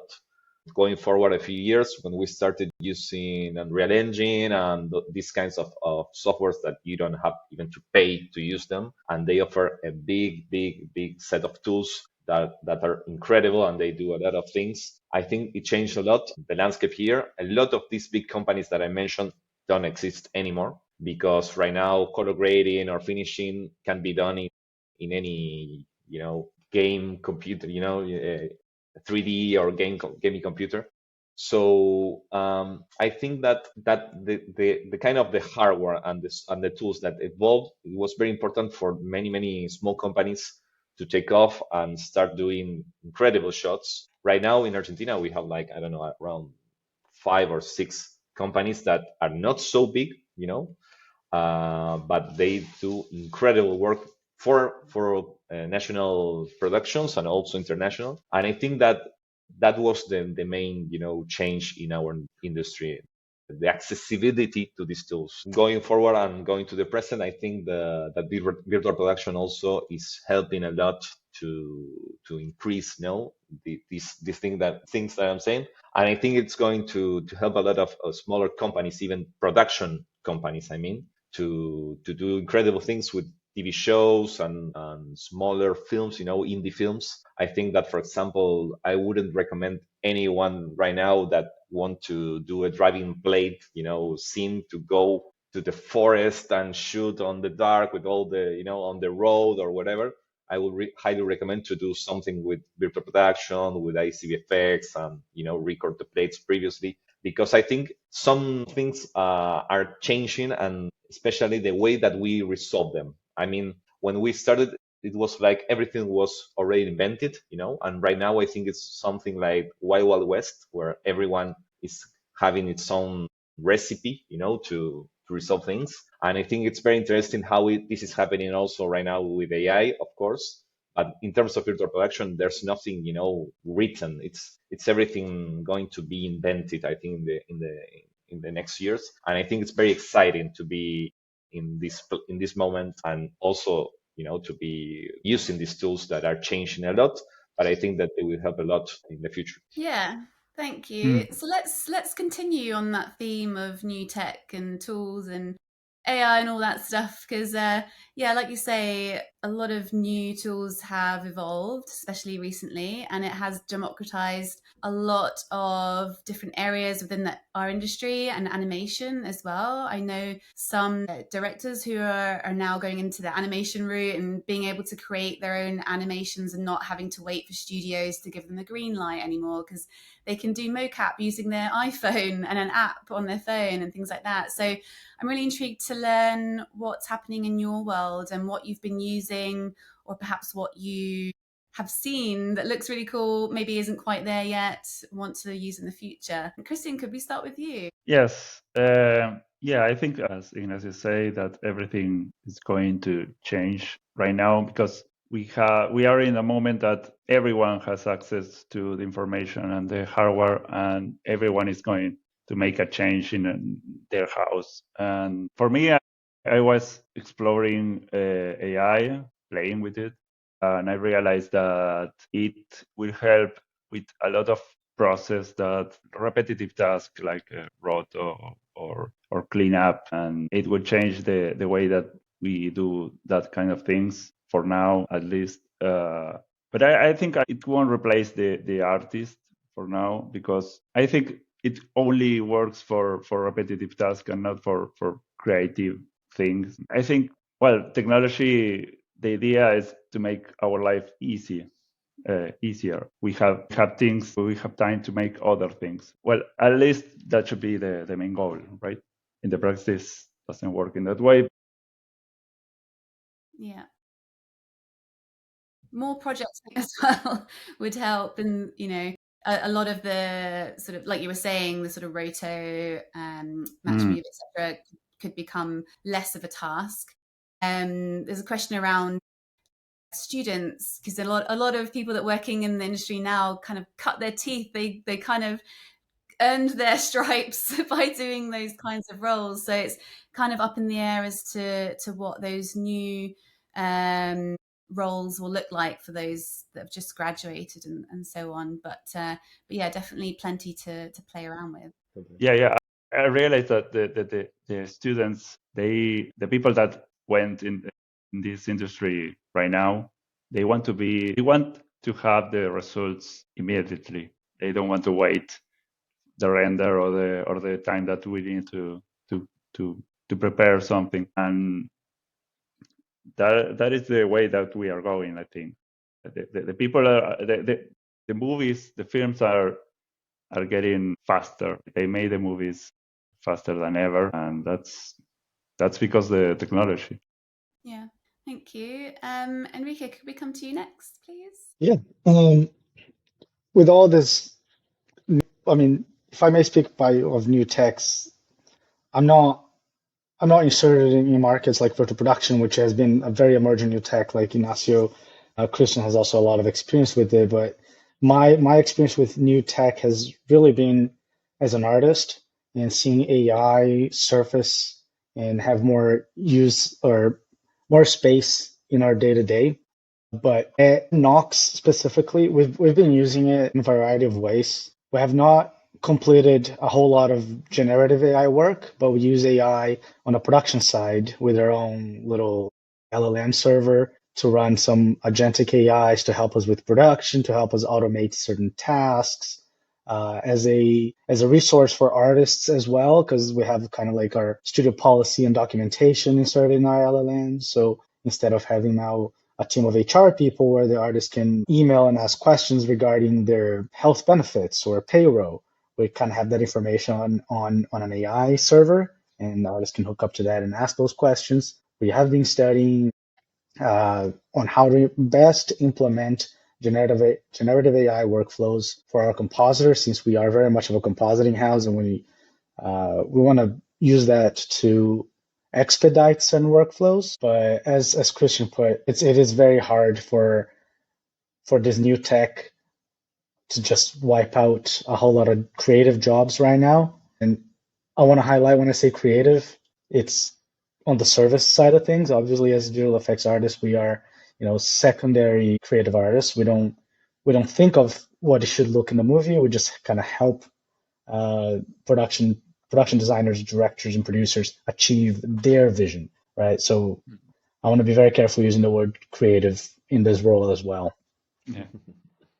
But I see a lot of the talks focusing about the use of AI or how AI is going to do all these wonderful things for us, and very little talking about how much hardware, power, water, and environment issues we have with AI too. In order to run a simple LLM server at Knox, we had to invest in a pretty beefy machine, which is not a small investment, which consumes a lot of power. We had considerations about even moving offices or going to the cloud just because of power and hardware availability as well. The scalability of these tools to me is still very expensive, and that's something that we don't talk to very often when we touch this subject. But if I may say, as how it's helped my role, it's really been on the automation of day-to-day tasks. And I see a lot more on the generative side, starting to become a little more acceptable as far as quality, which has been the issue so far. And I give a lot of that merit as well to how we've been changing how we consume media as a society. And I think we're gonna have to wait and see how this is gonna reshape even more what we know. It's definitely not gonna be a day to night, jobs are wiped out when we're now watching fully AI generated content. I don't think anybody can endure to sit through something that wasn't created by humans yet. Yeah, I agree. So I think that's my take on it. Yeah, no, that's great. It definitely doesn't feel like anyone really knows what's going to happen. Of all the conferences that I've been to this year and hearing from other people, it does seem like it's all very much up in the air and see what happens. And of course, with a couple of quite major legal cases pending, we're all waiting with bated breath to see what happens there. Thank you. And Matt, can we go to you next, please? Yes. Over the last several months, I've been deeply researching where AI is, especially how it tailors to the VFX industry. Because right now, a lot of the AI that's out there, the generative AI, is, it's just being developed to produce short outputs that people are using in social media, things like that, YouTube type content. But when it comes to VFX, there's still a lot of technical hurdles for them to overcome. I mean, one being resolution, color depth, because we all know VFX industry, the clients have very high expectations for image quality, and AI is not there yet. And I don't know, I mean, it's hard to say how soon it's going to get there, but I don't think it's going to be there as soon as people think, because I don't see that a lot of the AI developers are focusing on ways to benefit our industry specifically. So, I mean, there's definitely a lot we have to do to stay at the front of it. And I'm actually talking with some of these developers and telling them these are the needs that if we're going to get into VFX and AI, generative AI, these are what the tools need to do to help us, whether it be in compositing or 3D animation. I mean, there's lots of little things out there that are doing some of these things, but nothing out there that can operate at the level that a professional VFX artist needs right now. Last month, I attended an AWS event where they were showing off how they use generative AI in the Amazon show House of David. And it was actually one of the best case studies I've seen yet, where generative AI perfectly fit in as filler shots in between big action scenes. So that was kind of exciting to see. And it's definitely going to help, because the biggest issue with studios is always, cost. And if you can get to a point where you've got creatives that are in their situation, their creatives were sitting on the set with the director as they were filming action scenes, running ideas and giving immediate responses to of generative AI sequences to the director to show how this can work with what you're shooting. So I think the VFX industry as a whole, is the studios, the VFX vendors, can take advantage of what AI can do now in getting more involved with the studios, instead of it being an afterthought where we just come in after the production's wrapped. We could be involved as VFX vendors with the productions and pre-production and production, helping to use AI to design VFX sequences using generative AI, helping design using the AI to assist in set design that will benefit the needs of the VFX work for that project. So I think there's a lot of avenues we can do, and I think this might be an opportunity for us to get more embedded into productions, like I said, than being just an afterthought or coming in at the very end and producing the VFX. Yeah, I love that. Any production side watching, we want to be in at the start, please. Do not fix it in post. That's not not what we want anymore. Thank you very much. Ways to keep the cost down. Yeah, exactly. Thank you. And Ignacio, anything to add there? Well, I think just to piggyback with what Matt was saying, bringing us sooner on the conversation also means that, and just keeping on the topic of AI, that means that if we are presented with those challenges in the pre-production stages, if the studios want to cut cost or speed up certain workflows or work with large scale of work, that gives us the opportunity to also start training in-house models for the specific needs of that specific project, which cannot be done if it's an afterthought, because there's a lot of material that needs to be collected previously to start training these models, to start getting the work done. It's like prep is king, right? In every aspect of the way, and prep is Bible. So as much prep as possible kind of helps the productions and the studios to achieve what they need to achieve at the cost that they want to achieve as it, and in the time that they allocate for that project. A lot of the times you see that's always the joke, right? Lower budget, lower time, and they expect higher quality. So I think that's kind of how we have to achieve it. Yeah, thank you. Totally. Yeah, I totally agree with what Enrique was mentioning. I think it's always the same. It's speed versus cost, that the Flame software license, was like $100,000, something like that at the moment that I started. I don't know if anyone remember, but all these big softwares changed the way that they were priced. It's very interesting how the market changed so we can access those tools. And the same is happening right now with AI. I mean, you have to pay credits. And I think that if there's a lot of people using those servers and experimenting, it's interesting because we're going to need more servers and we're going to need, even more speed or even faster CPUs or GPUs to render all those iterations that every artist does when they prompt 5 sentences. It's incredible the cost behind curtains that is happening outside. I think that the whole idea or the whole point of this is going towards a future where, of course, humans are going to be the ones more on the creative side, I think. And in terms of operational tasks, I think there will be reduced teams. I think it's happening right now in the world right now. I think the big companies right now are reducing the teams where they can, of course, replace them with machines or algorithms that do the same tasks and put the supervisor on top of that. So I think it's going globally this way. I think it's not only happening in VFX. I think it's happening in a lot of other big companies around the world in other types of industries. I don't know if I like that future. I don't say that I would like that, but we have to adapt and we have to know how to use these tools to make even better VFX shots, even better, tell better stories. And I think that between all these, dark future that I'm talking about, some technologies emerge and that are very beneficial to narrative, to storytelling. For example, I know virtual cameras and all that kind of stuff that we are using right now to pre-vis, tech-vis, and post-vis, even on set, are very, very helpful for the creators to tell a story. I mean, when we started in 2020 with the show, with the Ethernaut, we came from the old way of doing things with the rendering and waiting all those long times to see the progress bar.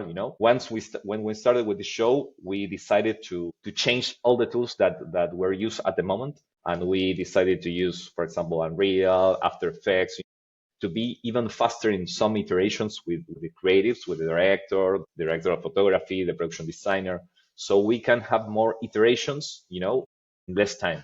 And I think that was a interesting strategy that I'm seeing right now in many, many other companies of VFX, even the bigger ones that are turning to these real-time options, or softwares. And I think that that's what's happening with AI.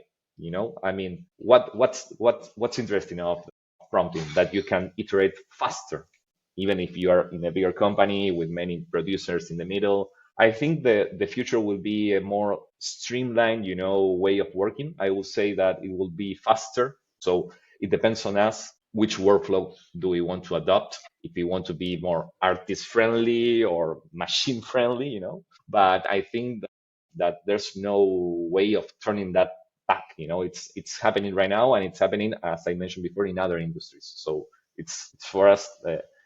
We have to adapt to that and use it for the best we can. Yeah, there's no avoiding it. We're out of time, but if you have a couple of minutes to spare, I just have one last question. If we can make it a quick one. What are your hopes for the industry? Big question, very little time to answer. Christian, I'm going to come to you. Okay, that's a good one. I think I want to see more when in terms of building teams. I like to see a more global, more inclusive talent ecosystem. I think we have we talk everyone about the technology, and everyone has different approach of how they want to use it. So I think it's a good thing to have a global talent teams. I think makes the production better. And so also I want an industry that inspire artists again, that VFX became fun again, a place where artists feel proud of their work, fairly compensated, creatively part of something meaningful, right? That's my hope. Yeah. Thank you. Enrique, could we come to you next? Yeah. I think my biggest hope for the future of our industry, and I'm going to say specifically in visual effects, is what Matt said at the very beginning, is to achieve some sort of stabilization, economically speaking, throughout the global market. I hope that at some point, and I mean, maybe very idealistic of me, we can stop chasing credits around the world and uprooting and moving families all over the place, that we can establish a more stable market for more stable economies, because I believe that with that, we can also establish a better foundation for the emerging talent over the next couple of years, which is going to be very, very important if you want to keep doing what we do. Because we all get old and we all want to stop doing this, and we need to make room and give a solid foundation to those that come after us. Yes, well said. Thank you. Matt, can we come to you? Yes. Well, I believe that, I believe audiences are going to continue to crave VFX. So I think the work is going to continue to grow, even though we've seen a contraction. It's probably going to grow back. I also, and saying this as somebody who helped start a small company, I do believe there's going to be a shift towards smaller, more agile VFX teams. And like Christian said, where we work globally with talent. I see like my studio working with the best talent in the world, because being a cloud-based company, a remote-only company, we can reach out to anyone, anywhere who can work with us to get the projects done that we have. And I've seen, there's talent everywhere in the world. There's lots of great talent. And I hope with like the studio we've set up that we will be able to leverage that talent as well to continue to be successful in the industry. Lovely. Thank you. And Ignacio, to finish us off. It will be awesome that, the creative families don't have to move every time and a tax incentive disappears from a specific region. I think that I agree with that. My hope for the future is that, this is stabilization that Enrique mentioned. I don't know if it will change, but I would like to be that change. And also I will say that I would really like to see a future where, we have even more access for example, in South America. There are many places in Argentina and also in Chile and also in Brazil, I guess, that not so many people have access to these tools, even now that some of them are free, because to use these free tools, you have to have a good machine. So it's not so easy to access even now that they are free. So I hope that in the future that will be even more accessible, so we can have like different kinds of artists, because right now all the artists that access to these tools are from a specific, economic situation in that country. I hope that in the future that will be even more accessible. So, and also more work for all the regions that we were talking about. That would be awesome. And do not concentrate all the big projects always on the same 6 or 7 big companies that we know that they are great. But I think that it's time to even, share a little bit more of those interesting projects to other parts of the world. Awesome. Thank you so much, everyone. Very insightful talk today. And I really appreciate you coming together in all the different time zones to join us for World VFX Day. So thank you so much. I appreciate it. Thank you. Thank you. Thank you.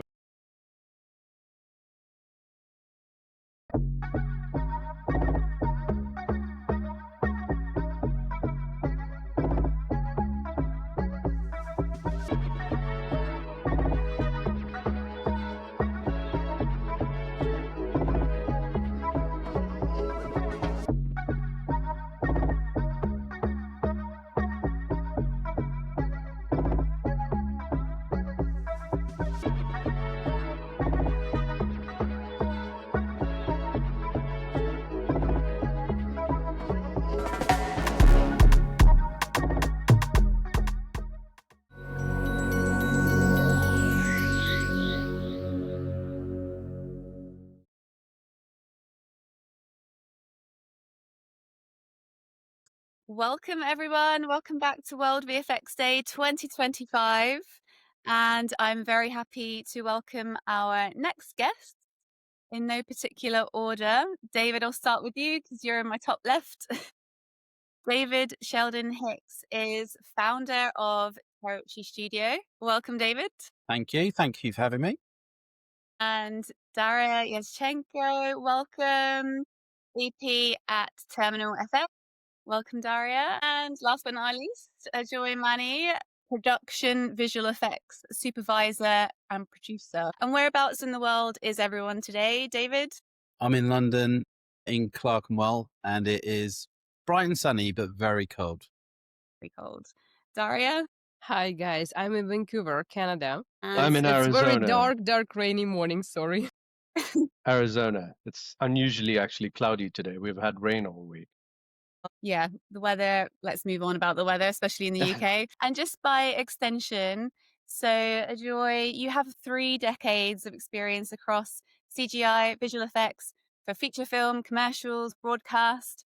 You've worked at studios including AMC, Disney, Apple, and worked across many countries as per our very nomadic industry. Daria, you built and started your career in Ukraine before moving to Canada And since 2020, you've been at Terminal FX in Vancouver as EP to lead on business and strategy and overseeing the production workflow and using new tools, including AI, to increase efficiencies in complex VFX productions. And David, as I said, you founded Terrace Studio in 2010, and amongst a lot of other things, I'm sure, you oversee the London, Barcelona, San Francisco studios. Now you have the wider Terrace Group, which includes Cantina Creative and Terra Firma, effectively increasing your locations to LA, Munich, and Vancouver. Anything I've missed? No, I think you got it all. Okay, awesome. So we have roughly about half an hour, and we could obviously talk about so many things, but we all have a bit of a vested interest in new tech and AI and all that good stuff. And it's a bit of a running theme of our program today as well. So let's kick off with the first question. Now, you all have different backgrounds, but with shared similarities and interests. What new tools are you using right now that's blowing your mind, or you're a little bit scared of, or you're using that's been pretty cool and driving efficiencies? And what are they being used for? Daria, could we start with you? So I'm on the management side, and when I become executive producer, my main question was how I can make things more predictable, how I can make budget flow more predictable, because if we have gaps, we need to know about this like 4 months, 6 months in advance, right? If we will be overloaded, we need to know that we need to hire people at least like 3 months in advance to just guys like, hey, we need to hire 10 people more, we need to hire like 100 people more. And I started to use AI like 2 years ago when it was very, very raw. And I found that it's a really good tool to use it for analytics. When I studied this thing, we had a lot of formulas that you put to Excel, and then if one formula broke, you can spend like 2 days just checking all of the formulas, looking at your huge spreadsheet, and like where was the mistake. Now with AI, it's so much faster and it's so much better. And I know that people use different type of tool for analytics. I use personally, it's Zoho Analytics. It's a very basic thing. You can find a way much more pro software, but it's for like huge studios, it's for big corporations who can analyze tons and tons of data. And also Pecan AI, which is a little bit more pro than Zoho. So what's the logic there? Because it's not about tools that we use, it's about the general logic that, and like people can combine different tools for different steps using AI. So you collect all of your data from the previous projects, and you build a timeline like 5 years, 3 years, and then you put this data to the categories, like how many artists did I have on this project, how efficient we were, how many revisions per shot we had. And you collect all of this data from different departments, from HR department, from supervision department, from manager, from coordinators, from artists even.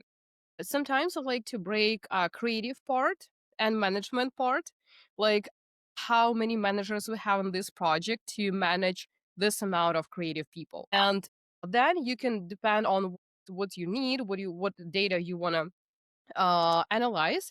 You can find a very useful insights for you. For example, people used to burn out, and with the crazy piece of the projects at tight deadlines, it's very, very common in our industry. So my main question was, how can I prevent this burnout process by analyzing and predicting when people will come to the point that they're overloaded?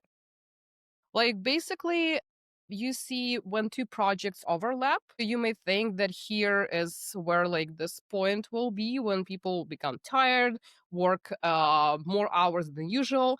But sometimes it can be one project, but with a lot of tasks, with a lot of unusual work that you previously were not experienced in. And do we need to hire more people?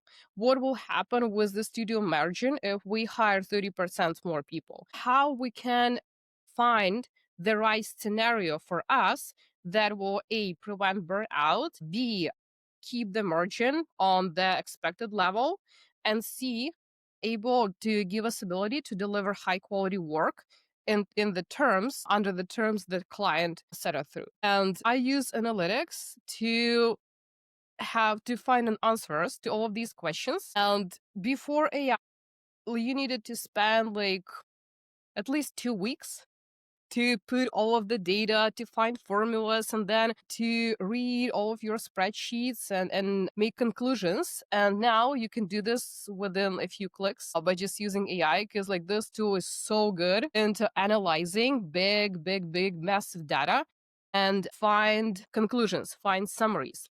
Hey, I saw this when you take more than 100 shots per one supervisor, this supervisor will be overloaded. What if we have 500 shots? Do we need 5 supervisors or we need more? Because if we put more shots per one supervisor, so like when you analyze all of these small details, AI become very, very crucial here. Yeah, I can imagine. That's awesome. You're going to have to give us a little workshop on another video.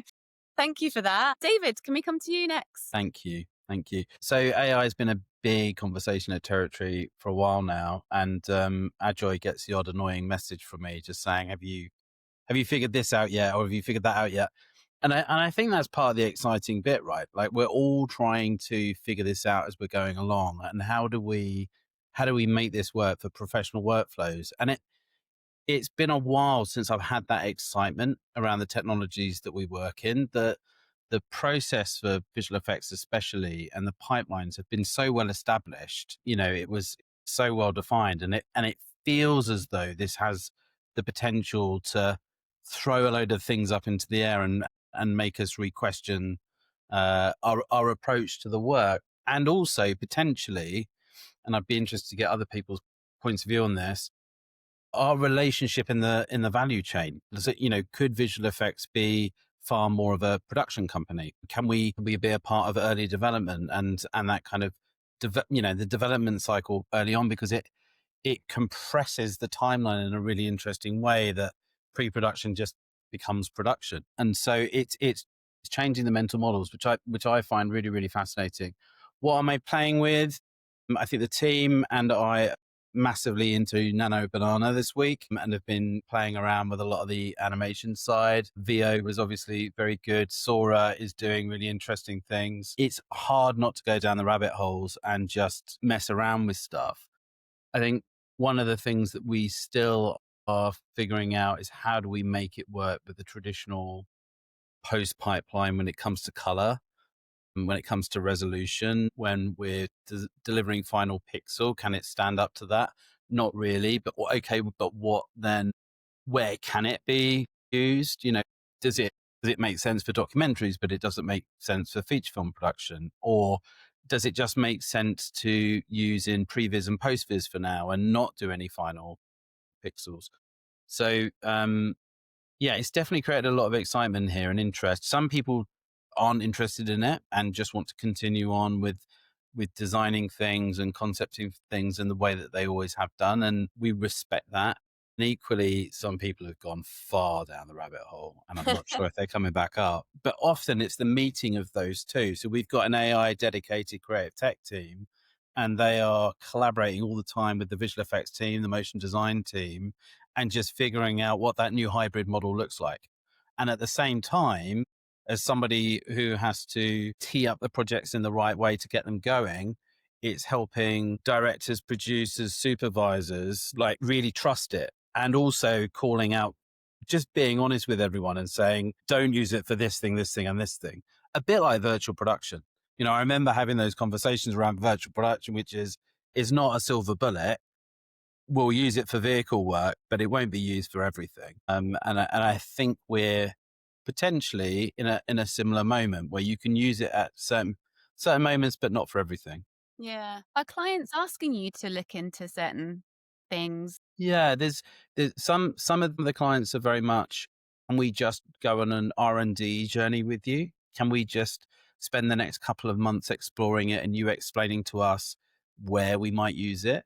Some commercial clients, we've taken it all the way through into production. We've delivered 3 or 4 TV commercials now using Gen AI. One of them, interestingly, was about the dangers of identity theft using generative AI, which is using the technology to depict the problem, which was kind of interesting. Another project was bringing a historical figure back to life to tell her story.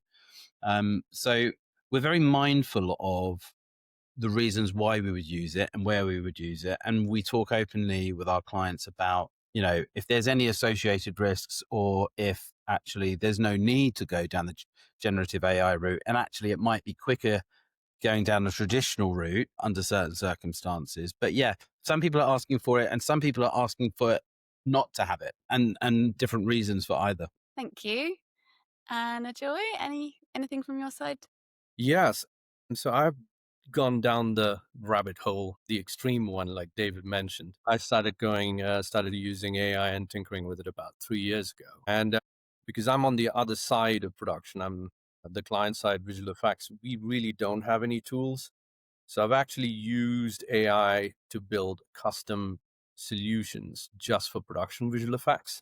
So I just finished building a software where, and one of my initial prerequisites was 100% of it has to happen on my laptop. It cannot use any commercial services because it's going to start coming in NDAs that you can't be putting a script up to any of the GPT services. So all my solutions run 100% on my end or on my custom AI server. And I've trained my own models based on 20 years of data. And I just finished a software where you can drop a script in, and in 4 hours, it does the most granular breakdown I have seen to date. And it's really accurate. It will pull out every prop, every character, every location, shot breakdown, scene to shot, specify the visual effects. And not only that, I just finished building a module that automatically does the storyboards. So obviously it gets you about 85% of the way, and then it gets ingested into my traditional database where I can edit each shot and say, this is approved, this is approved. So what used to take me about 4 to 6 weeks, now I'm doing it about 48 hours. Wow. Detail than I used to be able to do. And the advantage for this is production prep times are getting shorter. And unless I know exactly what is happening, it's on me if shots are pinging back later and everything slows down. So now I have more time for creative to sit down with the director. And on the Gen AI side, I also have developed a whole suite of software to do concepts and look dev with the director. And that's a big deal because otherwise I'd have some sort of an abstract conversation with the director, and the director says, oh, that's what I want. And then fast forward to post-production and the director goes, that's not what I asked for because his context is different. His or her context is different. So they might see completely different. So now, because my loop dev is so fast down to iterations, the director is signing off. So I have a written document and an approval from the director. Not only that, my software extracts 3D models.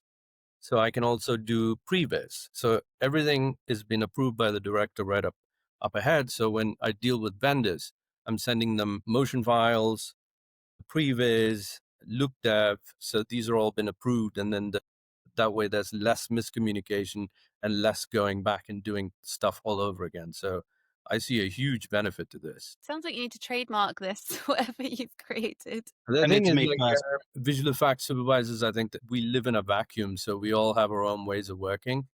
So I would hate to offer this to someone else and they go, this doesn't work with how I work. So it works for me. I was going to ask you, actually, how often do you have to go back through and check it? Does it ever miss things that you then have to manually correct? Shockingly not, because I've been working on this for the last 6 months. I've fine-tuned my models over time. So every time there is an issue, I go and tune out my prompting and I fine-tune the LM. So it's actually gotten so good that it's not actually missing. So the other thing I did is I wanted it to be able to handle any kind of document I throw at it. So I've been testing scripts even from 1978. That's a typewritten script. You can throw that, it will figure it out. So, whether it's an FDX, DocX, printed scan document, it will go through and parse it and figure it out. Even if there's no scene numbers, it will do the scene numbers by itself. So that the prompting was the hardest part to fine tune it, so it can understand all of these edge cases. Pick stuff. Now, before I move on to the next questions, I think we need to take a minute to just kind of discuss, because obviously it's moving so fast. Not a lot of people know really what's going to happen in the future, and is it going to take people's certain roles away? I don't know if there's like a cut and fast answer to that, but a lot of people are saying it's just a tool. Other people are saying it's more than that. Any thoughts on that in general? That's definitely it's going to cut down the number of entry-level positions. That's where I see the biggest issue, which may or may not be a bad thing, because this reminds me of the 90s where we had more quality rather than quantity. And, you get better people go up the journeymanship process. Because I think in the last 10 years, because excluding the last 3 years, production went so high, there were literally seat warmers, people who were unqualified, who were getting put into positions just so that that position was filled. So there was a lot of noise and things going back. And I think in the process, it's part of the reason why visual effects got a really bad rap for going over budget. So I think this will now start bringing more quality people up the chain. It'll certainly cut down the number of crew, certainly on the production side. Yeah, because right now I can perform with about half of the crew I needed before and do a better job with the tools we have. Interesting. Thank you. Daria? Yeah. At some point, I'm happy about that, because for managers, you needed to, like, before you become a manager, you need to go through these steps, like to become an assistant, to become a project coordinator, to become like manager assistant, and then you can become a manager, right? So this step of being project coordinator, when you just started your career, it's mostly about like going to meetings, listening people, making notes, doing schedules. And some people, they got stuck at these positions for like a year, for 2 years, and then they beg like, hey, can I be promoted to manager? Hey, I think I'm more than just like a person who take notes. And now we started to use AI assistants for that. So these people, they have time and ability to focus on more management studies, or on like practicing exactly management and decision making, instead of just like sitting for years at the same position when they just like do notes during meetings. Yeah, thank you. David, anything to add before we move on?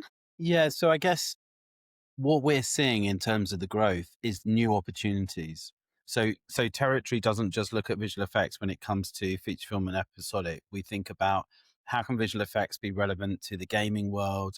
We do a lot of work with automotive software, and we're doing lots of really interesting things with theme parks.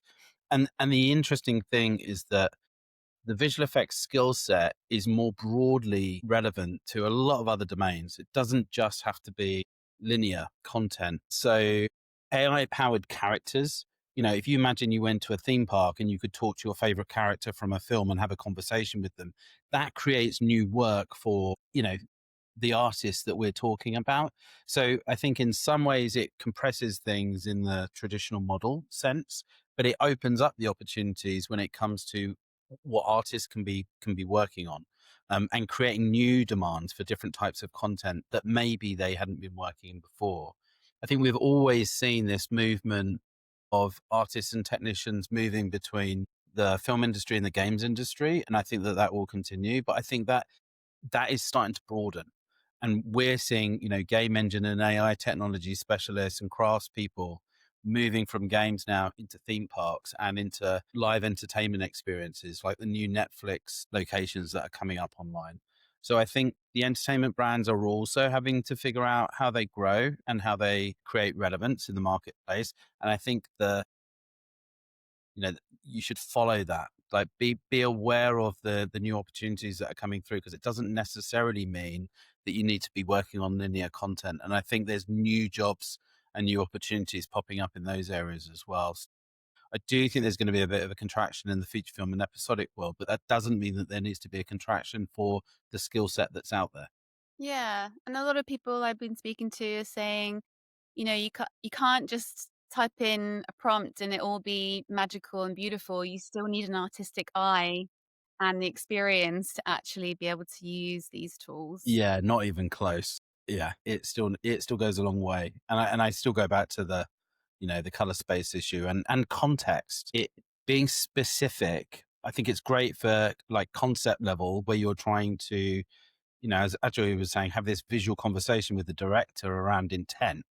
But as soon as you need to work on every single pixel and be very, very specific, it actually can take longer sometimes than working through a traditional methodology where you can change the specular on a reflective surface and the angle of the curvature and things. So yeah, I'm afraid it's not the silver bullet for anyone yet, but it is really interesting to be working with it. Yeah, I bet. And I have to ask this, sorry, it's not on my official questions, it's putting it out to the floor, but obviously we have this kind of rhetoric of no CGI and a lot of people that don't really understand visual effects just thinking it's a computer doing everything and don't necessarily see all the amazing talent that goes on behind the scenes. And part of World VFX Day's mission is to push that out there, change that narrative. Mm-hmm. With AI now part of the mix, do you think that could make that job a little bit harder in terms of just getting the craftsmanship, the skill out there in terms of the tool? It's just another tool. There's a lot of talented people in our industry that have studied for years, worked in this industry for years, and just the mentality of people that are not in our industry. Is it going to be detrimental to us helping people understand more about visual effects and animation? Could I jump in there? I really don't think that AI can replace real experience and talent. And that's absolutely evident to me the more I go down the AI wormhole. You need to know the basics. And every solution I built over almost half a dozen software packages this year, every single one of them I built in a way where if I feel I'm playing the game of slots, I can disengage and go manual in a second. And so anyone using it has to have the basic skills, because otherwise you're not going to hit your timeline because you can go in this infinite loop of rubbish. So you have to be able to disengage and get back to you. All it's doing is speeding up the process. So it frees you up for more creative work and less entanglements with technology. Thank you. Anyone else, anything to add to that? Aria, did you want to say anything? I've got a few. I had an example with the music. One of my friends who is absolutely not into CG or music creation, we were talking about movies and he said oh, these guys who made soundtrack to this film, they are so cool. I want to try to make soundtrack to my AI. He did not a movie, but AI shorts for his kids. And he was like, I think it might be so easy, right? You just say to AI, hey, make me a text. And then, hey, make me music, and then combine this all. So he spent 2 days going crazy trying to make soundtrack for his short AI movie. And then he called me and he said, I'm so sorry that I said that it's an easy job. Even you having AI tools, it's so hard to find the tone, to make the text that I want, because every time I want to change one word, he changed me the whole paragraph. And even using AI tools, people can get a little bit closer to music making, filmmaking, CGI making, but it still require education, it still require experience, and still require artistic eye. And even when some of our clients think that we just press one button and make fire in Houdini, or we just press one button and we have all shot composed. And even having these buttons, it's still not easy. Thank you. And I think we can just be better at telling stories about what we do. I think people struggle to see the romantic creative image in kind of, the art of CGI and visual effects. I remember the things that got me inspired and excited by working in this industry is I used to sit up late at night as a teenager, and on Channel 4 they used to have these documentaries like the making of movies, and I'd see it'd be studios like Industrial Light and Magic and Digital Domain, or Tippett Studios, and even Jim Henson's, where you'd be looking at animatronics and things like that. And there's something about that kind of early moment in terms of matte painting on glass and doing opticals, and there's a romance and nostalgia to that I think there was a kind of innovator spirit that came through in all of that I think through all the kind of mass pipeline and industrialization of the art form has a little bit been lost. And I think, ironically, I think we could be better storytellers when it comes to the art of what we do. And it's only through things like this that that message will that will come through. And it is frustrating because there is so much artistry and care and craft that goes in at all the different studios. And I see it when I visit others as well. People care. They care about the results. And so when they hear the kind of the no CGI movement and all that kind of stuff, it can be really, really frustrating. I thought it was interesting watching Godzilla -1, just seeing the story behind that small team and how much they were using visual effects and just kind of breaking the mold of perfect visual effects. It was kind of okay that we saw the filmmaking in the film. And I think that filmmakers like Guillermo del Toro and others have a boldness and a confidence to be a little bit more expressive with that filmmaking and allow us to break away from 500 artists kind of working on this movie to something that is maybe a little bit more nimble and a bit more boutique and probably a little bit more senior and toppy in terms of the team, getting closer and more hands-on with the HODs in the rest of the team and being on a set with the filmmakers and being in it with them. Ajoy, you've always been really good at that. On Swan Song, I remember you saying you had those 3D printouts of the holographic interfaces and it's just, how do we step into their world as much as we're trying to pull them into ours? And so I just think that that's on us not to always be sat at our computers and just be a bit more actively involved in the more broader filmmaking process and being a part of that story, because that builds advocacy within the broader filmmaking team.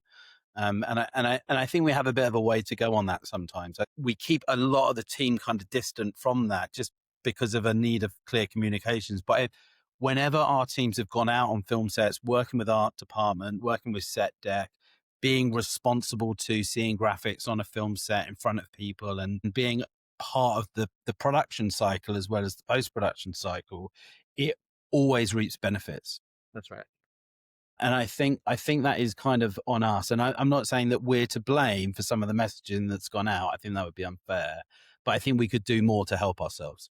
And to David's point, that's where I think AI is going to be helpful, is rather than having a big machine that I'm dealing with, it allows you to have more intimate connection with the artist. So people who are already skilled are, I think, going to thrive because they're less dealing with technology and more with creative, and it's going to stop becoming more of a filmmaking process. So it'll be quite contrary to, I think the whole no CGI may have been a reaction to just the fast food nature of visual effects the way it is. And I really think it's going to start getting to be a more intimate process where visual effects is an intrinsic part of the process. So in that way, I don't see this as the downside. Yeah, it definitely helps when the director is also visual effects supervisor with Godzilla -1. That doesn't always work. No, there's not Because many. visual effects changes every six months. So if somebody was a visual effects supervisor 5 years ago, we could have a completely different idea of how to go about doing the same things. Yeah. And I know we're running out of time, but I wanted to ask, are there any other tools that you've seen floating around that maybe you're not necessarily using at the moment, but maybe someone else in your studio or colleague is using that you think is pretty cool and could add real value to our industry now or in the near future? Anyone want to take that one? Gaussian splatting, obviously, it's been around, and I'm surprised it's not used more. It's just that extrapolation out of motion data and then creating a point cloud. And we're definitely using it with projects outside of features. And I'm sure it is used quite extensively in features and episodic. But, that is just untapped. I do think it's still a bit proprietary, and it needs Integrate. like crafting a little bit more and refinement. But the promise of being able to extrapolate detailed 3D meshes from video captured footage and then either using that as a base for something or using it to help you deliver final is really exciting. And I think that process will start to come through more in some projects. Certainly we're experimenting with it a lot more. Awesome. Yeah. So the tools I think we should be all paying attention to is less the existing software packages, but the fact that now with vibe coding, you can build your own custom solution. So I use a combination of Cursor, I use anti-gravity from Gemini, Claude AI, and Codex with GPT. Now, when I see a problem, I'm not going, what combination of existing software do I want to use? I'm going to build my own software. It literally, sometimes it's just within an hour, I've got a solution. So, I think we have to flip our mindset and not just look at what tools you can use, but what tools can you build for the problem at hand? And we can now, unlike any other time, because the threshold for being a high-level programmer has dropped substantially. Absolutely agree with Joy. And I wanted just to add that we need to think like what tools we can build and what tasks we can delegate to AI to make our life easier, to make our work faster and to become more efficient. Not searching for tools only, but think like what part of work I can delegate to AI. So I can spend like not 2 days for this task, but 2 hours. Nice. Efficiencies all round by the sounds of it. We are coming up to out of time, but I just wanted to ask, I'm asking a lot of people this today, but what are your hopes for the future of our industry, either in the next year, next 5 years, next 20? David?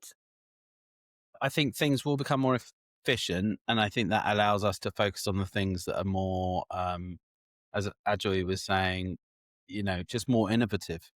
And I think we can get closer to the creative process again. I don't think it needs to be quite as process driven. So you might have artists that are kind of not a part of the process, but actually just owning an entire shot or an entire sequence. And I think that is quite satisfying when it's done in the right way. It does mean that we're, breaking apart the process and reassembling it again a little bit, but if I've learned anything from this industry is that we're really good with innovation. We're really good at questioning the tools and the process and rebuilding it again. And so I think we're well placed. I think it's a moment that's a little bit scary, and we all don't quite know how to apply it to production models that need to be robust. So we do need to protect our clients and just make sure that we're doing things for the right reasons in the right ways, and let them know where we're testing things and our confidence around. But I think ultimately, we could get back to a bit more of an artisanal filmmaking process that could be pretty exciting. Yeah, that would be awesome. Thank you. Daria? I'm excited, seriously. Like I'm excited for people for the future. I'm excited for artists who who now have more tools to express themselves. And I'm excited for my clients because finally they can get everything they want and the timeline they want. If they want a script to be analyzed in 5 days, and like they say, hey Daria, I need a park till the end of the week, and I can call my supervisor and say like, hey man, we don't have 2 weeks, so I'm really sorry for that, but they need a ballpark right now. And supervisors like a Joy can use their own tools and like have result in 48 hours. Like, isn't that amazing? It's pretty cool. And Joy, anything to add? I feel a lot of similarity with what's happening to what happened in the 90s when we went from optical to digital. Some people rejected it. I really feel this is a moment to embrace it because there was a lot of hesitation and people were really frightened that they were going to lose their place. But everybody who embraced it went on to do really well. And so I think this is that moment we're seeing. And in fact, in some ways, we're reverting back to the way it was in the 90s when people were more artistic and integrated with the visual effects process in a creative way. So I'm very hopeful that we're going to go back to being a core part of the creative team. Yeah, nice. Love it. Love it all. Any final words before we sign off? Thanks. No? Great debate. Yeah, I love this. This could definitely be an hour or so conversation, but really insightful talk. So I just wanted to thank all of you for joining us today for World VFX Day. So I will let you all go. Thank you so much. Thank you. Cheers. Thanks, Thank you. Haley.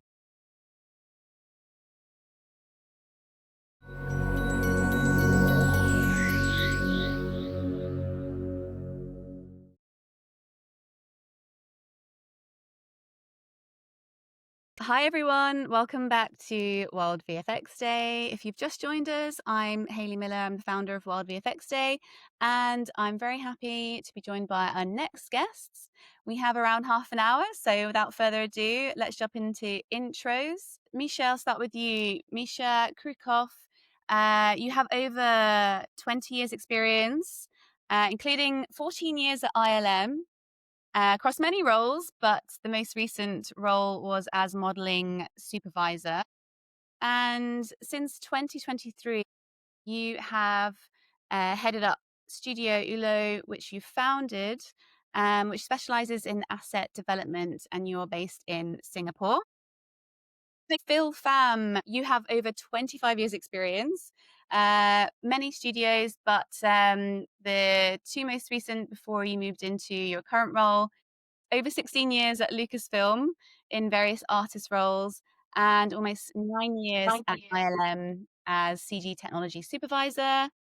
And now you are co-founder of Island City Solutions and a fractional CTO, and also based in Singapore. That is correct. Yeah, I overlapped Misha's time in ILM Singapore and basically started out as an artist and went into technology, and now we're here. Nice. So you two are good friends, no doubt. And last but not least, we have Brian Daniel, who is currently EP at Pickstone Images, a VFX studio based in India, but you are currently with us from Paris. And you've been in the industry for about 4 years, which must have been a bit of a roller coaster. So our talk today focuses on new tech specifically. Of course, AI is included in that, how it affects your roles or has affected your roles, or your studios, and touching on the general market landscape where you are. But let's just get to know a bit more about you and what you're doing. So you all have fairly different roles, it's fair to say, in the industry. Can you give us a quick insight into your day-to-day? And you can tell us a little bit more about your studios as well. Misha, can we come to you first? Yeah, sure. So what we do mostly is assets. And the business model is we partner up with other studios, which usually drive the shots which they receive from clients. And if they need something more high-end than they used to, we take that on. And sometimes they have spillover work, crunch time, and that's when we get plugged in to help finalize everything. So we kind of started from doing just assets and then expanded into doing pretty much the whole shebang, as long as it's focused on assets. So, and when I mean assets, it's usually characters like creatures, digidoubles, animals, things like that. Nice. Yeah, it's been 2 years, going pretty strong. We think our business model is kind of working, and we'll touch up on that later. But I think because the whole industry is kind of fragmenting and spreading out throughout the world, so we saw that as not only a problem but also a niche to fill. Yeah, an opportunity. Thank you. Brian, can we come to you next, please? Yep. So basically, what I'm doing right now is I'm an executive producer for Pickstone. I'm basically representing the company from Paris, looking out into our French operations and also just generally Western Europe as a whole. A little bit about my studio. So Pickstone, we had actually a very humble beginning. We were purely an outsourcing studio at first, supporting major productions in Hollywood. And when I first joined, one of my main tasks was to kind of really stabilize the marketing department, really build that from ground up, and have a pretty concrete, marketing and sales pipeline going. And looking at the industry and looking at how we were purely in outsourcing, my main objective was kind of to push us into different verticals. And hence I started focusing more on the independent film space and commercials. And that's kind of my trajectory in this industry. And I don't come from VFX, so I assume I have a different outlook on things in comparison to my colleagues Yeah. over here. Yeah, starting 4 years ago, you've definitely joined amongst the Yes. peak roller coaster. And Phil. Yes. So I've been in the media and entertainment space for like 25 years, as you mentioned. Done primarily feature films, but I've also been involved in a lot of live entertainment and immersive experiences. I helped Disney do the Turtle Talk with Crush and some of the things at the theme parks. And the last project I had at ILM, or one of the last ones, was ABBA Voyage in London, which is a live concert with ABBA performers and singers, digitally recreated. It's, if you haven't seen it, it's amazing. And as similar to Misha, what we, my partners and I, observed is that with the fragmentation of the industry, that new studios were coming up, and primarily they were formed by artists, and without having a strong understanding of technology, they would be struggling a bit to be able to take on complex work, more work, deliver it on time. So what we do now, what I do with my partners, is we have a consultancy that helps with pipeline, helps with software development. We do an advisory capacity as well to work with the development teams of these companies to help them streamline their processes and grow their business. Yeah, nice. Thank you. And obviously it's World VFX Day, so we have experts from all around the world speaking to their own regions on the market landscape, etc. And I'm sure you all have global clients, but with regards to your particular regions, what do you think is the main reason clients come to Asia or Singapore, India in particular, for VFX, animation, etc.? Is it the tax incentives? Is it the talent? General economics? What do you think? Misha, could we come back to you? Well, Singapore is a bit special because it's quite small. And it's true that that's where they were coming to Singapore before. Studios for tax incentives. There were a few larger studios here. Now things have changed. And I would say it's not like the companies are coming to the region to, let's say, use our services. We're international. Everything is done remotely these days. So some of our clients are local, advertising mostly. And other than that, it's all very international. Australia, UK, US. Nobody really cares where it's done as far as you have the expertise and street cred. Sometimes there's credits and incentives involved, which can kind of complicate things.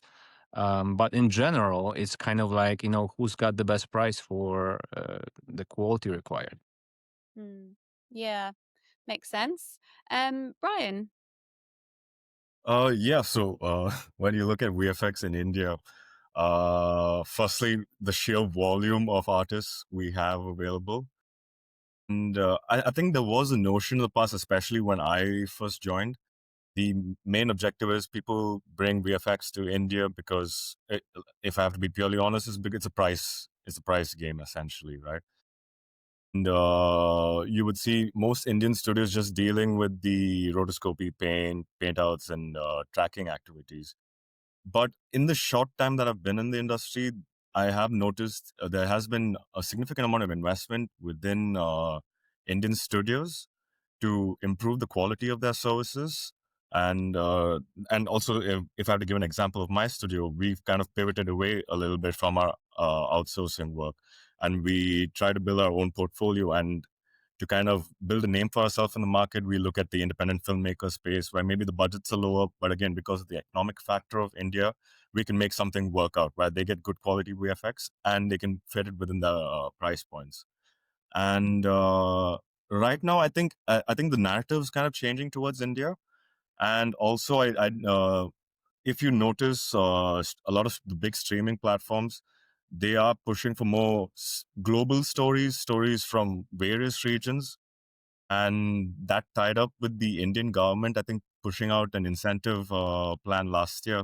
There is a little bit more push for production and post-production work in India these days. Yeah, no, it's super interesting. Do you have any idea where some of this investment is coming from? Are you talking about the streaming platforms, or it's mainly coming from the major streaming platforms that kind of is purchasing scripts, getting working with local production companies, and there's a lot more shooting, I think, at least proposed for 26, 27. So that at least that's the narrative I'm kind of seeing in the market right now. Yeah, nice, thank you. And Phil? With regards to work happening in the region, I think that there's a few narratives that are happening. If you include Australia in the region, the tax incentives are definitely a key factor in that. Because of tax incentives being so sought after, you can see that Thailand had just increased their incentives, Japan just increased their incentives, Malaysia increased their incentives. So there's definitely a lot of work coming to Asia, but at the same time, Asian content is becoming more popular as well.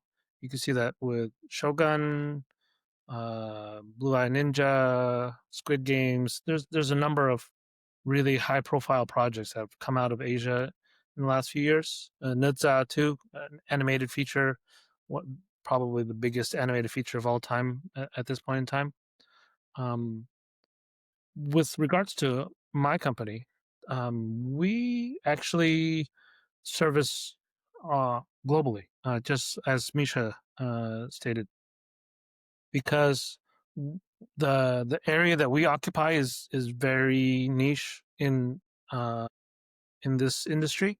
So we primarily service small to medium-sized companies that are trying to grow to either medium or larger companies, and companies that are were outsource companies and now want to create their own IP, or companies that had a single location and now they're looking to expand into other locations and don't have the expertise internally to be able to devise pipelines and make choices that would help them grow their business overseas, because it's very different to just lean over and say, hey, can you do this shot, do this thing, versus talk to someone on another continent. Do they have the data that they need to do the work? Are they awake? Do they have the notes? You know, there's lots of intricacies that not all studios possess if they're expanding for the first time. Yeah, thank you. And so it goes without saying that we've had a really crazy few years. But from conversations that I've been having, a lot of people are reporting brighter skies ahead for 2026. Is that the case with your conversations that you're having with clients and colleagues or peers? Phil, we could come back to you. Sure. It feels like the industry is starting to pick up again. We've had more inquiries in our services in the last month and a half, 2 months, than we had in the past year. So it definitely feels like the industry is turning a corner. So I hope so. Amazing. That's really good to hear. Brian. Yeah. So I think how I kind of look at it right now is we had a bubble, I would say, in terms of content consumption, probably, around the COVID time, and that was also mixed with I don't know if you guys remember over the last 10 years, any of the big production companies, they throw out something to or some fancy superhero movie that movie is going to sell instantly. And I feel the audience has now kind of grown up. The audience has changed a little bit. The Gen Z consumers are not really interested in that format of media. And that's why I think right now we're saying big films not really succeed. Besides, you guys can correct me if I'm wrong, besides Minecraft, I think there's no other really big project this year which did really well. I might be missing out some other film. Wicked's been doing quite well so Sorry? far. Wicked? Wicked's been doing quite Okay, yeah. So two. Sorry. And Avatar 2 or 3 or whatever it is. Avatar 3. Yeah, Okay, so a few, but my point being that a lot of big projects have been failing, but that's not purely a negative thing as well. I just believe content consumption has changed drastically. Your traditional way of going to a film and watching a 2-3 hour film is not the case anymore. If you take me as an example as well, like when I look for entertainment, my main source of content is YouTube, Twitch, because I play League of Legends. Twitch is a place where I consume content, and yeah, so I watch streamers, I watch YouTubers. Short form content is kind of where I go at, and in that sense, like, yeah, there are big Hollywood projects are still our bread and butter. My independent filmmakers is my side activity, but I am getting a lot more inquiries from short form content creators these days.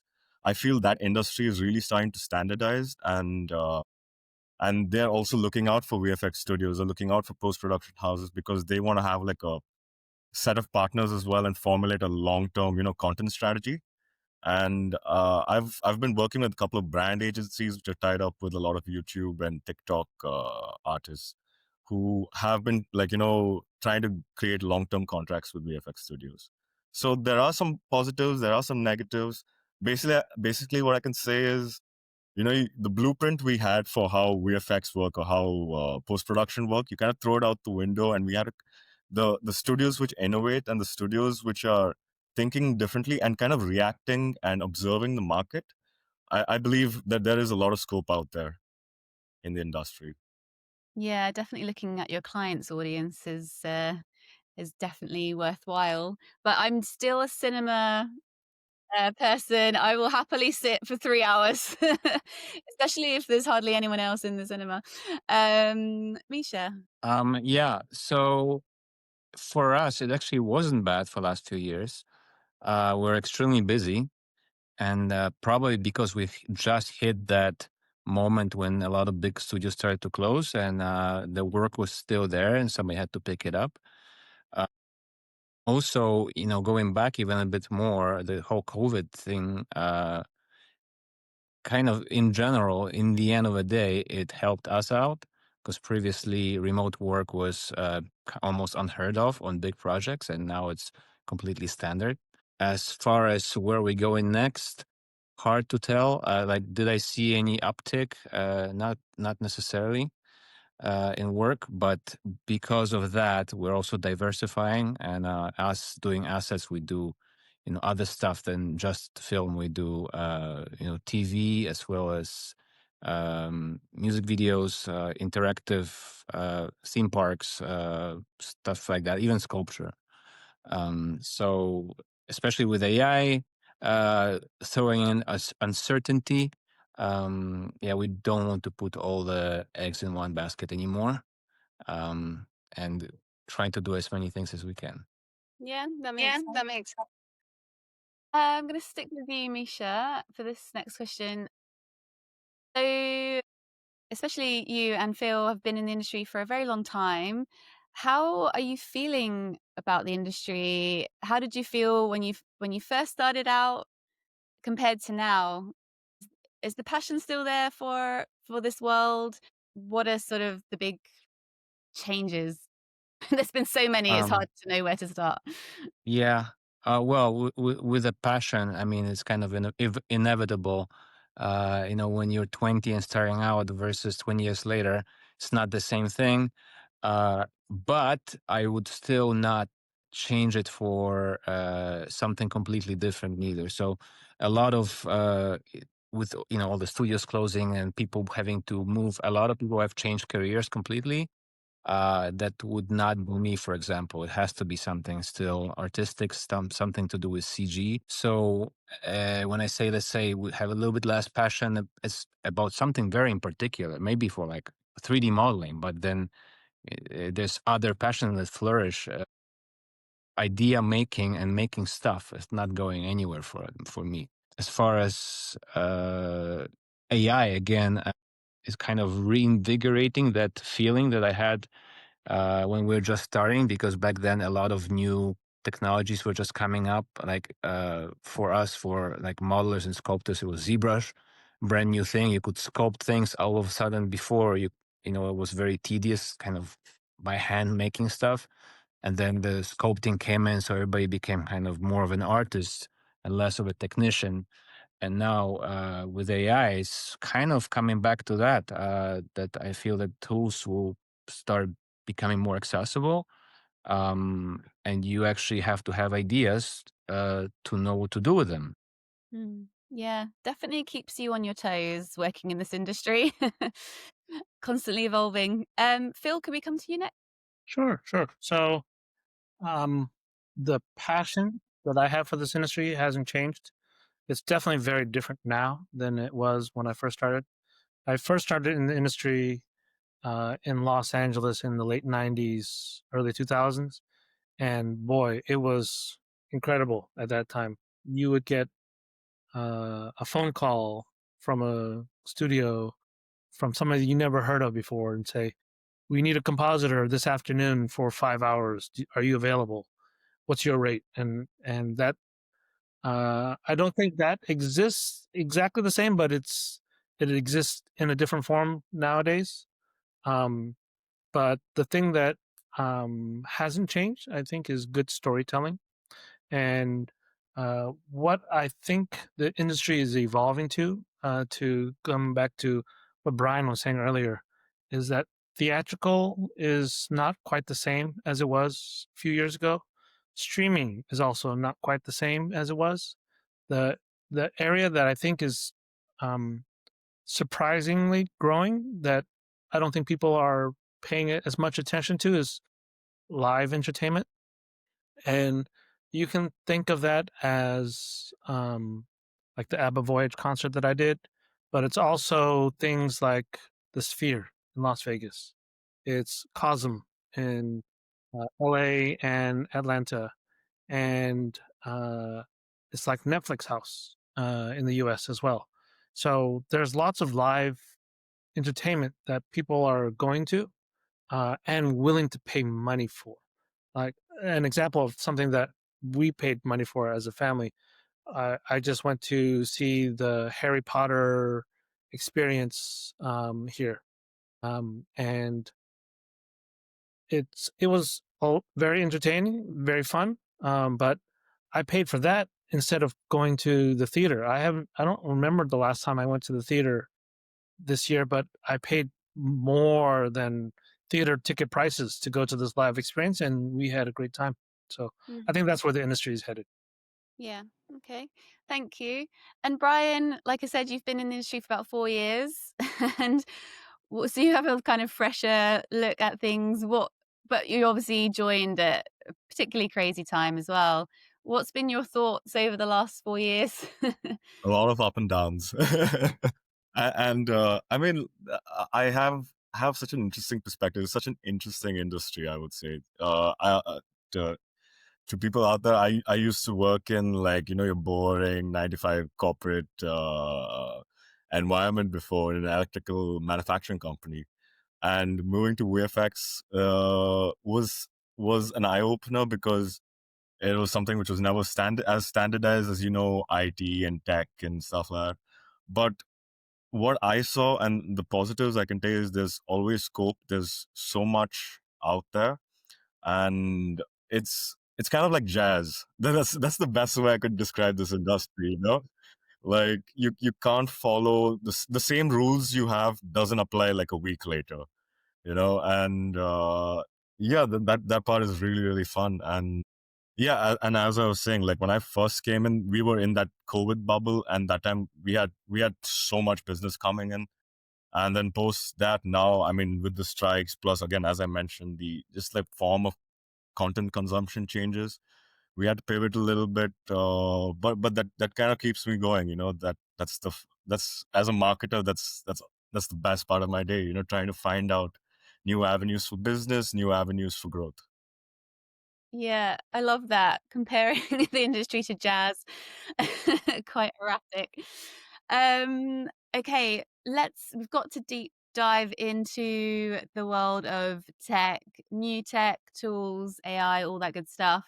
Misha, could we come to you first with, can start anywhere you like, anything that's kind of exciting you at the moment or that you're using?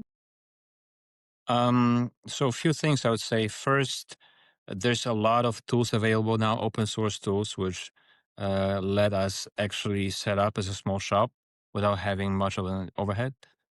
Previously, that would be a lot harder to access, not because they were not there, but for example, documentation and just knowledge. You would have to hire a lot of technicians and developers.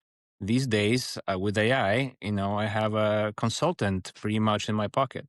So we very quickly are able to explore new ideas, pivot, try new solutions for a day or two, and it doesn't work, throw it away, try something new. Previously, it would be like a whole team, testing something for a month.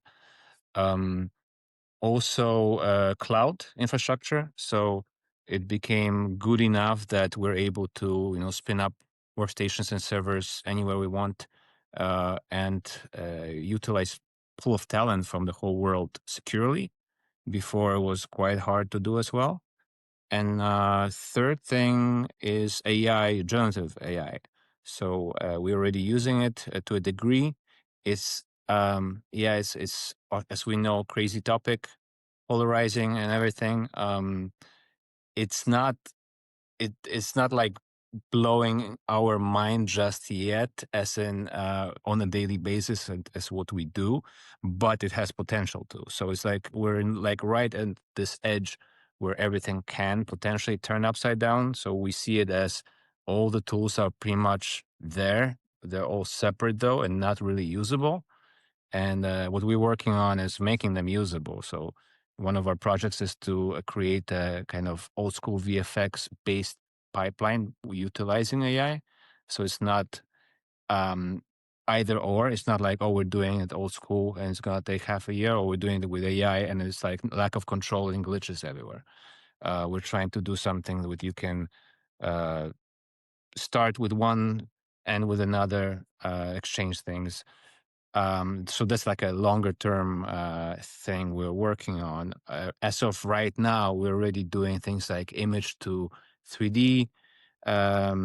For start of our work, let's say client sends us one concept image. From that, we can generate many more to have views from different cameras. We can generate like a basic model out of it. It's still requires a lot of work, but let's say if it shaves off 1-2 days here, 1 or 2 days there, that's in general a lot of money once you start adding all this stuff up. Another thing is we're able to present clients ideas earlier without doing it full blown like the correct way. We could just try something out. And some jobs that previously we would have not taken, and now we can. Clients with some smaller budgets, some advertising or music video thing that would never be able to afford us before, now they can. So kind of the barrier of entry has lowered for for clients, and we have to keep up knowing how to use these tools, or somebody else will. Yes, good, thank you. Phil, could we come to you next, please? Sure. I'm going to echo a lot of the things that Misha just mentioned. It's weird to say that cloud technology is something that is exciting because it's been around for decades at this point.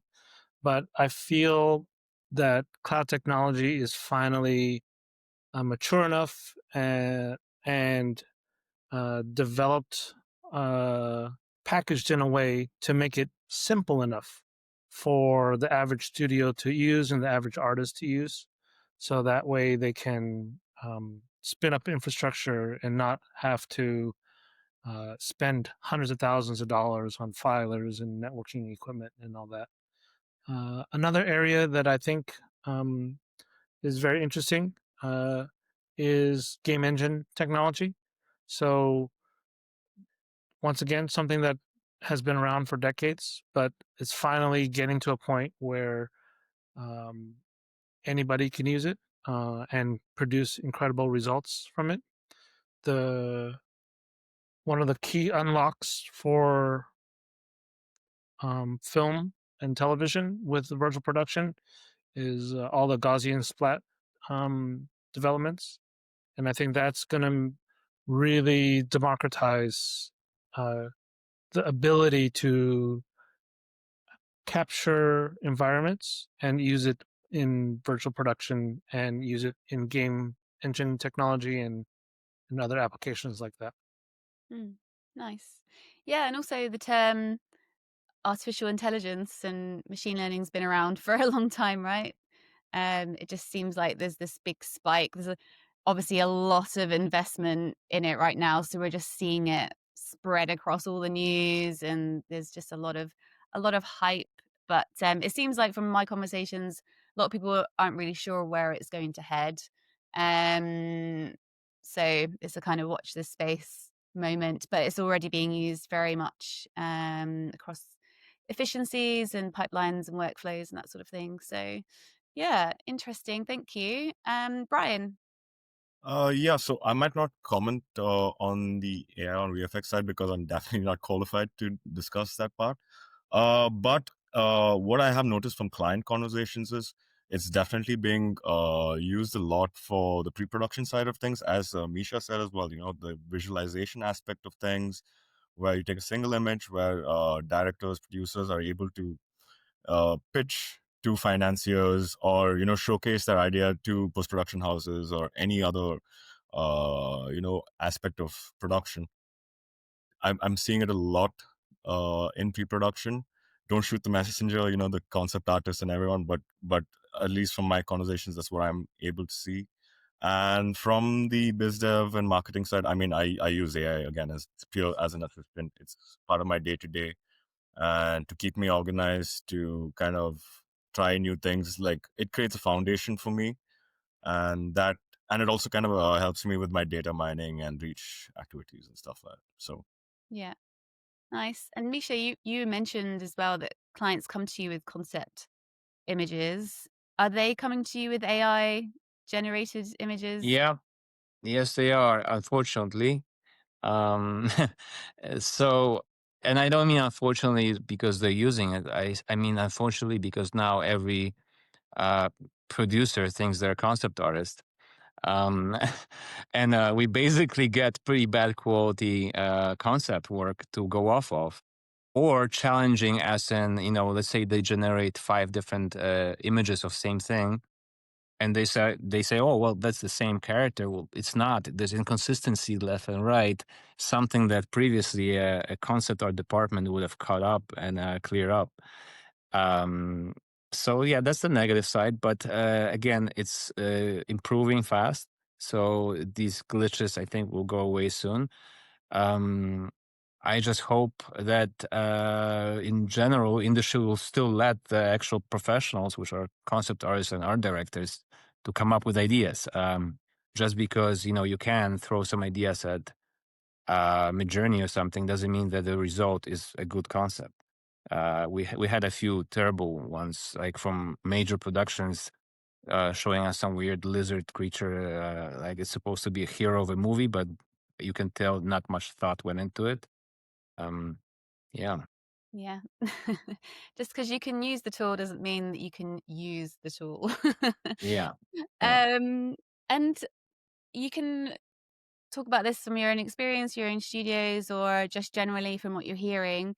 But do you think that AI is just another tool, or is it more of an agent? Can it actually take over some people's roles or certain responsibilities within Um, certain roles? Well, I think in the future, completely, I think it will evolve into an agent, like a fully functional human, basically. But we're nowhere near it yet.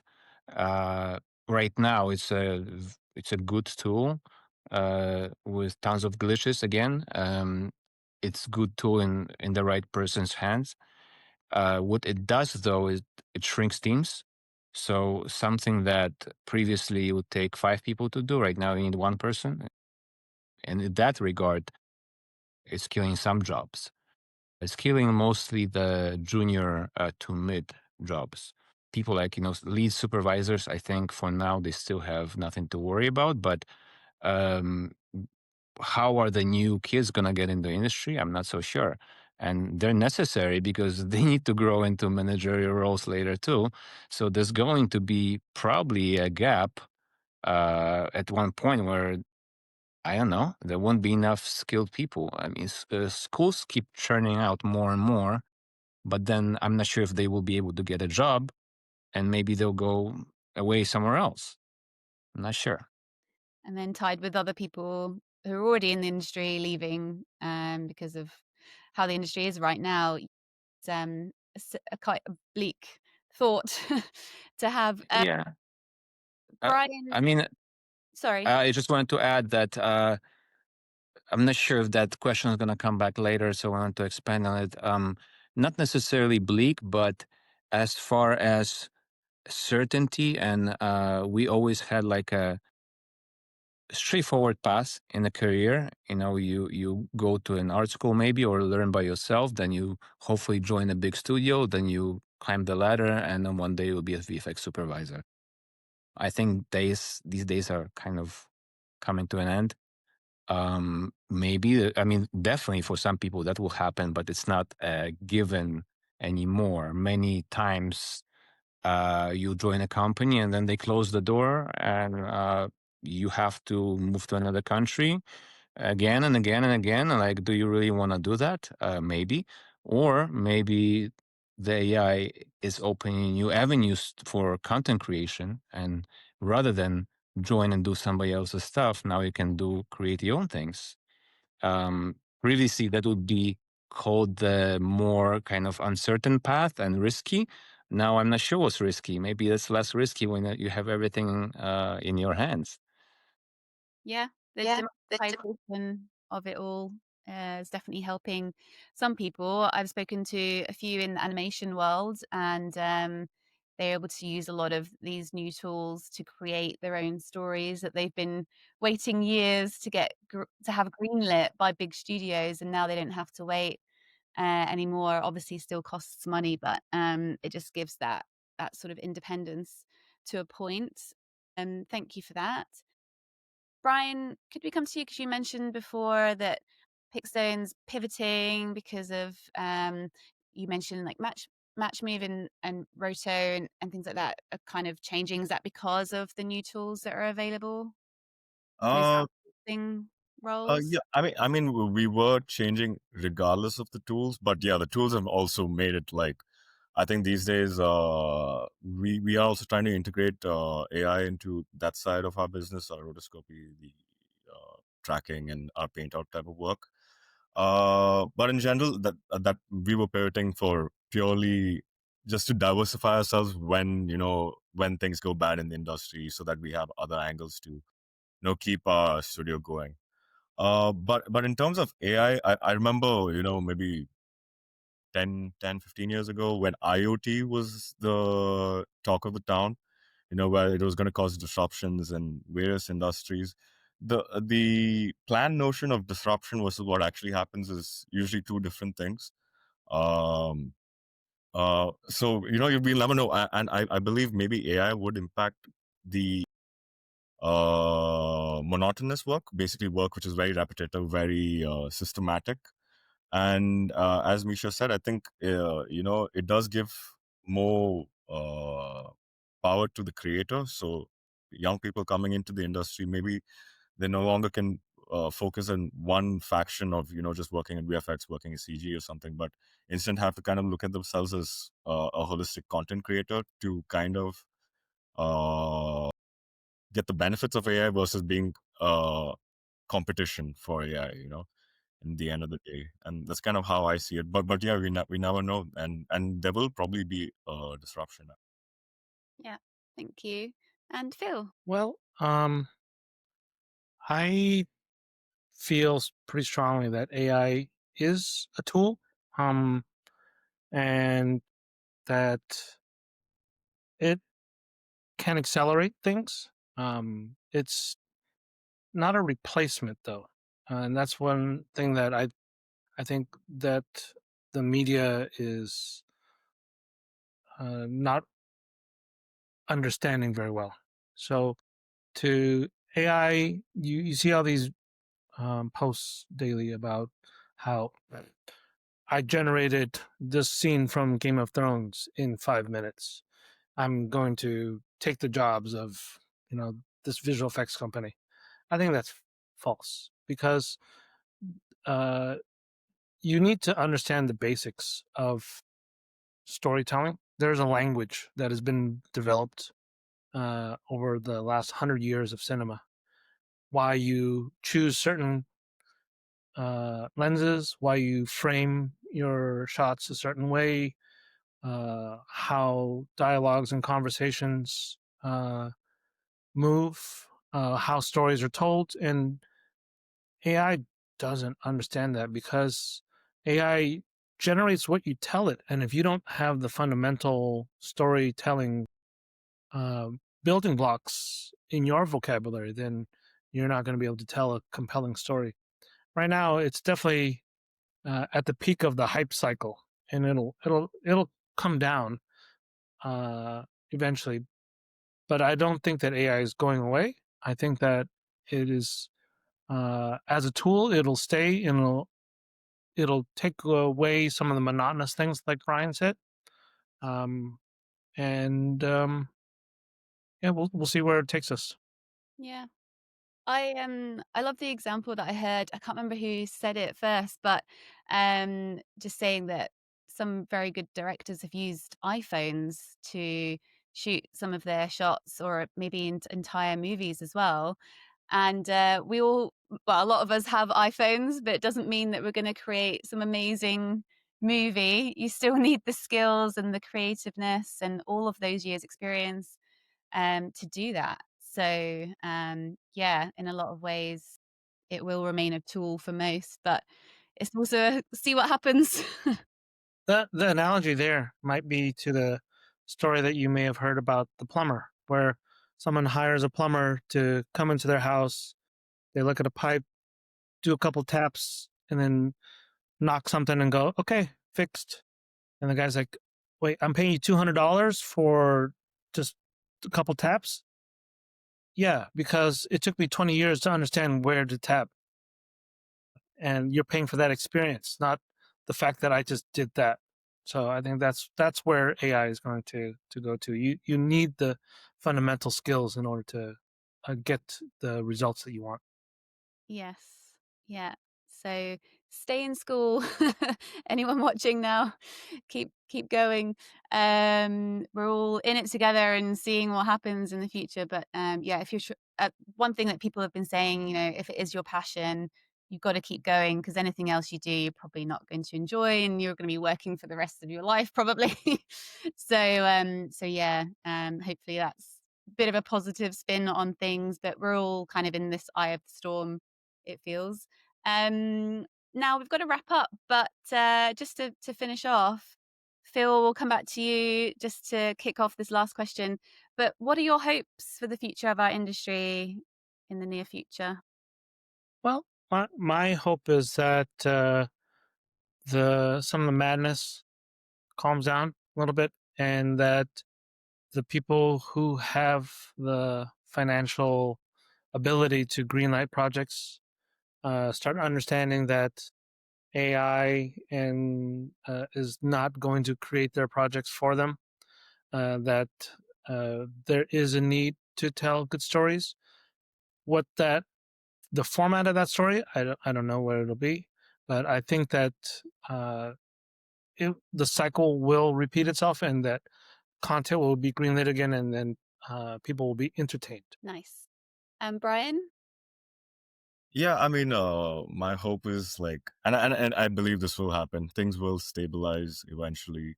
I think our understanding of the notion of content in general, it would stabilize. Studios would get accustomed to it, and maybe one more hope is, because right now, if I'm not wrong, I feel like a lot of VFX studios are just gauging in price wars with each other, and like that's not going to help any of us. That just kind of weakens the industry as a whole. So in that notion, I guess, like, yeah, we should find different angles of how we differentiate ourselves and not fall prey to this game because of the fear of AI and just generally the condition of the market right now. Yeah, nice. Thank you. And Misha? I hope that the tools will become even more simpler and simpler, to a point where they become invisible, kind of leaving just art, and people able to tell stories and create ideas and whatever that is. And also, we're kind of going into this world where augmented reality and virtual reality are going to become a big thing. Somebody's going to have to create these worlds. And I think as movies are slowing down, as in the type of movies you watch in the cinema, there will be other forms of experiences and content consumption that we need to participate in. And so I think there's still plenty of work to create for us. Yes, we still want to be entertained. So thank you, everyone. I really appreciate your time today. And yeah, thanks for joining us for the 2025 World VFX Day. All right. Thank you. Thank you. It was a pleasure meeting you all. Thank you.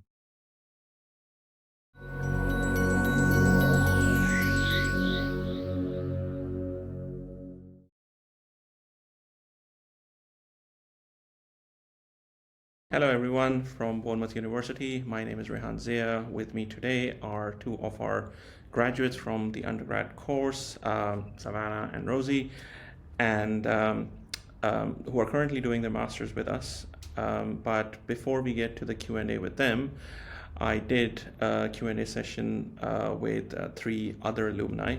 So let's go to what they have to say first. Hi, Charlie. Hi, Rehan. Can you tell us a bit about when you graduated, what course you did, and what you do now, and what your journey's been like? I graduated in 2015, a long time ago now, which, thinking it was 10 years ago, oh my gosh. I did the CAA course, so Computer Animation Arts, like not the maths, not the programming. I was focusing on the art, so concept art, matte painting, texturing, that kind of thing. Yeah, so since graduating, I have actually had a pretty straightforward career. So I actually looked around for a bit whilst just working as a bartender and exploring different things to do there, just trying to browse the industry before committing into what I wanted to do, because I knew I liked texturing, but I wasn't really sure if I wanted to go and be a texture artist. I initially started at Foundry the end of 2016, I think, in the customer support team. And my idea was that it was going to be like a short stop at Foundry. I really loved Mari, so I knew that I was going to be supporting Mari, and that would be cool. I'd get to meet the team, learn more about the industry, and then move into VFX House or something similar. And then I ended up just falling in love with Foundry and the Mari team especially.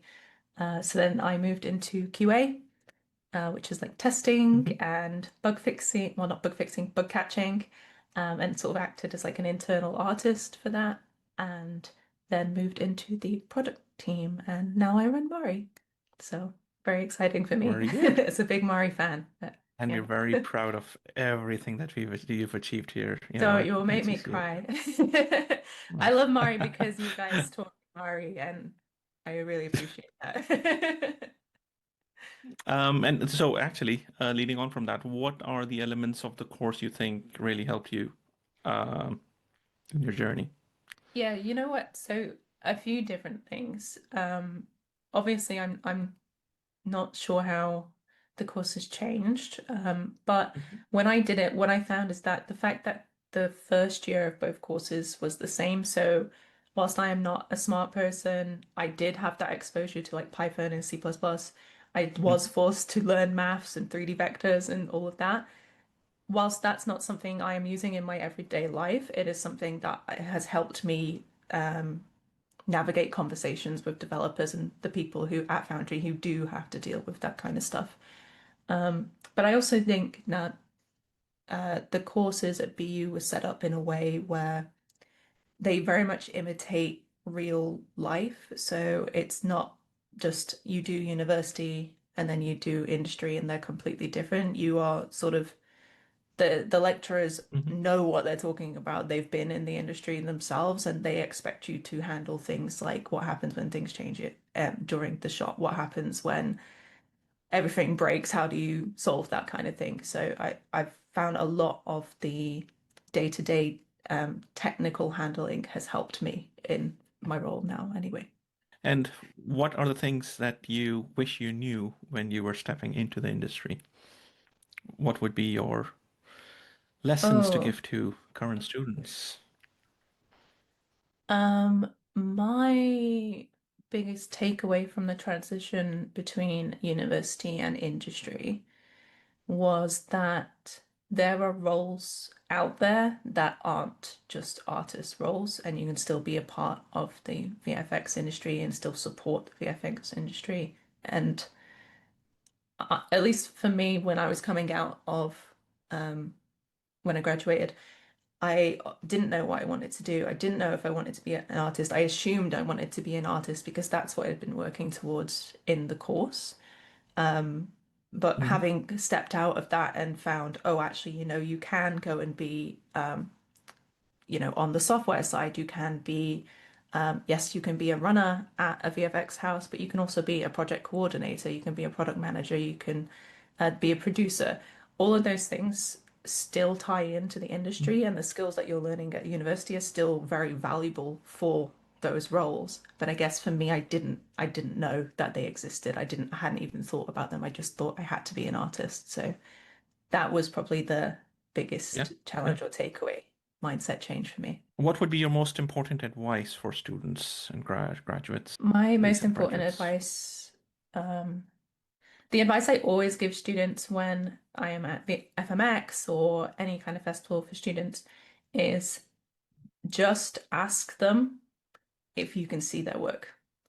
And that for me, when I moved into industry, was huge. So I am a very awkward person. I think a lot of us in the industry are very introverted. But just messaging artists and being like, I love that piece of work that you've done. Can you tell me more about it? Can I see it? That would be amazing. Everybody wants to talk about their work because everybody is locked under NDAs or they're proud of what they've done, but they can't really talk about it. So everybody wants to show it. And the worst thing that they can do is say, no, I'm sorry, I can't show you that, or not answer you. And then you're in the same position you were before you messaged them. But hopefully you're going to come out of that with some hugely beneficial information. And I've learned so much about not just texturing, but the industry as a whole that way, just by asking people. And yes, you feel a bit annoying, but it's the best way to network as well. So definitely recommend it. Absolutely. Thank you so much. Yeah, thank you for that. That's something I always keep pushing students to do. Thank you. It's so hard absolutely. to get yourself in the mindset, but it's worth it. Yeah. So you've talked about us, VFX artists being an awkward bunch. Yes. Importance of soft skills or things that aren't necessarily explicitly taught on computer animation and visual effects courses. Yeah. Do you think, how do you rate that? Hugely important, especially for if you're coming into a role like mine, hugely important. I am an introvert, I am, but I spend all day talking to people who I don't know. The ability to handle that is something that I've had to really develop. The way that you speak to people can really massively impact your career. So knowing how to approach people who are perhaps more technically minded versus people who are more artistic minded or more business minded can really affect how they see you and then your value at whichever company you're at. But ultimately, I think it's just really important to learn how to speak for yourself first and foremost. What I mean by that is, in terms of career progression, you are the only person who's going to advocate for you, and learning those soft skills of how to communicate that with other people and to say, you know what, I am good at my job. I am ready for this. I've done XYZ in this amount of time. I know I can do the next step. You need to be able to do that. It's difficult. I have a lot of different methods of how I approach this, but I don't think anyone should go into the industry expecting a manager to be on top of that for them, because at the end of the day, this is an industry that is about, well, same for a lot of industries, but this is an industry about getting things done for the least amount of financial effort and the most amount of gain, which doesn't always position VFX artists or VFX employees in a positive mindset to be able to say, give me more money, or I want the next progression role. So you have to be able to hone that yourself and have those hard conversations. So yeah, it's difficult, but there are techniques to learn. And if anybody wants to know how I do it, I am always happy to share. So just message me on LinkedIn. That's absolutely fine. Very good. So now actually, leading on from that, how do you manage the nature of the volatility in the industry, at the same time, your own kind of well-being and mental health and avenues for support and balancing all of that? Yeah, I think the way that this industry is, and yes, it's become a lot more volatile, a lot more unstable with the pandemic and strikes and machine learning and AI, everything that's knocked on. But it has always been a volatile industry, and it's always been one where we are creatives first at the end of the day, and we care about what we do. Absolutely. And that makes us want to work harder, which opens you up to burnout very, very easily. I myself am somebody who deals with burnout a lot, and this is something I've had to force myself to learn because, fortunately at Foundry we're not expected to do overtime hours, which is awesome. Which means we pretty much work, 9 till 6 or flexi time around those kind of hours. But for a large portion of my early years at Foundry, because I've been here for 9 years now, which is crazy, I would be working outside of that as well, just because I wanted to, because I cared about Mari, because I cared about the artists. I want them to have a good experience. So whether that was working on actual like bugs or features, or whether that was just making sure I was available to people on LinkedIn or Facebook groups, or making sure that they could reach me, I was really burning myself out. What I have found is that you have to put yourself first. And at the end of the day, yes, we love being creative, we love making films, but it is a job, and you have to treat the industry the way that it is prepared to treat you. So one of the things that I have done is I have made the effort to not have work-related communications on my mobile phone anymore. I do not answer it when I'm away on holiday. I make sure that I am unreachable. And some people might say that that is, that's bad, you should be contactable. No, I shouldn't be, because I'm focusing on myself first. With mental health, especially, a lot of us go through dips and flows with mental health. I know I have. I'm very fortunate that Foundry is a company that is very aware of how mental health can impact your work, but also your life.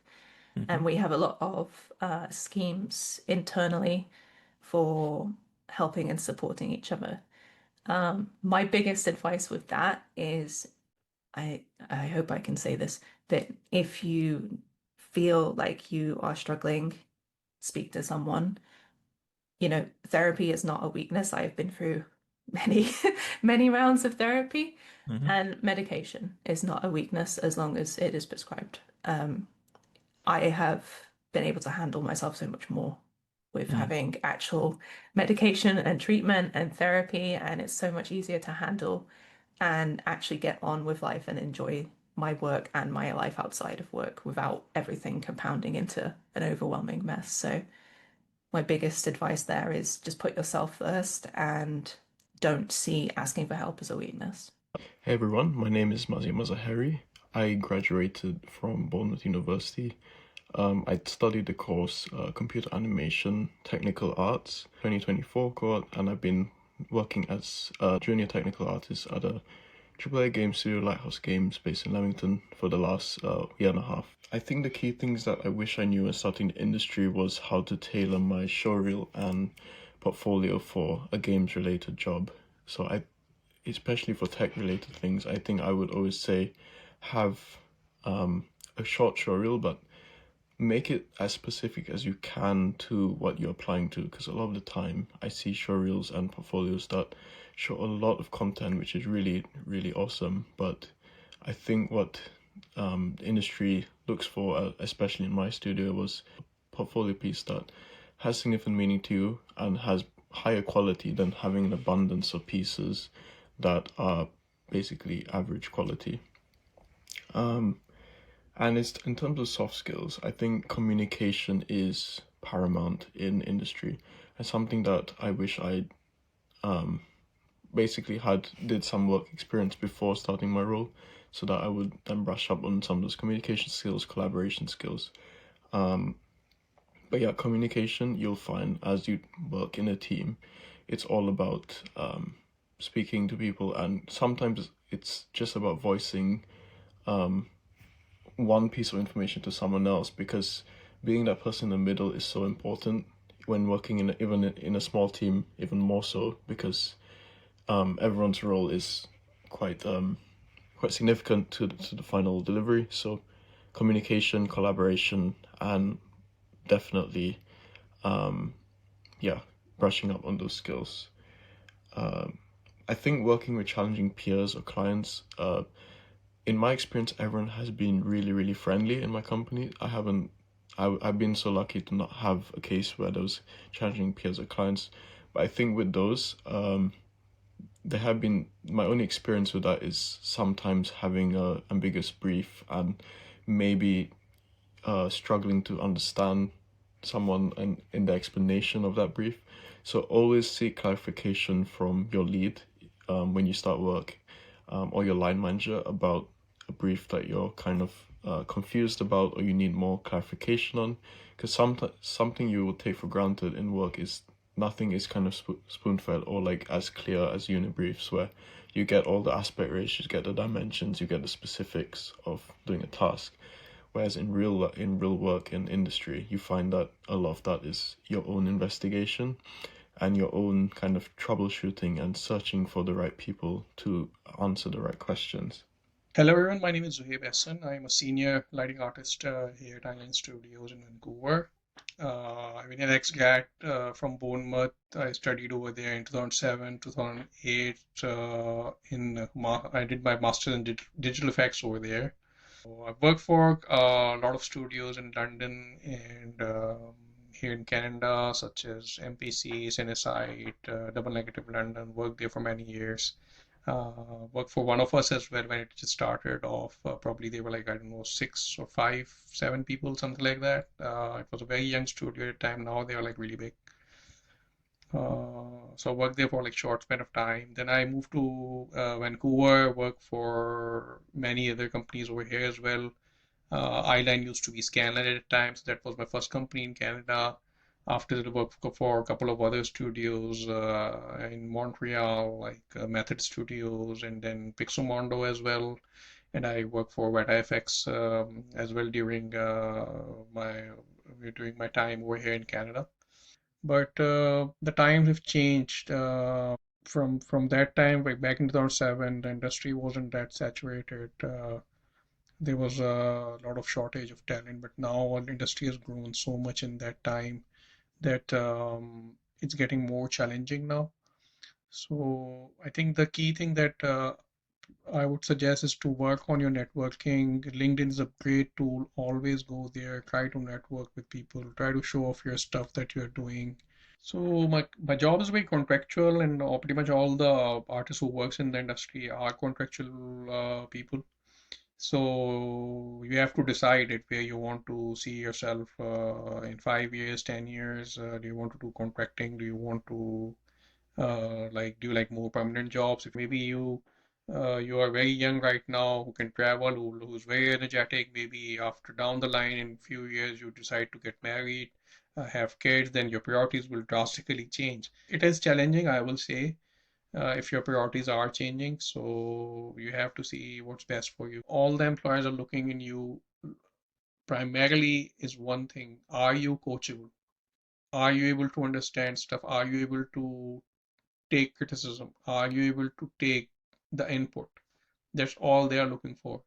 So try to be more proactive on those fronts. And another thing, when I was studying, a lot of people who would come in, their key advice, okay, leave the ego at the door. So that is also very important. And also like be more humble, because people in the industry are extremely humble. I've met one of the nicest people in the industry who are willing to help you if you just ask them nicely, and they will go out of the way. Like I've seen so many incredible people in this industry who are very, very helpful, and they are willing to help in any capacity. Never stop learning in industry. It's same for like just an IT industry.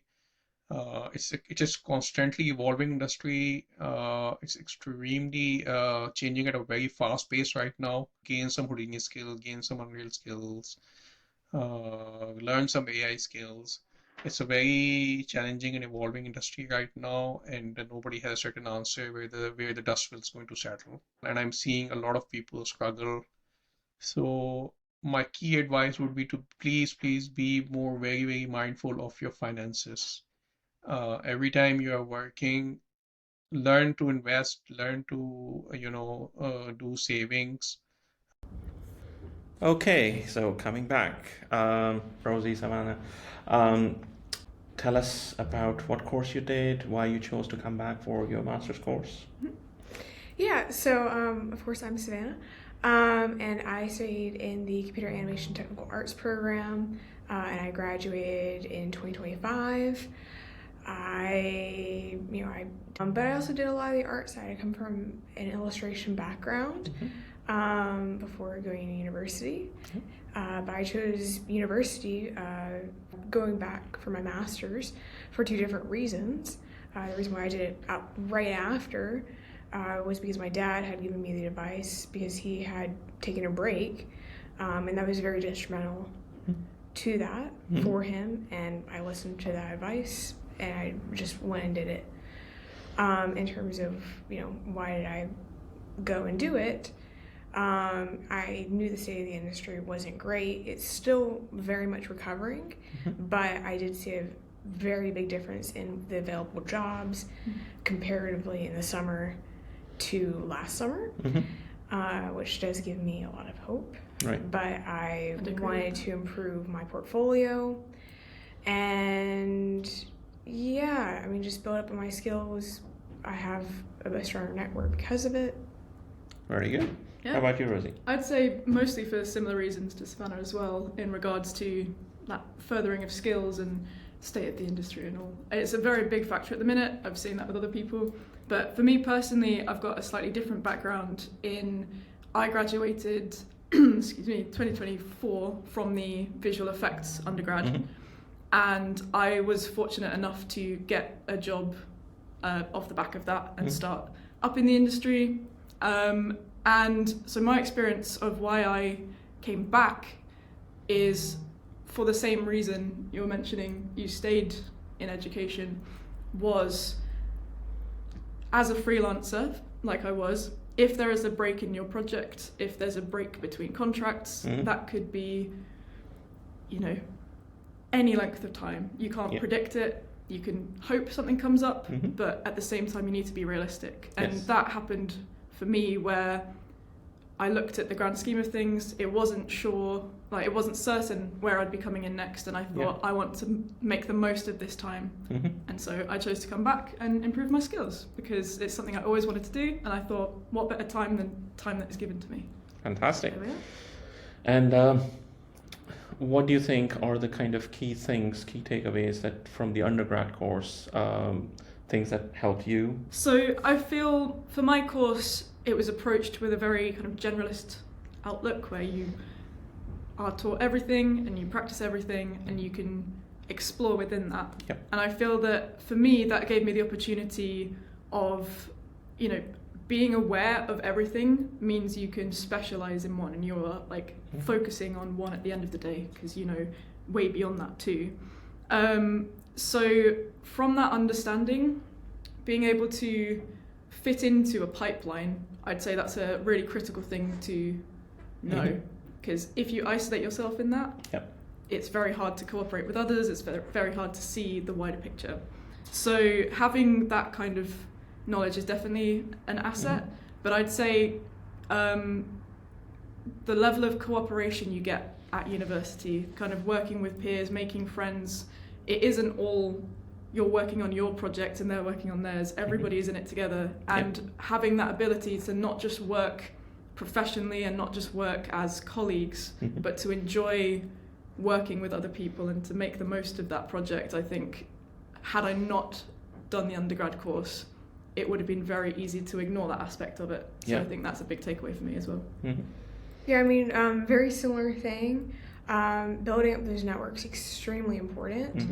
I think one of the things that I learned from university, or rather continued, was always keeping your adaptability.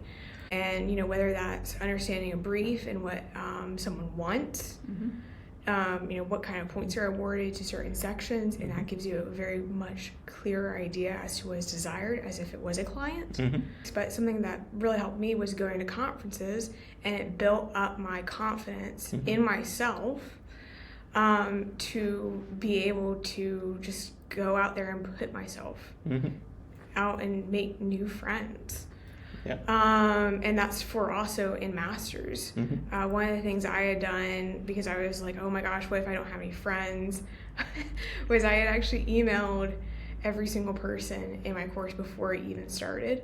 Brilliant. So because I knew the feeling that people have and the anxiety that comes with coming to a potentially a new country, or at the very least a new area, and not knowing where anything is. And I wanted to help. I'd say on the back of that, yes, it's about the work, it's about the projects, but as you said, the industry really is just one big group of people. So being proactive and getting those connections and, you know, making those friendships, I'd say not from like a success point of view in terms of how it works, but it's just what the job is connecting with people as well as a technical thing. I absolutely agree, because one of the things that they say about new people is that it's not so much your technical aspects. You can learn the technical aspects on the job. You are going to learn new things. But it's how well you can work together as a team. And do I want to work with you? Yes. Those soft skills are super important. Absolutely. The key challenges that you might have faced in your studies and going into the industry as well, Rosie? Yes. I'd say the key challenges I faced starting up, I'm going to start with the one that everybody always says at the conferences. I've heard it so many times, but having experienced it, I can say it is a real thing. The imposter syndrome, my goodness, that is definitely a real thing. As soon as you get there, regardless of your job or the company or anything, it feels so surreal. You think, oh, well, I'm not prepared, I don't know what I'm doing, am I sat the right way, have I put my desk out correctly, all that kind of stuff. It is daunting, and I feel like it does knock you a little bit of, like you said, your confidence, and that is important. But I feel like you need to remember my advice for that, and how I got advised from my superiors was, you got the job for a reason. So somebody already believed in you, even if you didn't. It be that your friends, your support network, your family, lecturers, whatever. But you have that job, so you deserve to be there, and you need to learn to accept that. Absolutely. It's you that doesn't know what you're doing there. Everybody else can see it, so believe in yourself. No, I think other challenges I faced is learning to adapt and kind of accept risk as a part of this, and I'm sure we'll come to that. But in my case, I got a job across the country in Manchester, and I had a very limited time to move there. And the challenges of uprooting your life for a job and adapting whilst having the job, and kind of, I think a big part as well is you're fresh out of university, or you're used to education, or your current standing, learning how to be in the life that you've thought about, like, you're an adult, you're out of uni, you're doing stuff. That in itself is such a difficult thing. And I'd say it's more of a challenge than you realize. It's very easy to think, oh, the job's going to be hard, or oh, how am I going to do this? How am I going to like do this step or this technique? And it's very overlooked. So I'd say from personal experience, think about that too. Think about how you, in like other aspects of your life, how you can tackle those challenges and overcome those. Absolutely. And you were saying making friends initially. I mean, especially, coming from another country, that is something that a lot of international people very much fear, because you don't know anyone. You don't know anyone even in the country. And that's a very hard thing when you're so far away from a support network. It makes everything feel bigger, when in reality, just take it one day at a time. And if the entire world feels like it's falling apart, maybe projects go sideways, or you're 3 weeks behind, just get what needs to be done today done. And it's that compartmentalization is so important to not get ahead of your skis. I mean, in terms of other challenges that I've had is the pressurization of trying to choose your specialty. Everyone says, oh, choose your specialty, choose your specialty, choose your specialty. And that was something that I very much struggled with throughout my undergrad, until I just got comfortable with, you know what, I don't know what my specialty is, and that's fine. I'm a technical generalist, that's okay. However, I know that, okay, well, because of that, I'm going to be targeting, smaller and mid-sized companies, because larger companies want that specialization. So it's also thinking about, okay, well, what would make me an ideal candidate, and what would fit for me in a company. When you're going in for an interview, they're interviewing you, but you're also interviewing them. Because both of you want to be happy at the end of the day. That's a very good point. What are your thoughts and feelings about the current state of the industry? How do you feel? Is there pressure given the situation the VFX industry is in at the moment? I just want to have your insights. How do you feel? I think it would be really interesting to see like an anticipatory view on it as in still education. How do you see it as like looking at it so I from mean, the outside? I have a little bit more of an idea just because of conferences, again, because I hear a lot more as to what industry professionals, and maybe it's people working with AI or people who are developing AI. Scary word. Yeah, I know. It seems like a very like, oh, don't talk about the elephant in the room. But we all know it exists. We have to learn to live with it. But the one reassuring thing I feel like the differences in talks between 2024 and 2025 is the overestimation of AI is going down. People are realizing after they've tested it out, after companies have tried to go way too high of a scale with AI, and then they're bringing it back down. They're being realistic about it. Okay, this is what AI can actually do. Yeah. And this is what's actually going to be more healthy for the industry. Yes, it's not perfect. It won't get perfect for a while. But we just cool off. Like, just seriously, like, you just have to take a breath. Nothing's going anywhere. Yeah. But yeah, I mean, just with that, you have to understand, okay, I know what the current state of AI is, so how can I be a differentiator between AI? Don't just be a one-trick pony. And I think that's the great thing about being a generalist, and the great thing about going into university, because they do have a more generalistic approach. You learn more than just, modeling. We're just going to cover computer science. We're just going to do computer mathematics. Yep. It's very holistic. So then it's to give you that flexibility if you need it, even if you don't, even if you specialize, or if you don't. Yeah. I'd say, yeah, so from inside, it is a very, I wouldn't say different ballpark, but it's a lot closer to home for, many reasons. But part of that is, as we've mentioned, the connections. When you get in, it is the cliche that everyone seems to know everybody. And in this time in the industry, it has been especially difficult seeing either things that are made public, like company closures, or people looking for jobs, contracts being, they're expiring, people can't find new work. It is a lot, and I'm sure we've seen it online, slews of people suddenly looking for work. But when you introduce that level of, like, personal connection, it's quite testing. It's people you know, it's friends you've had for years, it's people, connections of people you know, and being, I was very fortunate that my job was secure during this time, but being in your job knowing that, this company's gone, it's terrifying. And I'd say it comes at differences based on how you work as well. So myself, I work as a freelancer for a company.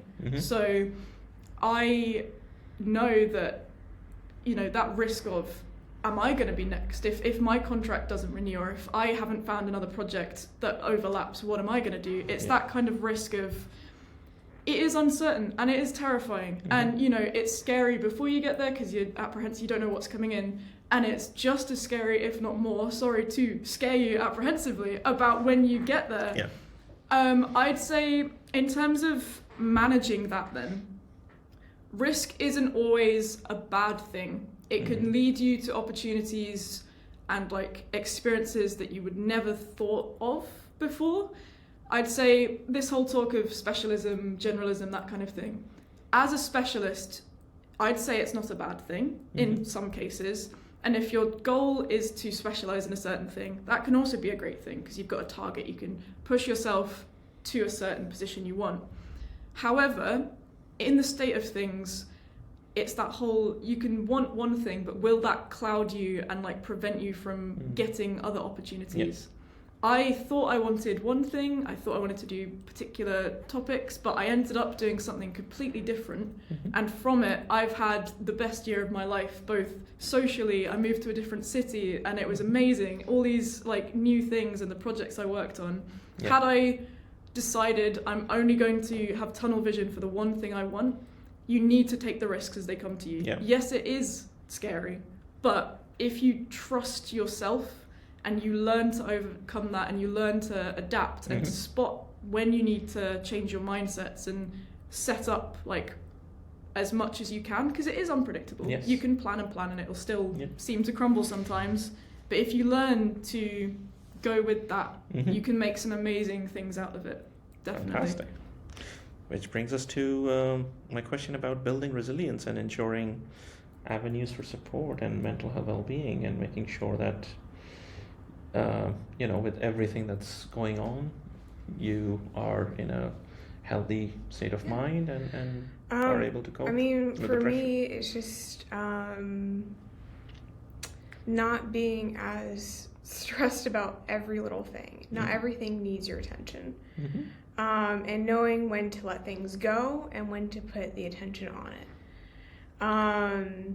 So that's kind of one thing, but also too, those networks, those friends, the relationship even outside of university is so big. Yeah. It's so big for your mental health, whether it's just to take a step back from work or, it's just, I'm going to a conference saying, hey, I want to make a new friend today. I'm not looking for anyone in industry. I'm not looking for advice. I'm just looking to make a new friend.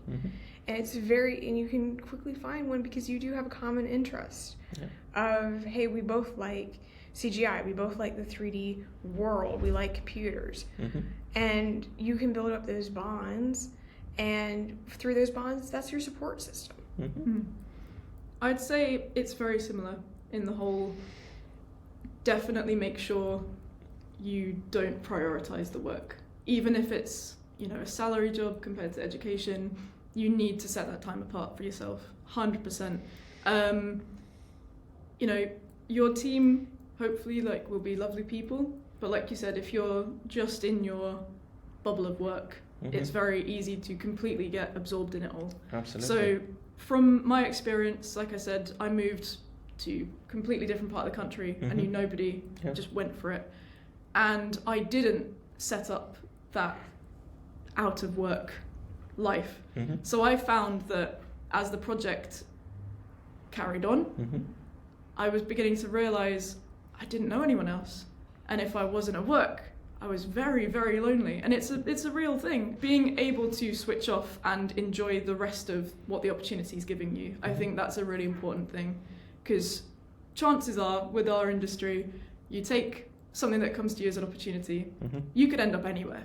You could, and I feel if you don't make the most of every part of the chance that's given to you, if you don't explore the city, if you don't make the friends, if you don't have the experiences outside of that office, the growth you see in yourself and just the happiness you get and all those memories you could have made, you need to tackle everything and give yourself to everything because it's good fun. You shouldn't focus on the stresses or the things that are getting to you. You still need to enjoy your life, and I feel like this is a great industry where you can explore lots of different things, and you should totally go for it. Fantastic. What would be the most important advice that you would give to current students or fresh graduates, for that matter? It's kind of what I keep saying. Put yourself out there. Just keep trying. That is half the battle, and that's even for your studies. Okay, you're having a very bad day, just show up. That is so much of what it is. Show up and just try to participate as much as you can, and you're already halfway there at the very very least. I'm very much a planner. I try to go with very different routes, and just keeping your mind open. To different opportunities, which could be like crime scene visualization. It could be for science visualization. Maybe you're trying to do rehabilitation projects, or just keep yourself open, because I see it time and time again. People say, oh, I want to work at Disney, oh, I want to work at Pixar, and that is the only thing that they focus on is the film or games or TV aspect. And they completely ignore the other possibilities, such as, advertisement agencies. There's always going to be need for ads. Freelancing, maybe you're making assets, a singular asset for a game just on the side. Commissions, super important to have a online presence. I'd say it's that level of contingency plan. Which, like you said, a lot of people focus so hard that when that one thing doesn't work out, you've got chaos and apply to 200 jobs. Exactly.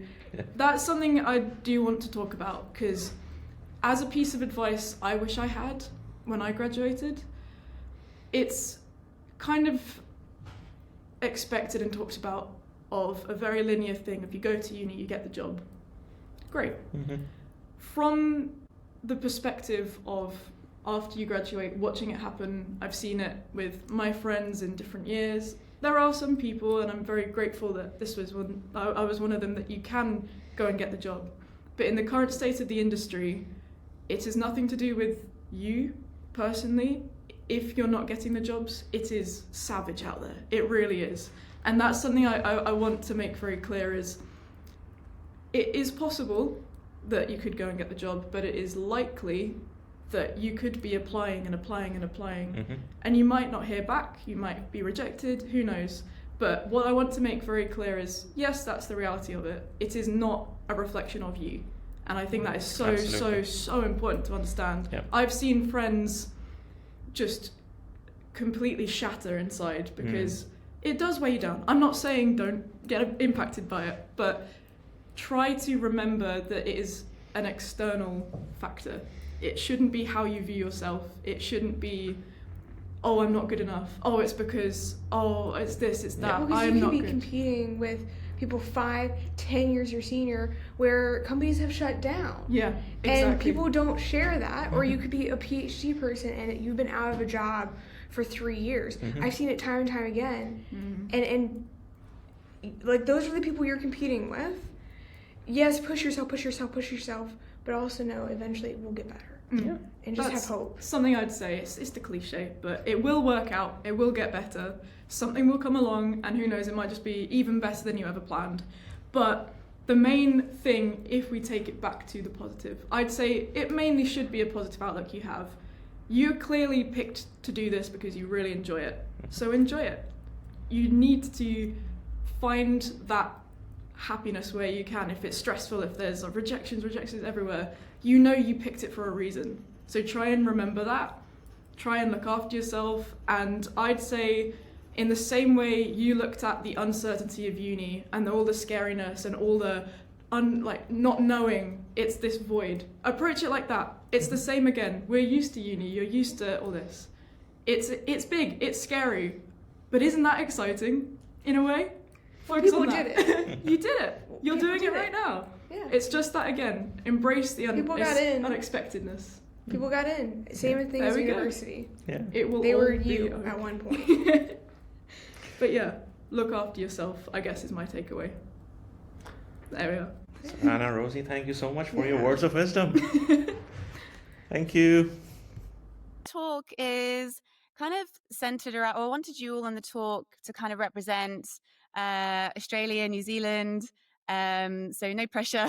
But of course, your roles are always global. But I'm really grateful for you all joining me today. Jen, you're actually in Munich now, and Dennis, you're in Brisbane right now. That's right. Yes. Yeah. And Aidan joins us from Wellington, so very global. And I'm from sunny, not so sunny London. So today it's a really relaxed chat about your roles, the industry. Maybe we'll touch on a bit of new tech, just anything that's affecting your roles right now. And we'll be here for about half an hour. So yeah, let's get started. And just to say, I know it's probably, I don't know how often you'll get to catch up and exchange notes. So if you do want to ask each other questions along the way, then please feel free to do that. Sounds good. Awesome. Okay, let's get started then. So first of all, just to start from the very beginning, how did you all get into this crazy world of VFX and animation? Definitely crazy.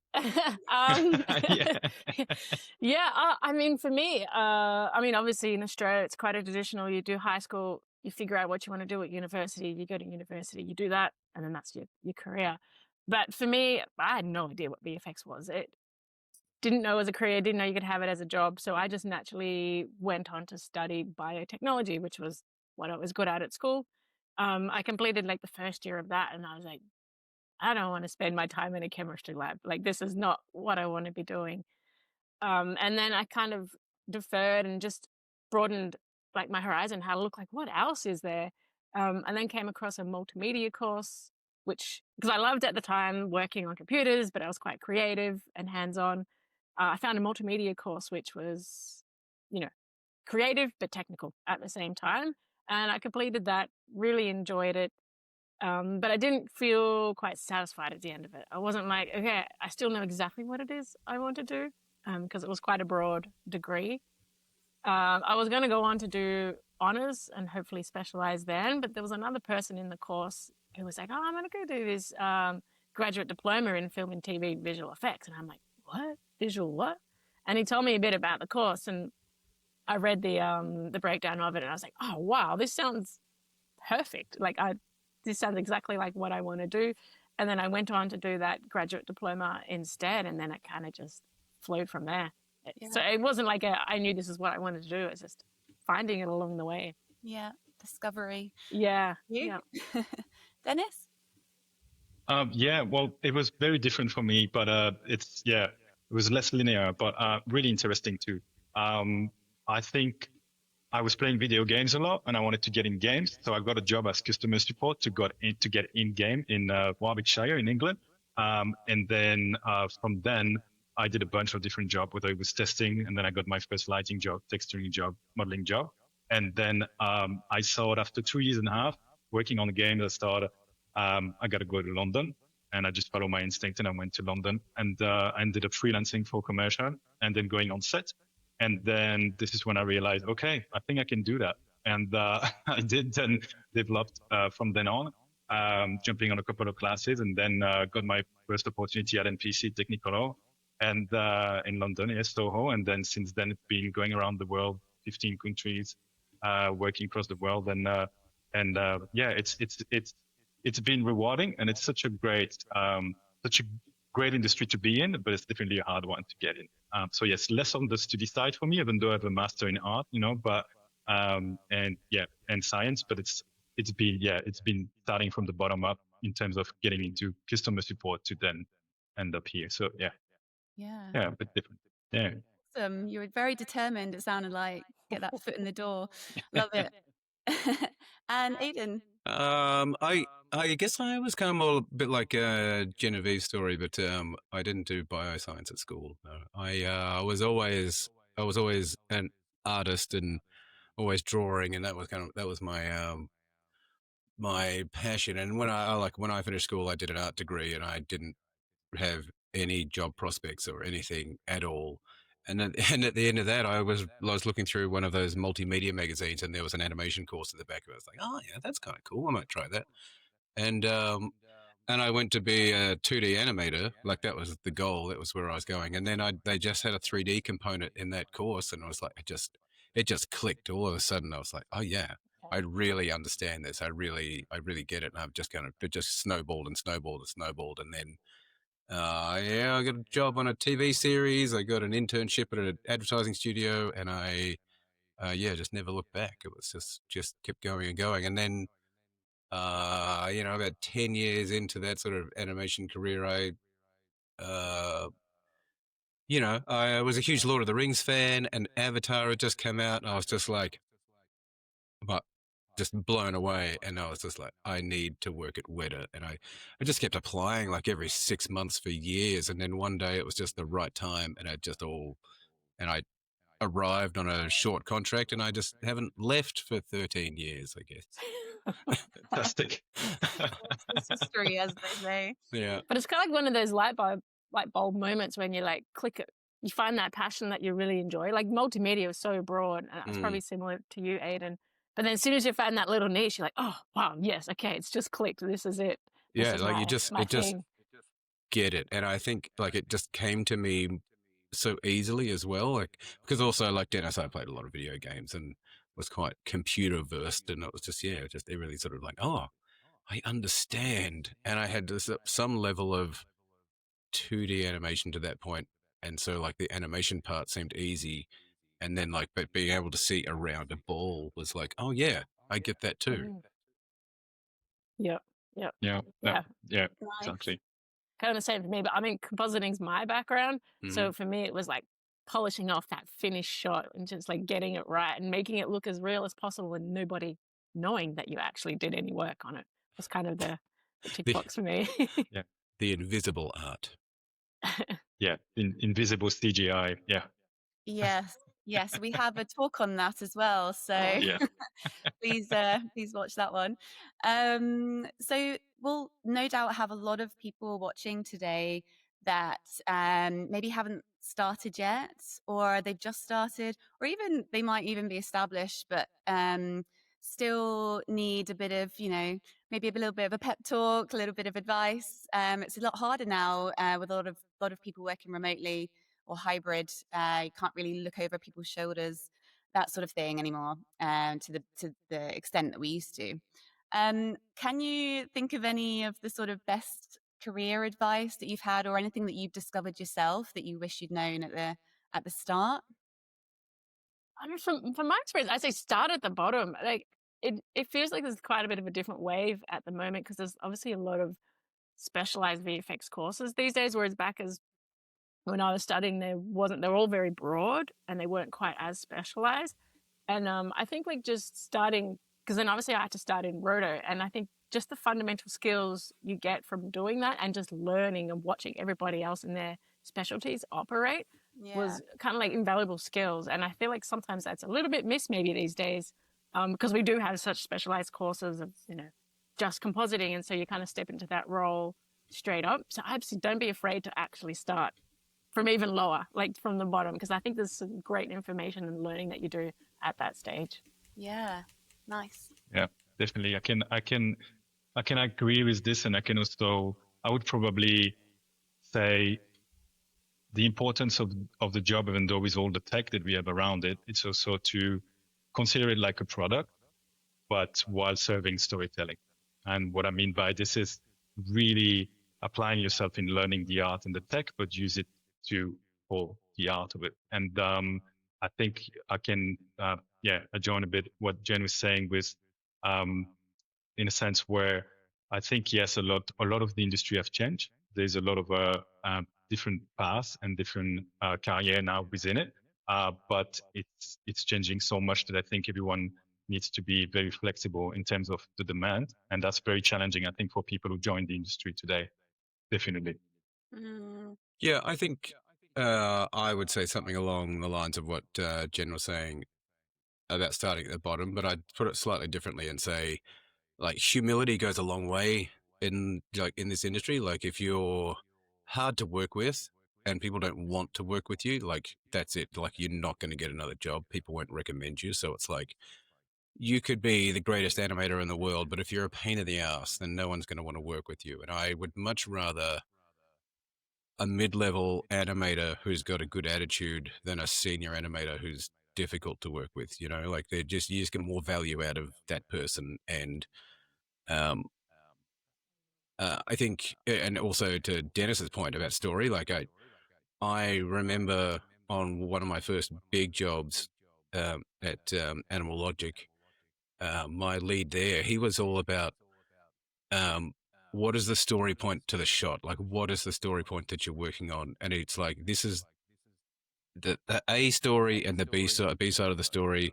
I don't care how you get there. Like, that's totally up to you. Like, like, I'm not going to animate through you. It's like, that's your job. I just want you to understand what the story point is. And I think that's, again, something slightly missed these days, especially with, as Jen was saying, people coming in at a more specialized stage and not having. Are we allowed to swear? No, I won't swear. having eaten dirt for for many years, and like learning the ropes in that way, I guess, is invaluable. So, like, I would say humility and working with others as well is the one of the greatest gifts I think you can bring to a team. Yeah, and it's all about teamwork, right? There is no just you've got one shot, one task, but that's like a portion of a huge big picture. Yeah, you're a little cog in a big machine. Yeah. Many cogs. Yeah. Very, very good advice. Thank you so much. And you've all got amazing careers and portfolios. Have you ever had, sorry, this wasn't on my list of questions, but just thinking, have you ever had a difficult period in your careers in any respect? or any time where you've thought, oh, is this a career for me? It does seem to be now, but were there any doubts? In what sense? Like doubting like- that you're cut out for it, or Yeah, maybe it was something happening in the industry, because we've had so many ups and downs over the years, especially now. But just general sort of, oh, should I do something else? Do you ever have those kind of feelings, or are you always, this is me forever? no, I've certainly had those imposter syndrome moments where it's just like, oh my god, I don't think I'm good enough for this. But that's a me problem, not an industry problem. I think early on I had one of those, like after one of my first bigger jobs on a TV show that went for like maybe 2 years, and then that ending, and then nothing being after that, and my wife has just got pregnant, and we were just like full panic. That was probably my worst moment of just industry. Like, I don't even know what to do, because I hadn't built up a lot of connections or network then, and I just had no idea where I was going next. And I was super lucky landing a job at a games company a couple of months after, and it was that was the scariest moment I think I've had. I think I've been pretty luckily solidly employed since that point. But my experience is probably very similar to yours. Is that I know this is kind of like what I love doing. I want to keep doing it, but it's more of moments of like worried about, oh, can I keep doing it just because of the state of the industry? And for me, there's probably like there was two incidents of that. One is there's not very many female VFX supervisors out there. And I came to a point in my career where I wanted to become a mum. And again, maybe it was just my own imposter syndrome. I was like, oh, if I become a mum, I can't be a supervisor anymore. I have to just step down and go back to being compositing, which got me really quite worried, because I loved what I do and I really wanted to keep doing it. But I think maybe I just got lucky at the time. While I was pregnant, I was nominated for an Oscar. And for me, I was like, okay, this might help me be able to keep working as a supervisor after I become a mum. It's got like a little bit of leverage behind it. So that moment there, was a moment there where I was a bit worried that I was going to have to step down. But obviously I haven't had to, and the industry has changed and evolved. And I think it was my own imposter syndrome saying, oh no, I have to step back if I do this. So, and then the second was the strikes. There was a moment there where it was looking hectic, and it still is quite hectic for a lot of people, I think. But I've been kind of lucky in being able to find projects to work on. Yeah. It's really funny because you can relate to the point that Aidan was making about the industry. It's very small. Everyone know each other. If you are paid to work with, in these moments where there's no job and people rely more on one another, then you're able to get support from a lot of people. And Jen helped me a lot. She's very humble, but she did help me a lot at some point with a couple of months down. It was really great. And that's where we can really fit and see how we are from the same industry and how supporting we can be of each other, even though we are on this side of the world. So it's pretty great.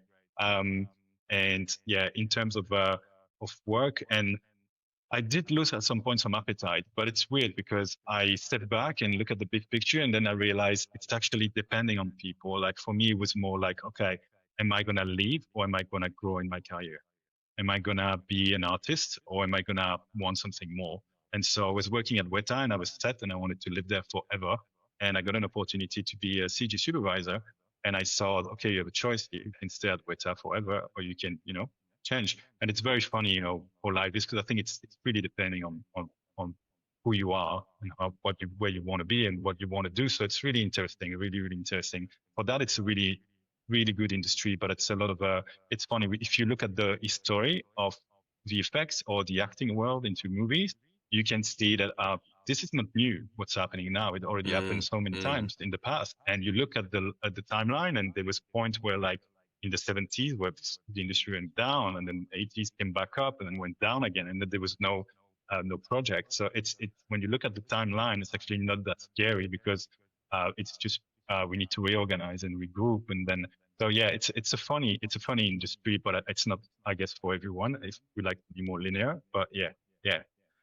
I think you're right. I think you Dennis and Jen, you both mentioned I guess the the strikes that have had sort of an impact in that sort of way. Like it was like, COVID hit, and so which I think we're still reeling from, because I think it's like it changed the audience's consumption habits, and like cinemas got shut down, and now we've got like this generation of kids who are now teenagers, who are like specifically my kids that age, like they don't go to the cinema, they're not into it, like they're not interested in that stuff. So there's this whole generation that's not going to the cinema, and but streaming services have sort of taken over that whole area, and then we had the strikes to add on to that, and then there was all those Malibu fires, which has left which affected a lot of high-end producers and those content creators who were sort of at the start of that creative cycle. And we've just got right now, there's that gap in that production cycle that would have had projects greenlit 6 months ago, which we would be sort of more gearing up to work on now, which we're not. So there's just that little bit of a weird buffer period. But as you said, Dennis, it's cyclical. That I don't know what the cycle is, but yes, you're right. It goes up and down, and the public tastes for content is evolving all the time. So we're in one of those periods of change or adaptation, I guess. It's it's a strange one. Definitely. Yeah. I'm Definitely hoping we over are. the next year or two, it kind of, well, maybe next year, I'm kind of hoping it feels like it's going to stabilize. Well,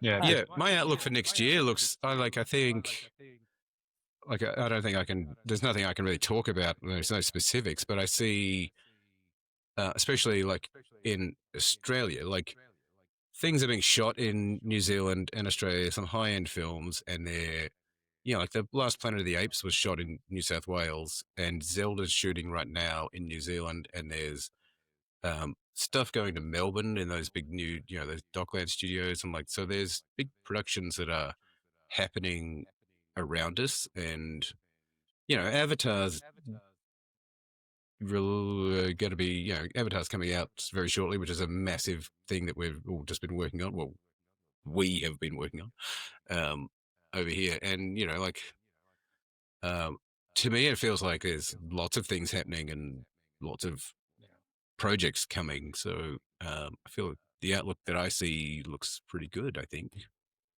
definitely. I Yeah, guess there's the a lot of question is work that there. is it still enough to sustain all the current VFX vendors out Yeah, there? Or is yeah, it, or has the number of films kind of dropped to just sustain a I few of agree. them? That's Yeah. true. Yeah, Yep. totally agree. Yeah, we have, but there's multiple things, like, and it's funny, like, I think we had a discussion about a couple of days about like this the tax break war in between countries. So we definitely need to look into that and starting organize. There's the we obviously need to team up with producers, make sure that like we know where to find the fundings and go back on track. And like to your point, to you both, it's true that it's true that with less CGI on the market, there's definitely more of a gap. But hopefully, we can find out a franchise and kick back up. But there's things happening. There's a lot of things that are happening, and it really feels good to be able to see how things are coming back up and how many things are in the work at the moment. So yeah, definitely not less negative than like 3 months to 4 months ago. It's not just movies though. Like that streaming stuff is, big business for us as well now. So like we're doing way more, high-end HBO shows and even Stranger Things, which is like, the finale for Stranger Things is getting a cinema release because they're like pushing it so hard. So I think, the opportunities in streaming is also pretty massive at the moment. I think that's maybe that again goes back to a little bit of the change of the market. So the films that maybe some other vendors used to do are now maybe going to those bigger vendors because the market and the amount of films and projects being made has changed a little bit. Mm-hmm. So I think there's still kind of like across the globe in terms of like VFX studios, there's still a bit of a rift going on there, I think, and settling down of like who and where the work goes to. Sure. Yeah, and this. Yep. Sorry, Dennis, you go. I want to cut you off. No, I just wanted to say to that point that yes, and there's also the new markets, and I don't want to jump from subject to subject, but yes, there's the the phone market at the moment with the TV series on phone on app viewer, and obviously there's no CGI work in there, so it's all based on production. So yeah, it's different markets, different tech, different market, and there's I see the AI market in terms of boxing as well, and what they've done with Titans and things, where they use AI a lot, and they are fine using it, and it works. So there's like a lot of new, very different things, very different markets that are emerging that I guess are not so much of a challenge because there's still need for and the requirement for skills on the market and work. And that I think it's just a different sideline market. Yeah. Thank you. Very insightful. I just wanted to touch on Australia and New Zealand. Jen, I know you're in Germany now, but you've all worked and lived in Australia. And Jen, have you been in New Zealand as well? I haven't worked in New Zealand, no. I've worked in Australia, Canada for quite a few years, and now Germany. So, our industry is very sort of transient and nomadic. And Dennis, you mentioned you've lived in and worked in 15 countries, which is kind of crazy when you think about it. But thinking about Australia and New Zealand in particular, what do you think makes those countries particularly a great choice? I mean, you mentioned the tax incentives. Obviously, that's a big pull for a lot of filmmakers, but what else would you put down why people are coming to New Zealand and Australia for VFX and animation? I mean, I think for me as well, we've got quite a diverse landscape, but we've also got the infrastructure for big studio sound stages, LED volumes. We've kind of got a mix of everything, I think. So it is kind of a landscape where you can film whatever you've got. Like you've got the landscapes there or the infrastructure in place on top of the tax incentives, which I think are quite attractive. Yeah, definitely. And I think it's not new. I think there was already an exporting market in the past, I think around here in Brisbane, but it's a terrific location, like terrific location. And as much as New Zealand is beautiful and they also offer so much, and Canada has the full rich city where you can film one day, you are, in a certain location and you can mimic a certain country and aspect of the world for a movie and then switch around. So, and it's also something you can find here in Australia. So it's been really interesting to see how much can be done in here. Overall, and the talent pool as well is great. So I think the Aussie dollar is not quite so strong right now. The New Zealand dollar has absolutely tanked too. Oh, cut that out. Or maybe that's good. Maybe people want to come here to make their movies.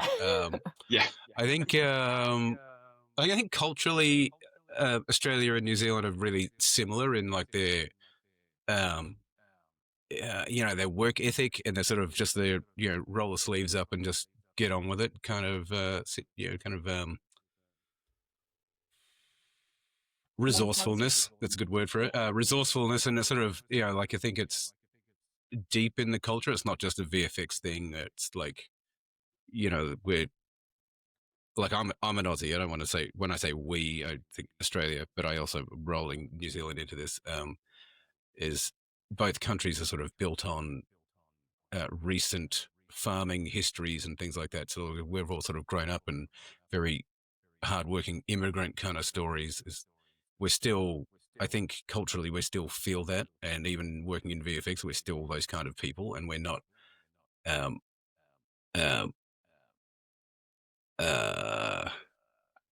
I've lost that thought. That's okay. But I also, think it's like, because now there's a lot of bigger studios. Like there's, ILM and DNEG in Sydney, and Melbourne's got Frame Store. There's also Weta has got a studio in Melbourne, and Luma's in Melbourne, and with a lot of those bigger studios, the professionalism is coming up and up all the time in Australia too. So we've got all the big players, right? As you just mentioned, ILM, DNEG, Frame Store, Weta. They're all the big players. All the big boys, yeah. Yeah, and then there's obviously there's a growing market of homegrown, smaller, mid-sized studios Mm-hmm. now. They're definitely sort of expanding. There's Yeah. also like Crafty Apes is moving over sort of in the mid-sized market. So I think there is a little bit of, like I said, it's got a bit of everything. Yeah, it does. And all the sunshine as well. Yeah, definitely. Which I'm very jealous about. Well, I know we're running out of time slightly. I wanted to touch on new tools, tech, and skills that because it's a running theme with our talks today.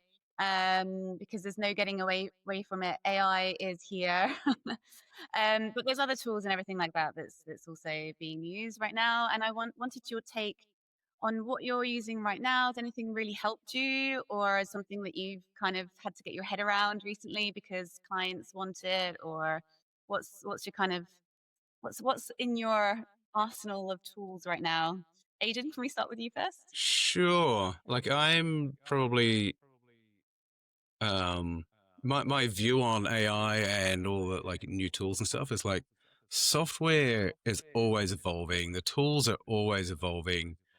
I don't think we as an industry quite understand where AI is going to land and what we're quite doing with it yet.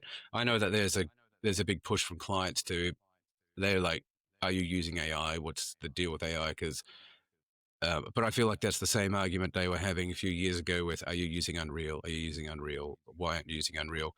Because the perception is it makes things cheaper, but it's like, I don't think we've quite figured out the connection between using AI tools and making it cheaper. Because at the moment, it feels like AI is like, you've got this team of amazing, super efficient, super fast artists, but they only do what you want 1% of the time.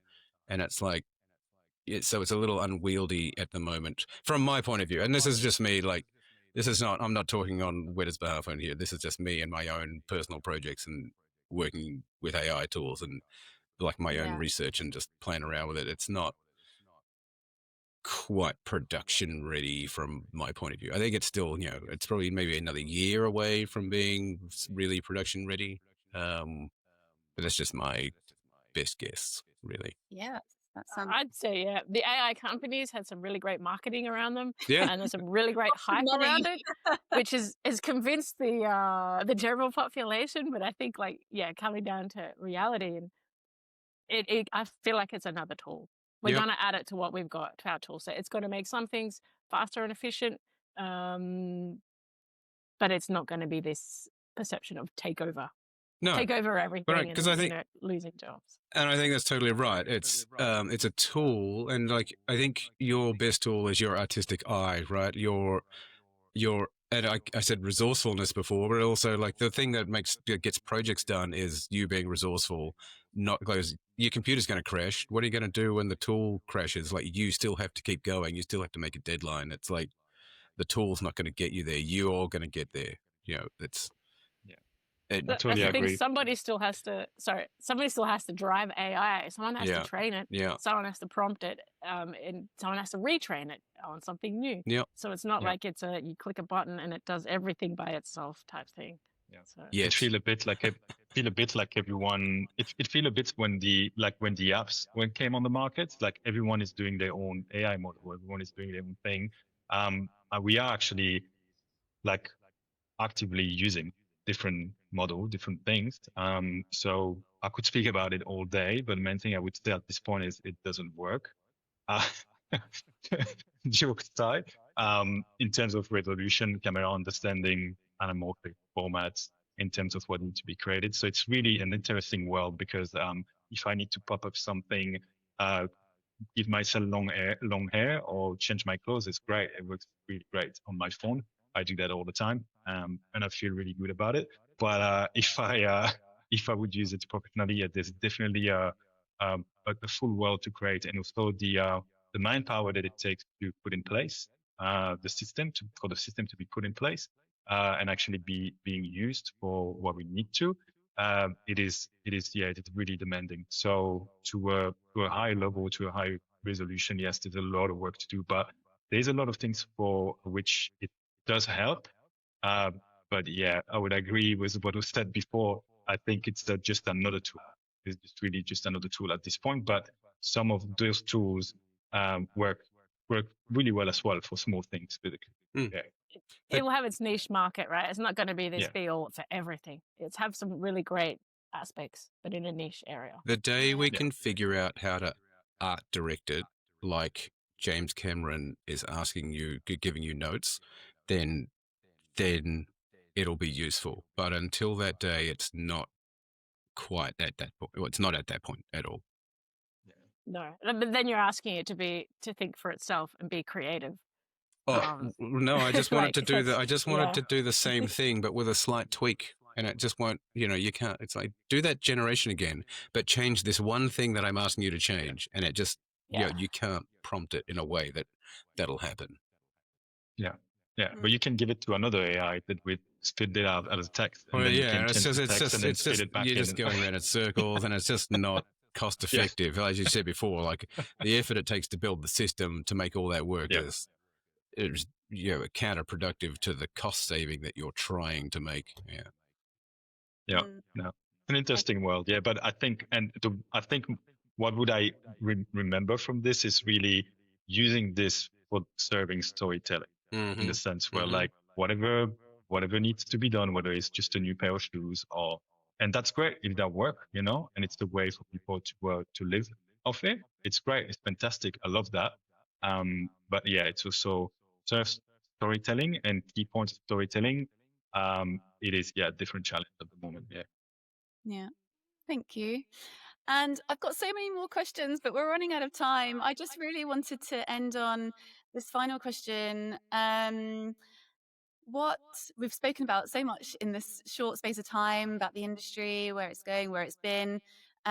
What are your hopes for the future of our industry? It's quite a big question. And I know everything's quite uncertain at the minute, but in terms of, I don't know, just the general health of our industry, what are your hopes? Jen, could we start with you? Honestly, me is just hoping that things stabilize out a little bit, and all the current studios that are still around and artists that are around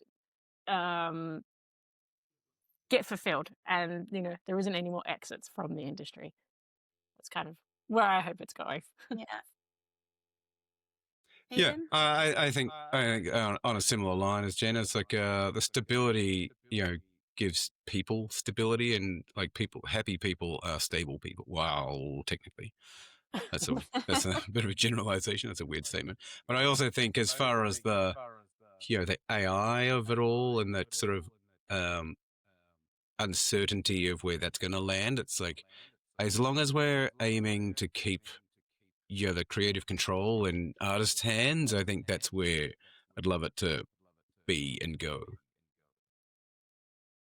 Thank you. Yeah, definitely. Like look, I'm not gonna lie. I always wanted to work in a, and live and work like where like being on a Star Trek episode where you can speak to AI and have things get done for you. That'd be really great. But yeah, we're not there yet. But in terms of like the industry, I really hope that we can find like more of a way to mix all of it together in terms of like whether we can get organized and create more of a stronger industry in terms of production and producing and being able to like there's so many storytellers out there and there's so many that don't get a chance, and then also to bring that new world and for the future, also future generation, the future of the industry, and also being able to use all of these new technical tools all together. And what I always like to do, it's really obviously that's also part of like how I've lived through this industry. But going around a lot, and I always try to unify all of that with everyone I meet, and hopefully, keep being positive and bringing things together and being able to bring projects together and always be able to support, whether it's a small production or whether it's a big production or whether it's taking some of my time to be able to just go and help teaching people, students, things like that for the new generation. So yeah, there's definitely a lot to do, but yeah, hopefully for the future of the industry, destabilize a little bit. But yeah, I think there's definitely a need for more projects to be starting across Yeah. the board. Yeah. Thank you. Well, as I said, I would love to speak to you for so much longer. We didn't even touch on any of your amazing projects, your award wins and nominations. Like, you're all kind of just, you're just being awesome and really representing the industry and doing great work. So, yeah, without sounding really weird and condescending, keep it up. And Yeah. I'm really happy that you joined us today and sharing some time with us and all the different time zones and everything. So thank you so much. Oh, it's Thank really you. great. Thanks Really for great to having meet me. you. Ailey. Yeah. It Yep. was And really hello great. to the Yeah. VFX world. Yeah. Yeah. VFX Day. Let's keep going.